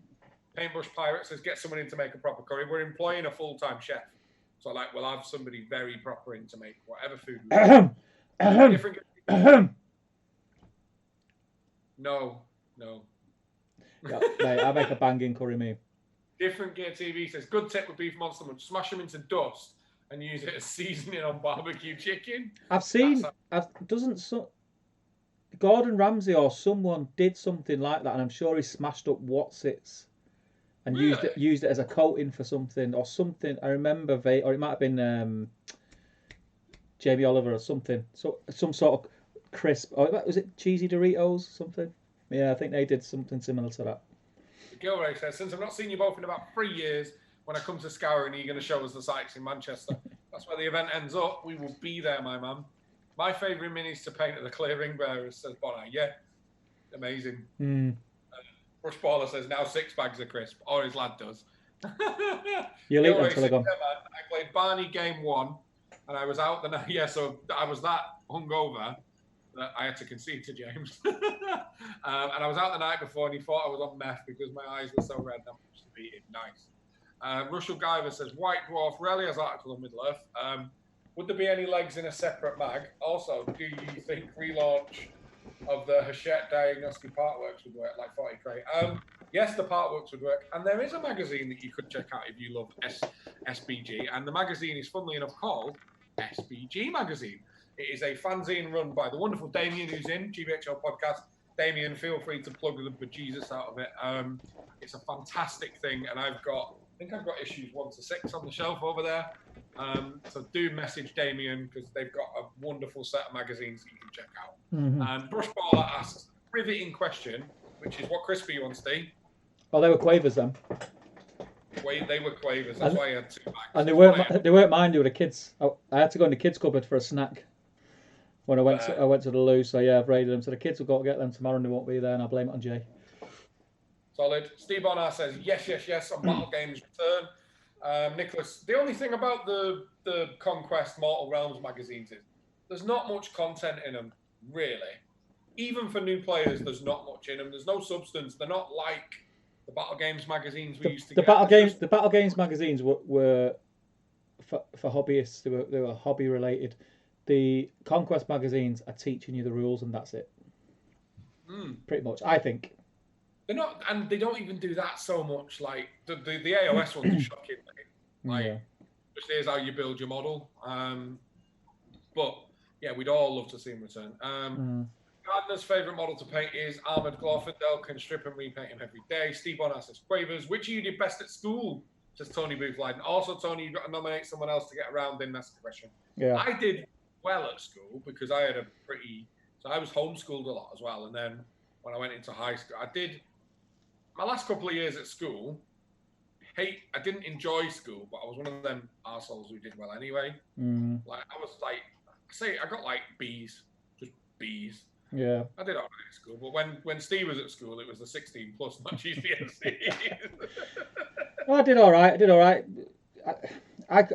When I left school, it was all B's and C's. When I left school, I went straight into an apprenticeship. I did the same. Joinery and carpentry. So I never done the university route, although I did live that lifestyle because I grew up in a place called Fallowfield in Manchester, which is pretty much where all the students live. Down, isn't it? Yeah, so yeah, my teens were fantastic in my early 20s. Loved it. But yeah, I did all right. I've ended up being a tradesman. If I could go back and change it and knuckle down a bit more, I probably would. I didn't want to be in school. Didn't want to be there. But similar. I did all right. Yeah, it was all B's and C's. There's nothing that had failed terribly. Problem is, when I was in year 11, we found a pub that had served us in like school pants and a school shirt if you ditched the jumper and tie, so it all went about. Yeah. Hamdizzle13 says, look at this, you won't get behaviour like this from Steve on the GBHL. Where are we up? I can't see this. Where are we? About 15 from the bottom. Favourite model to paint. Have we done that? Quavers? Yeah. Hamdizzle, yeah. You want to carry on? We wouldn't get this behaviour like this from Steve on the GBHL. Mate, you get this is what you get. This is it. Read the pub. You're in the top table arms. Jill says, heard it here first. I can, you can cook, Kathy coming at Element. Ooh. You know what's fun, actually? It didn't happen because of obviously the world ending, but we're naming the painting area Element after Top Table Nick. Yeah. We had a big sign made called Nick's Painting Corner. Basically, he lives there and just gives all our customers Yeah, painting he does. advice. He does, So to be that's fair. He does. Paintbrush Pirate says, there's a burger place near me who crush up Watsits to go on top of their burger. They call it the Donald Trump. Almost Famous, I think, put some sort of crisp on one of the burgers. Almost Famous is amazing. I can get it delivered, you know. It's amazing. James Gorray's just found a bottle of Desperado. It's going to go downhill from here. Steve Honor says, pew pew. GBHL podcast says, such babes. SBG Mag, looking it up now. Cheers. Different Gear TV. Yeah, Cornflakes smashed up too. Honestly, try it. Yeah, I've heard quite a bit about it. Never tried it, but I wouldn't be adverse to it. James says, Damien, do you remember Stockport in Flames, where we were playing, and I said that's how to be a top 10 player. Good times. I reckon James is a bit of a troll when he plays. Yeah. Gaz says, mate, Dorito chicken, legit. Damien drops the info, the email address for SPG magazine. Gaz says, TTG Manchester night out. I'm down. See, we've been inspired after tonight. We need to set up a pub. That's it now. I know. I just open a pub. Steve Bonner says, I'm starving now. I'm gonna raid the fridge. I am gonna smash the fridge when I get in. I'm gonna be in the bad books tomorrow because she's gonna be like, you were cooking last night. Need to get me them SBG magazines, says Gaz. Man, I saw Gaz really finished his Battle Games in Middle Earth collection today. He got the last couple he was missing. Definitely the SBG magazines are ace. Yeah. You're going to see this guy pop up and, it's that guy pop up and do a couple of guest articles. But SBG magazine's legit. Definitely check it out. Different Gear TV. Different Gear TV. So it's on you, Different Gear TV. You have to ask us a question. Steve Bonner says, Mank night out. Do I need to bring trousers again? Bring them, but don't expect to go home with them. Yeah. That's all I'm going to say. Gaz says, yeah, it's not my Mortal Realms magazines. I'm not really into AOS, so I never got that. I don't like the factions. I've got Stormcast. I didn't want night. There was nothing in the magazines were terrible, so I got 2 episodes and just cut it. Because after Conquest, I was kind of excited. I don't know how that one is for content. Conquest is like. You still get yours? No, I stopped a few months before it ended. I didn't get. Basically, I was in it to get the Repulsor, and I didn't even get to it. I just stopped because we kind of stopped doing 40k stuff, and it was just like the magazines were coming, and literally, when I turned the man cave around the other week, I literally put I must have opened 20 of them. It was still in the cellophane. I just to put them together and put them in the boxes because I was just getting them and I was just chucking them on the shelf and not even opening them. So yeah, it was all right. It was good because you got good value for money with the models. That was the only thing. So James Gilray says best age for me so far was 19. Can't remember much of it. Went to see Jerry Cinnamon. Best gig I've been to. Yeah, Jerry Cinnamon's good. Not seen him live. Steve Bonner says, is there free air at Nick's Painting Bar? Absolutely. Tony says, what would be your 30-second pitch to convince me to play your favourite game? I'll do it in less. I'll do it in less than 30 seconds. So I think Tony, you should play Middle Earth because I guarantee that you will play it and you won't regret playing it. It'll be your best game that you've ever played. Is that it? That's I'm it. going to go a bit further and say Tony has been at both the Weekenders, absolute legend, and the Weekender was inspired from the Middle Earth community and just the kind of weekends we used to have not at the gaming table. So like you love the Weekender and what us and Andy have tried to create there. That's what these guys do just across the board. So the game is great, but I'm not going to sell you on that. I'm going to sell you on the community that comes along with it, which are just a lovely bunch of people. Yeah, it's awesome. Good question. I think pretty much Tony's obviously he's in our Facebook group. Our Facebook group, I would probably say, correct me if I'm wrong, Jay. What do you think? I reckon our Facebook group is probably 70% Middle Earth players. I'd agree. And our Facebook group is freaking awesome. Like the people, we've never had to tell anyone off. I don't think we've never told anyone off. We've never banned anyone. We're at like 1,300 model members. Yeah. So it's just a great hub for lovely people. Yeah, so the community and whole. If you get if you don't believe us, get over to like the GBHL Facebook group, something like that. It's pretty much the same on a bigger scale. So yeah, I mean that was way longer than 30 seconds. Moving on. The thing is, if we were in a pub now, I'd have brought you over to the bar with my arm around you. I'd have bought you a drink, and I'd have been still bending your ear for about an hour about how cool the game is. What it is, mate. What it is. You'd have been chewing your ear off. Oh dear. Gaz says, didn't do well in school. I'm good with my hands. Did join an apprenticeship. Had kids young. I was a lad. Yeah, I had my lad who's now 22. I was. How old do you feel for 22? I know mate. It blows my mind. Do you know what blows my mind when I go into like Element Games, and I'm chatting with like Johnny. Johnny's younger than my lad. 9 3/4, isn't he? It blows my mind. But I had a son very young as well, mate. He like I say, he's 22. He was in the Facebook group before. He didn't comment because he probably thought, oh, what's my dad up to now? But yeah, I think I was 18. I was 18 when my girlfriend got pregnant, and 19 when he was born. So I was very young. But you know what? It made. I mean, I don't paint any pretty picture of it. It closed a lot of doors for me, plans that I had. But at the same time, I wouldn't change it for the world. So own it, Gaz. That's we are what we are. And I grew up very quick. I grew up very quick. As well, Gaz's kids are absolute testament to him as well. Yeah. Come and hung out with us at the New Year's Open Day. Yeah, it's awesome. It makes you grow up very quick, but yeah, it's fun. Leodis versus Element as well. You give him a game. Not really a game, more of a dice rolling exercise. Oh, practice. It's all right. Where are we? James Ray, if you set up a pub, can I be the local drunk? Mate, you'll be barred on opening night, lad. You'll be on the pub. You'll be on the pub sign, mate.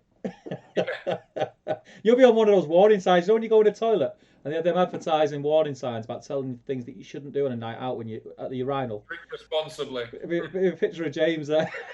Don't be this guy. Don't be this guy. Please, put a mixer in your drink. Just start off slow, man. Start off slow. Water is your friend. Oh dear. Gaz says, think we'd all be local drunks. Steve says, set me a tab, Jay.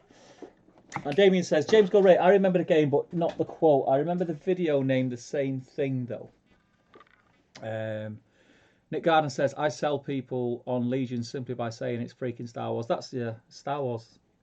That's the only reason that I've sort of decided that I'm going to give it a go, because it's Star Wars. I did that video, didn't I? And the first reason was like, it's just Star Wars, isn't it? Yeah, it's Star Wars. That's why you should play. Yeah. Different Gear TV. What are your favourite paints? Do you prefer Citadel, pots, or droppers? If we're talking Citadel, I'm controversial. I like the pots because I can get a good. I don't know. There's something about scooping it out. I definitely prefer the pots for contrast. Shut up. I prefer the pots for contrast. I don't know. I'm one of the rare people who prefer pots. I like the dropper. I just like how much more control you've got of what you're putting out. I've got a box. Picture of habit, and I've always used the pots. So these are a box here of Citadel paints that have been put into droppers. I started, and obviously I've not finished. I just couldn't be bothered. It's a ball ache. It's a ball ache transferring them. I wish Citadel had just changed the droppers, but they've been stubborn and digging the reels in. But I prefer droppers. I really like Vallejo paints. I don't know if I prefer them to Citadel. I just like Vallejo paints. I like the. I'm having a lot of fun with scale at the moment, but I don't think I prefer them. I just like the amount of different shades you get Vallejo. There's far more choice with Vallejo than Citadel, and I think Citadel's aimed at new players coming in. They don't want to overwhelm them with several hundred types of brown. So I get why it is the way it is, but I do like Vallejo a lot. Where are we up to? Favourite paints, brush baller. I love Jerry Cinnamon, says Gaz. Steve Bonner says being converted to droppers of late, easier and safer to use. Yep. Until one of the nozzles gets blocked and you squeeze it a little bit too hard and it goes all over the show. ruined about 30 models this week doing that with the scale paint, because when they're new, they're sealed and you have to pierce it. And I didn't know I'd not used this paint before, and just went, and it just. I'll tell you what. I'll tell you what I will do. Go on. I'll show you this. Since we're talking about paint. Oh.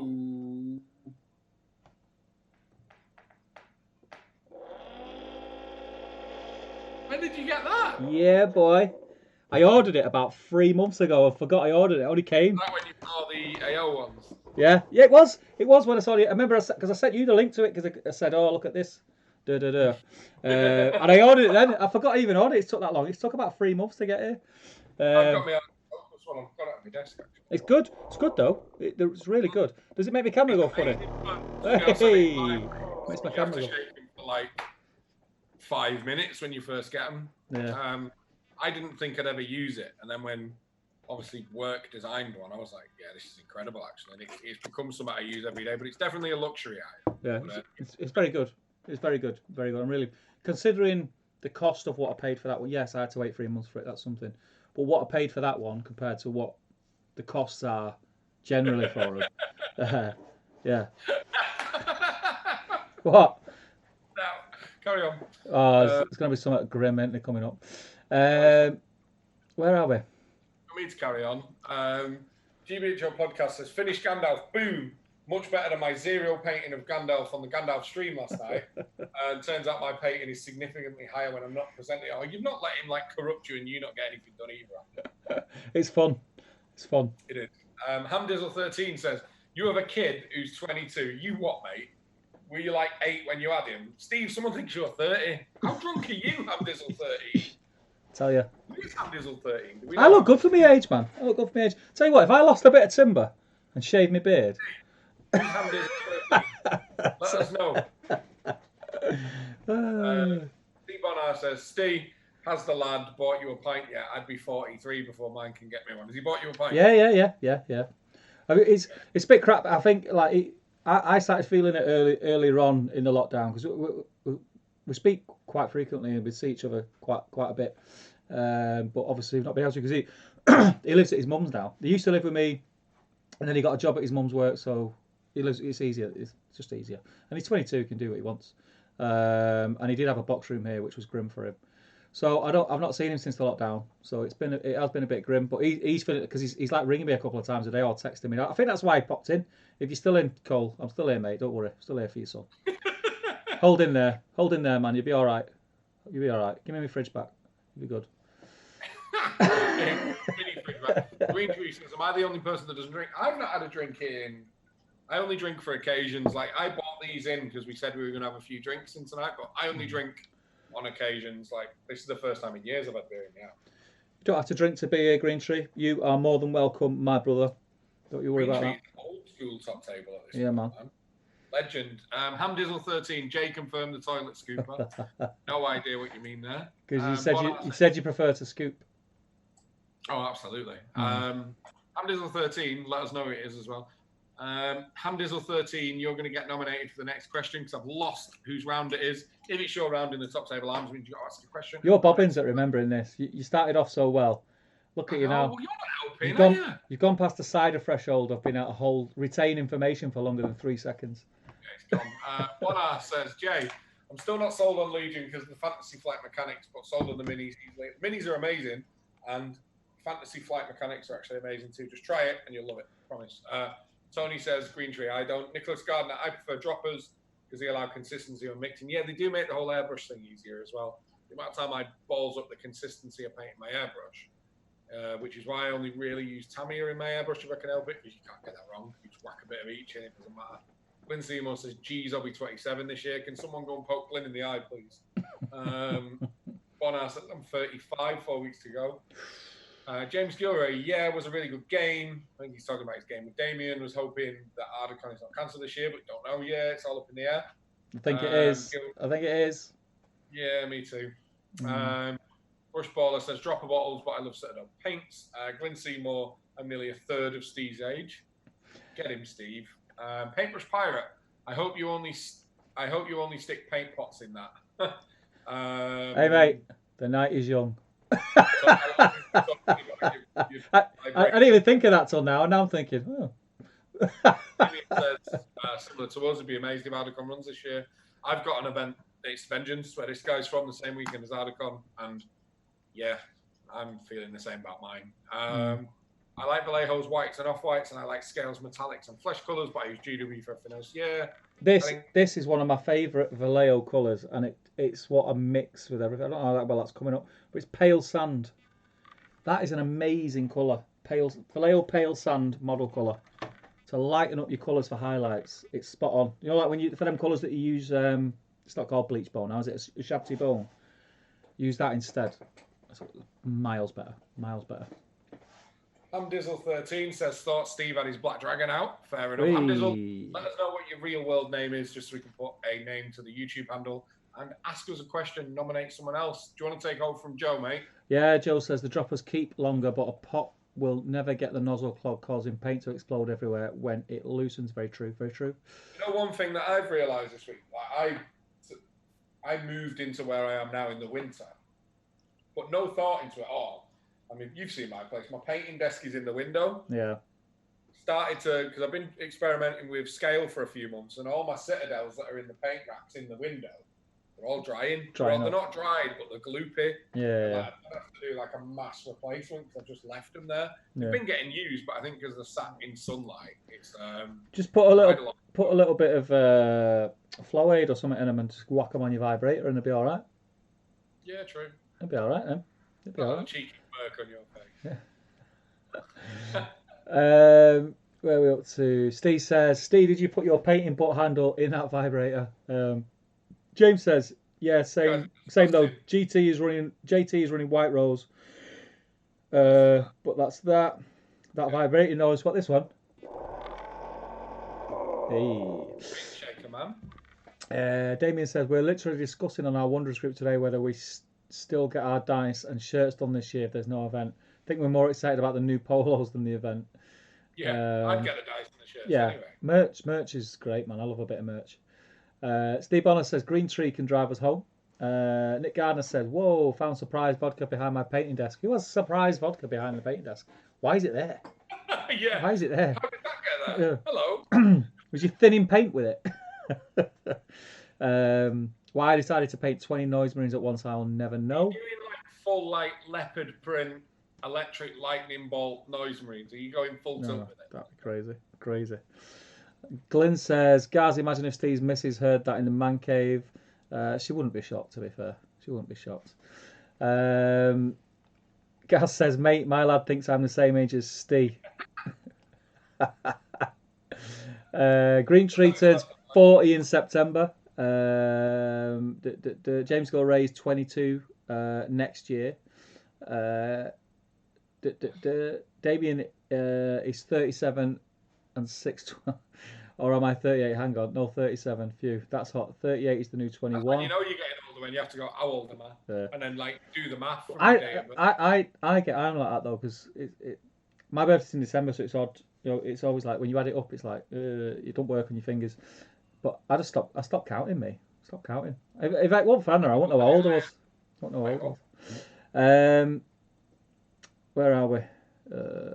Glyn says, sorry, Gaz, maybe a bit grim for your lad. Over his head. Nick Gardner, I'm not going to ask about such a gift. Hamdizzle, Jizray's mate Hamish, big lurker on the Facebook page. There you go. Don't lurk, man. Get involved. Yeah, don't lurk. Get arrested for that. Steve Owner says, I have a vodka and Jack D minis in my painting drawer. Hamdizzle, what kind of question are we taking? Age, gender, location? ASL? Do you remember ASL? ASL. Who remembers ASL in the chat? ASL, jeez. Harold is being scraped, ladies and gentlemen. Gaz says, Jesus Christ, it's midnight. It's gone midnight, mate. It's gone midnight. Gaz says he's loving the TT arms. Good job. It's a weekend. Carl says I'm 31, but Carl says I'm 31, but feel 3 times that since having my 8-month-old daughter, Silver, is aging me quickly. They do that, mate. They do. That's what So they we're do. going to wrap up at 12:30. I'm going to call it because I need some food. Yeah, I need some It's a food. 4-hour stream. So we're going to wrap up. So you've got 10 minutes. Let us know what you thought of the Top Table Arms in the chat and throw us any more questions you've got. Matt Prescott's just chirped up again. Where have you been, Aidan? Yeah, I think he's always been here lurking, but when I said ASL, his eyes popped out of his head. Then. Yeah, he remembers on MSN. What? ASL? Yeah. I'm down. But it's been good fun tonight, Steve. I know. I'm just seeing now if Just Eats, if anywhere is open. I don't think there will be. You getting a scran? Starving, mate. Proper. I made tacos for tea and I made extra, so I'm gonna go and face plant over them. I'm more hungry now after the quavers than I was before the quavers. Do let us know. You've got 10 minutes left. Anything else you want us to chat about? Any questions? Throw it over. So last order's bell has been rung, and I'm going to throw the last question of the night, and it's got to be a good one. Damien, GBHL podcast. Oh, do let us know. Is that because he's sober? Probably. And Yeah. you'll get a proper question. Yeah, not just like, got chips or curry on your chips. How do you know if your socks fit right?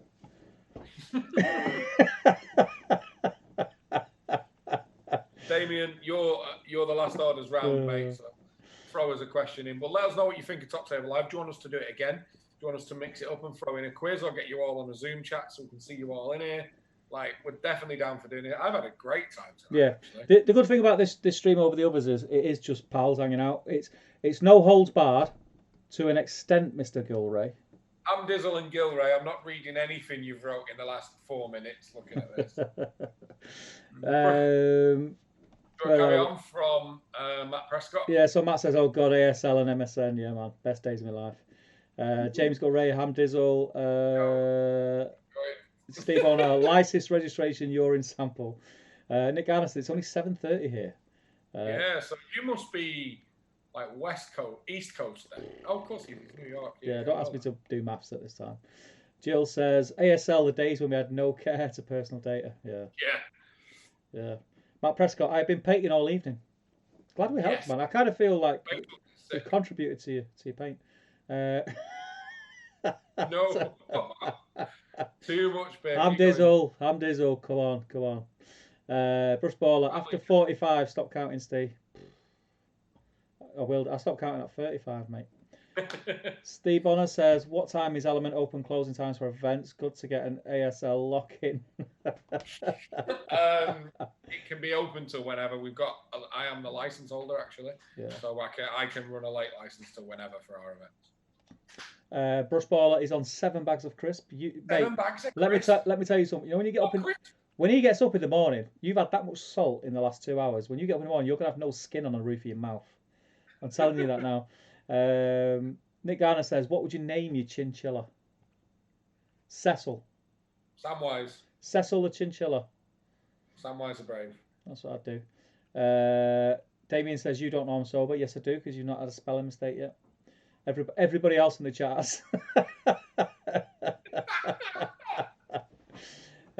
James Gilray says, I'm definitely not sober. And he says, do a Zoom tomorrow. Flipping it, give me a night off. James Gilray's like Windings. We're having to convert it. Dear. Steve O'Neill, holds barred. Glinstein, I definitely enjoyed TTG SNI Saturday night. Oh, he's taking your silly name. It's the Top Table Arms. That's it. Brush Baller, 12:30. What? Surely one. No, I need some food and sleep. Ham Dizzle, what's everyone's BBM pins? Do you remember when you used to be able to invade people's privacy? I think you could do it on Nokias when Bluetooth first come out, and you could Bluetooth pictures to people, and they had no choice whether to accept or deny you. Given the stuff you sent me on WhatsApp, I'm glad I didn't know you 10 years ago. You just sit there, and you just send it and then wait for the reaction. One lesson I've learned in life is don't open any videos, Steve. Just saying. Oh, dear. Where are we? James Gilmore says, nah, just stay up, lads. Oh, I'm starving, mate. Starving. Damien says, is it really only the thought that counts? No. Maybe. No. Should be, but no. No, it's not. We're only human. We have to just admit that we're quite materialistic and needy. James says, I'll host a stream after this one on the GBHL. Okay. Go for it, After mate. hours. Go for it. Tony says, glad I dropped in. I'll be banging on the doors to get in at opening time if you do it again. Great to see you both in high spirits. Good to have you, man. Great to have you in, man. Good to have you. Let's have a catch up soon. Yeah. Always welcome at Top Table Arms, my friend. Steve Bonner says, in that case, you better get sleeping bags and covers for the tables, mate. Yeah. Gaz says, yeah, love the non-hobby, just get to know everyone. That's it, right? We're a community, innit? It's great to just hang out and talk nonsense. Yeah. James Gilray says, Steve, don't look at your messages after this. Why are you just messaging me? Message him as well. If you're messaging some sort of filth, message it to him. He loves that kind of stuff.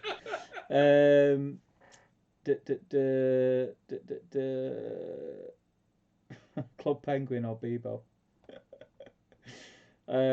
What about a TT can for the road after the pub and keep the stream going?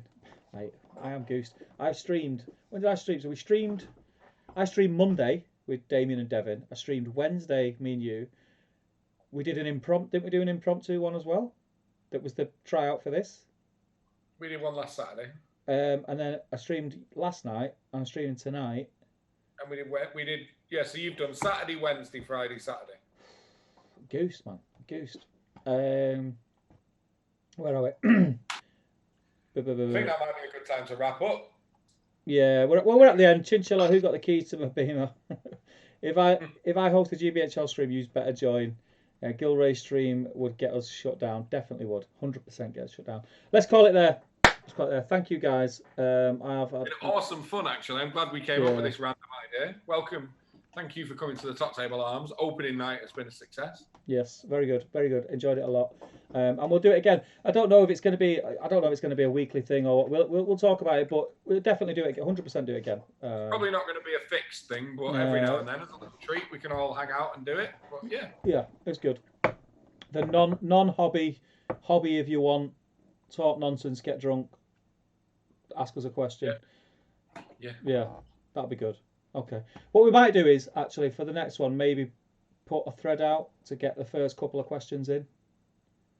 It might not be the next one, but I'm going to work on a quiz as well. Yeah. We'll mix it up. Rather than it be the same all the time, we'll just mix it up and we'll do different stuff. Okay. Yeah, be good. It'd be good. Yeah, right. I'm going to start. You can get them like little silly web-based like games. If we can find like pub games like darts, we could post a link to it and see who gets the highest score while we're streaming and stuff like that. There's loads of stuff we can do. Yeah, there is. We'll do something. Right, okay. I'm going to sign off. I will see you all next time. Take care, guys. I'll see you in the week. No doubt I'll be streaming at some point. Always am. So see you later. Take care. Good night. Stay safe. Keep washing these bad boys. Especially if you've been near James Gilray. Good night.